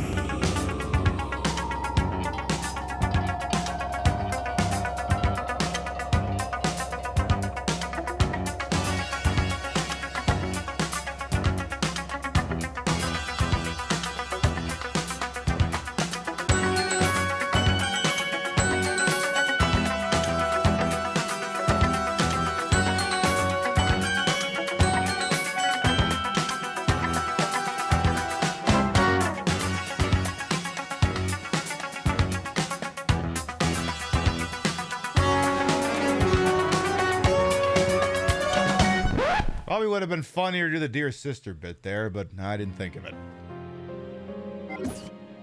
Probably would have been funnier.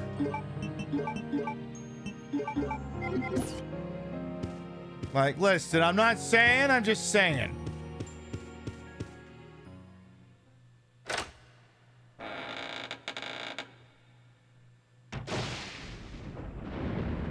We have eyeballs, we can see these things, we can notice patterns.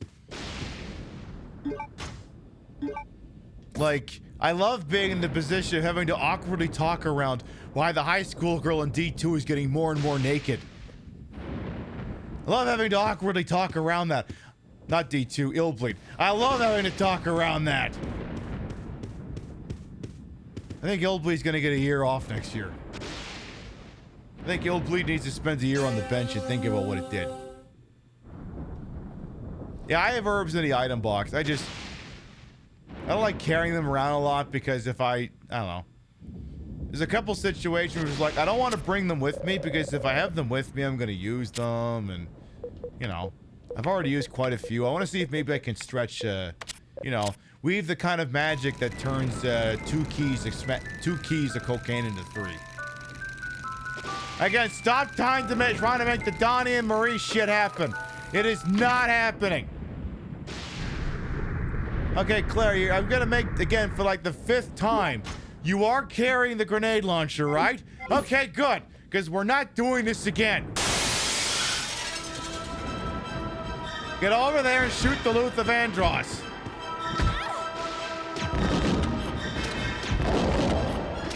There you go, well done.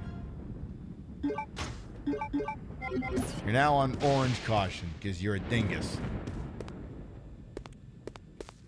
Come to think of it, I probably shouldn't have gone and gotten the lockpick so soon, but, well, I'm in too deep.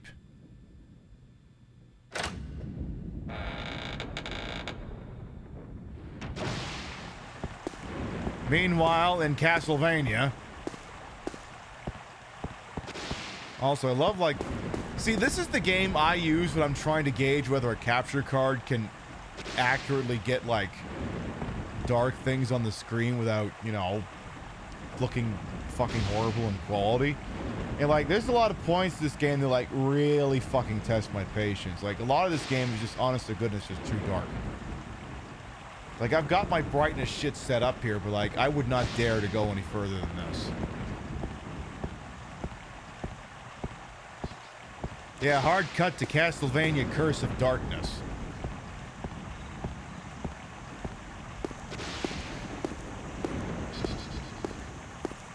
Oh my god, that's the place from Vampire Survivors.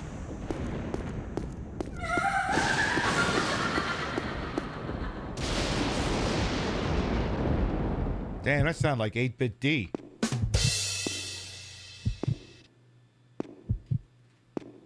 Shit. I think we're gonna meet a legend.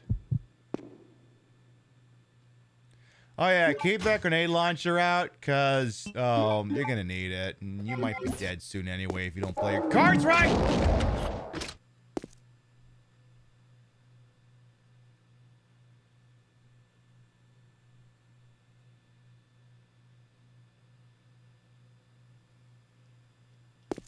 See, that would be an example of something that you could clip and put on TikTok, but the problem is the setup would take too long and everyone would scroll past it. Because the problem is, it's like a Norm Macdonald joke. The way that worked is you get lulled into the false sense of security, and then the oh shit happens. Like, if we just went to the oh shit, that's not notable. You would just start the oh shit, and then it would be done.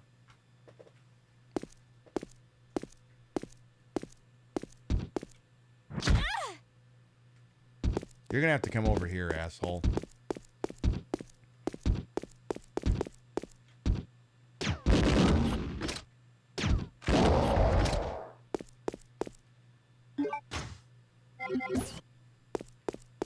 Oh yeah, I mean, we have a couple good oh shit clips. Like, one is me trying to pull the hunter's leg, and then he turns around and I kill him with like 2 pistol shots because I think I'd already damaged him earlier and that was all the health he had left, but I played it for laughs. Like, wow, I really killed this guy with 1 pistol shot, huh? I'm fucking badass. I'm literally Project fucking badass. Is there any weed outside here? There's some red herb, wee. Excelente, weed. I think you can go back to the pistol now. Pretty sure you can do that.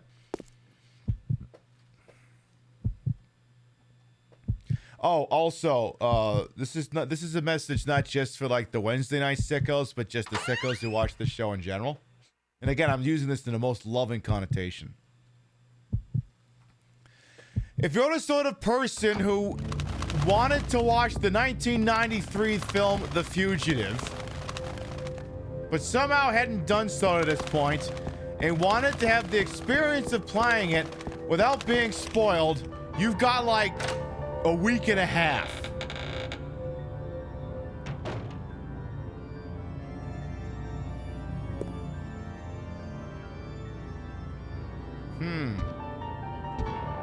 I think I hear a something in here.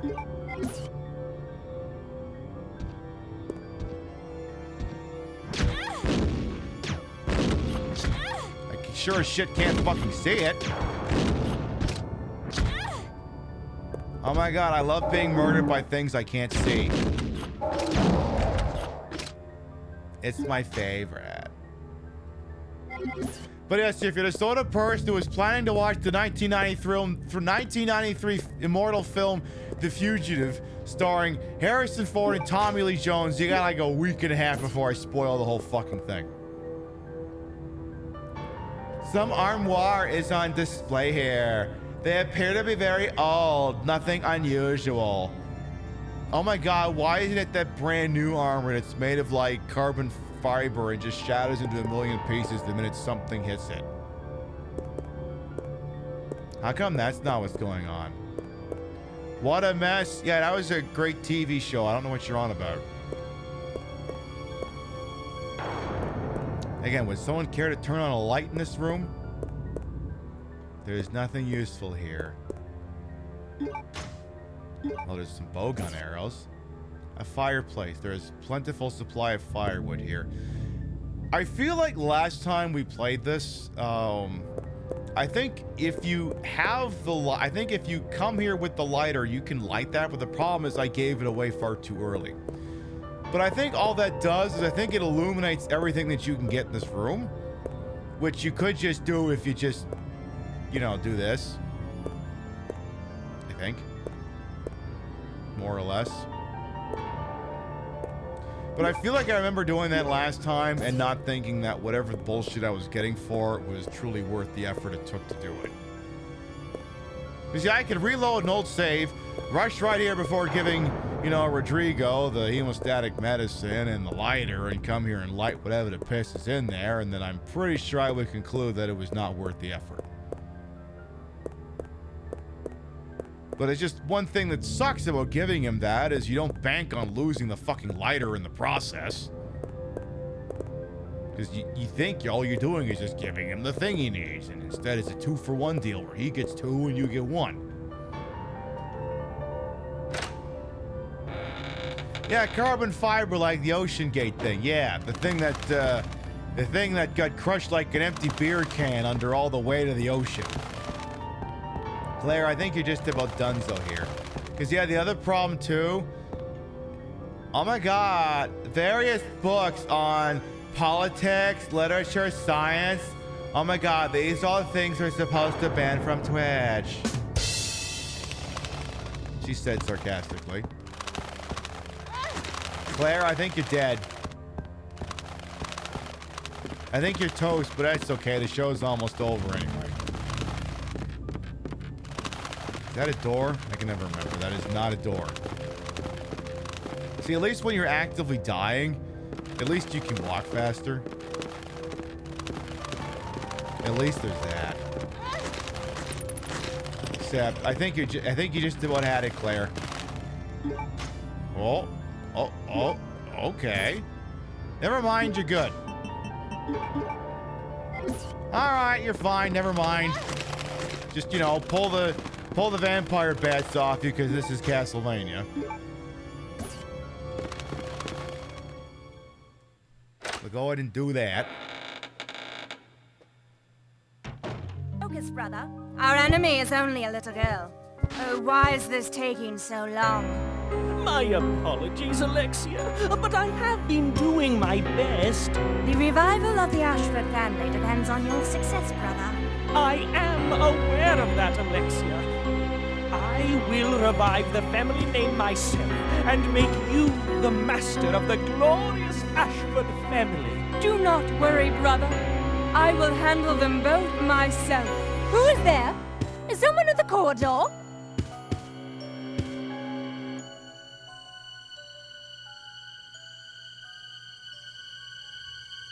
What is it, Alexia? It's nothing. I believe I must have been imagining things. Nothing. It's just a Twitchcon stalker. Brother. It's just a convention creeper. Don't worry, Twitch will do nothing about it. A large-sized doll. Probably custom day.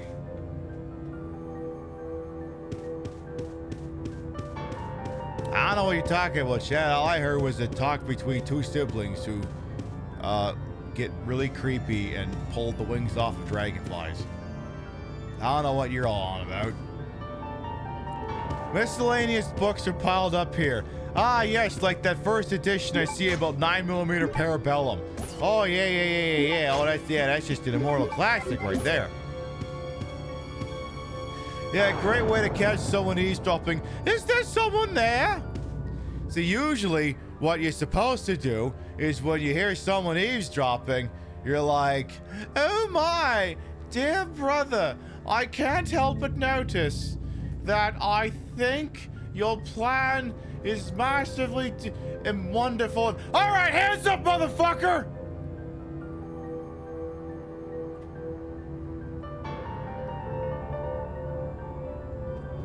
Not just going, oh my goodness, does there happen to be someone there? Is there someone there? Prop, by the way, prop, non-firing prop. I have to say that because this website is tense. His story is the topic of many of these books. Well, his story is fucking boring. Where are the her stories? I want her stories.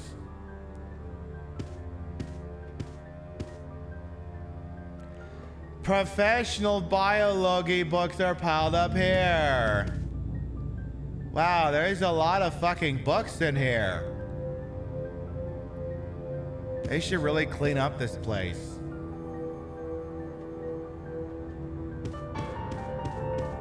I don't know any houses like that. I definitely don't. A common picture. Oh, okay, so it just says low stats. Now, if it was one of those uncommon ones or like a rare, oh, it would have like +5 of ambiance or something, but it's just common picture. It's just there literally to, honestly, I think if you took it off the wall stat would actually increase.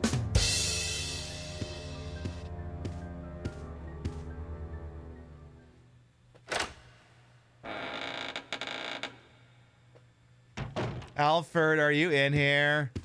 Seriously, are you in here? Exquisite furnishings decorate the area. Oh my God, they're exquisite? I wish I could have seen them back when they were quisite. They're formerly quisite. There is nothing useful here because they're exquisite. They are no longer useful to us. Yeah, common picture, -1 to the environment. Yeah, she's critiquing the decor as she goes. The only way it would be more on point is if she was Heather from Silent Hill 3, who's snippy about goddamn everything. This could have been used to hang clothes on. Instead, we're just gonna place them on the floor. What? We're adults. We can put clothes on the floor. Sure, they'll get covered in cat hair and dust, but I don't know how else to end that sentence. The music box is locked. The music plate inside has been pulled out. How the hell could you tell that by looking at a closed box? A blue sapphire is embedded by an opening, as opposed to a red sapphire. Oh, okay. Then there's a relief. It appears to be a woman's back.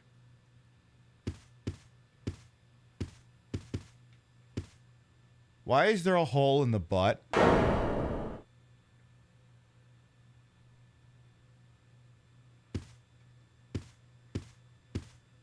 I saw what I saw. I'm trying to think if there's a save point here. I don't actually think that there is. My guess is we're probably going to relitigate a couple of things tomorrow night. Tell you what, why don't we sneak a peek in what the other room is real quick. Also, I don't know about this place, but it just seems like it's 3 rooms and a staircase. It seems like it's a lot bigger than it actually is.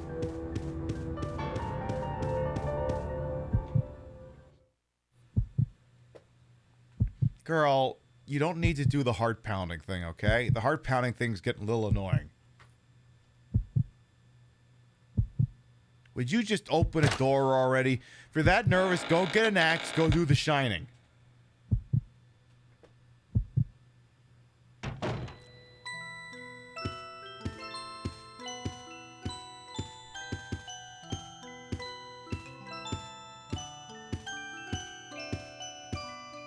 Ew, I hate it. Make it stop. Red Queen and Blue King return. The path opens. Just stop it. Just stop it. Ooh. said, fuck you, I'll take this and go home. Sounds good, Vintage Vixen Shop. We'll be stopping shortly anyway. Oh my god, what is this? This is a sliver key. What does the sliver key have? Literally, what does it have? I actually don't know. A key made of pure sliver. The Ashford family crest is carved on it. Oh wait, I think I actually do know where this goes.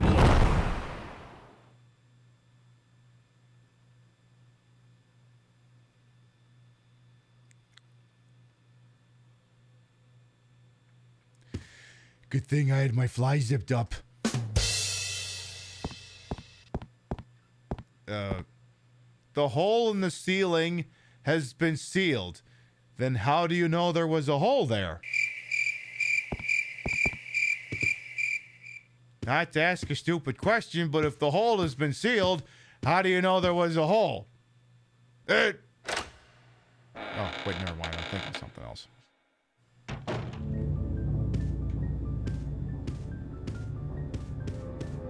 Tell you what, I just want to investigate what that key does real quick, because I think I know what we're gonna have to wear for tomorrow night. But I need a hard confirmation. I need a hard confirmation. Because, you know, sometimes I decide my looks days in advance, and sometimes I decide my look just based off of the last thing I thought about. Tomorrow night's look is still up in the air, but I need to get back to the other mansion, the less scary mansion, in order to confirm it. So I gotta get all the fuck way back over here. Back down there, and get back into the less scary mansion. I gotta do this now. It's this thing I really gotta do. You understand how a person has to have certain things that they know they got done so that they can further continuance the bit? Or whatever the fuck it is I'm on about. Yeah, there was a hole here. It's sealing now. Exactly, Coffee Gelée. It's not just that it is sealed, but it is also the sealing. See, it works as a double entendre. Boy, there's a lot of fucking running around in this game. Tell you what, though, I would take this over playing Silent Hill 2 Remake again. I think this is where we're going. I believe it's right up here. Yes, use the sliver key. Oh my god, what's in there?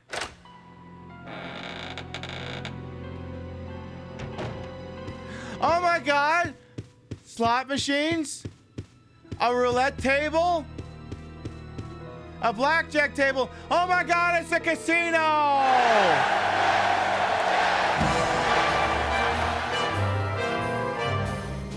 Oh my god, is Resident Evil gonna be going casino night tomorrow night?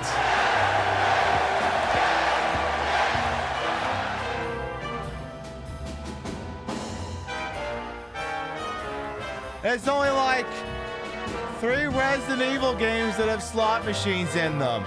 This one, Dead Aim, and Resident Evil Revelations.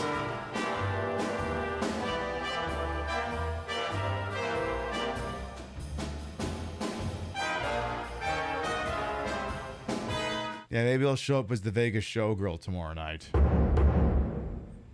We'll see. I may have to do that. I may legit have to do it. I may have to do it. I'm not gonna be hanging out in a room like this. I may have to do that. Might have to be a thing I consider. Why does the prison camp need a casino again? Because we need to come up with a new way to get all the currency earnings away from all of the prisoners. They've been working really hard to barter cigarettes between them, and we need to take them away. We need them poor and destitute, and the best way to do that is with legalized gambling. All right. Actually, technically, I don't think this is part of the prison camp. Like, this could actually just be like, maybe Alfred's the same fucker as me who just buys slot machines.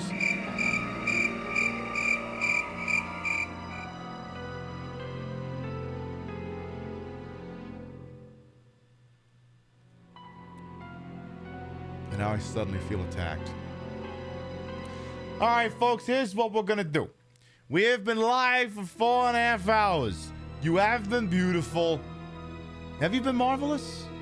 Yes, you have been marvelous. But it is getting late, and like many of you, I do gotta participate in capitalism tomorrow. So what I'm gonna do, I'm gonna reach on over here, gonna turn off the old Dreamcast, and we're gonna start to wind down for the evening. All right, so there you go. I think we actually might have made a solid 40 minutes of forward progress and Resident Evil Code Veronica in a 4-hour broadcast. I think we can all be very proud of ourselves. Lots of good chats, lots of good topics. Coming tomorrow when I probably upgrade my position from Dan Clancy looks like a bum to Dan Clancy looks like a horrible, disheveled person who's probably carrying typhoid. Okay, I probably won't actually upgrade my opinion to that, but hey, you gotta come in tomorrow in order to find out if that's the case or not.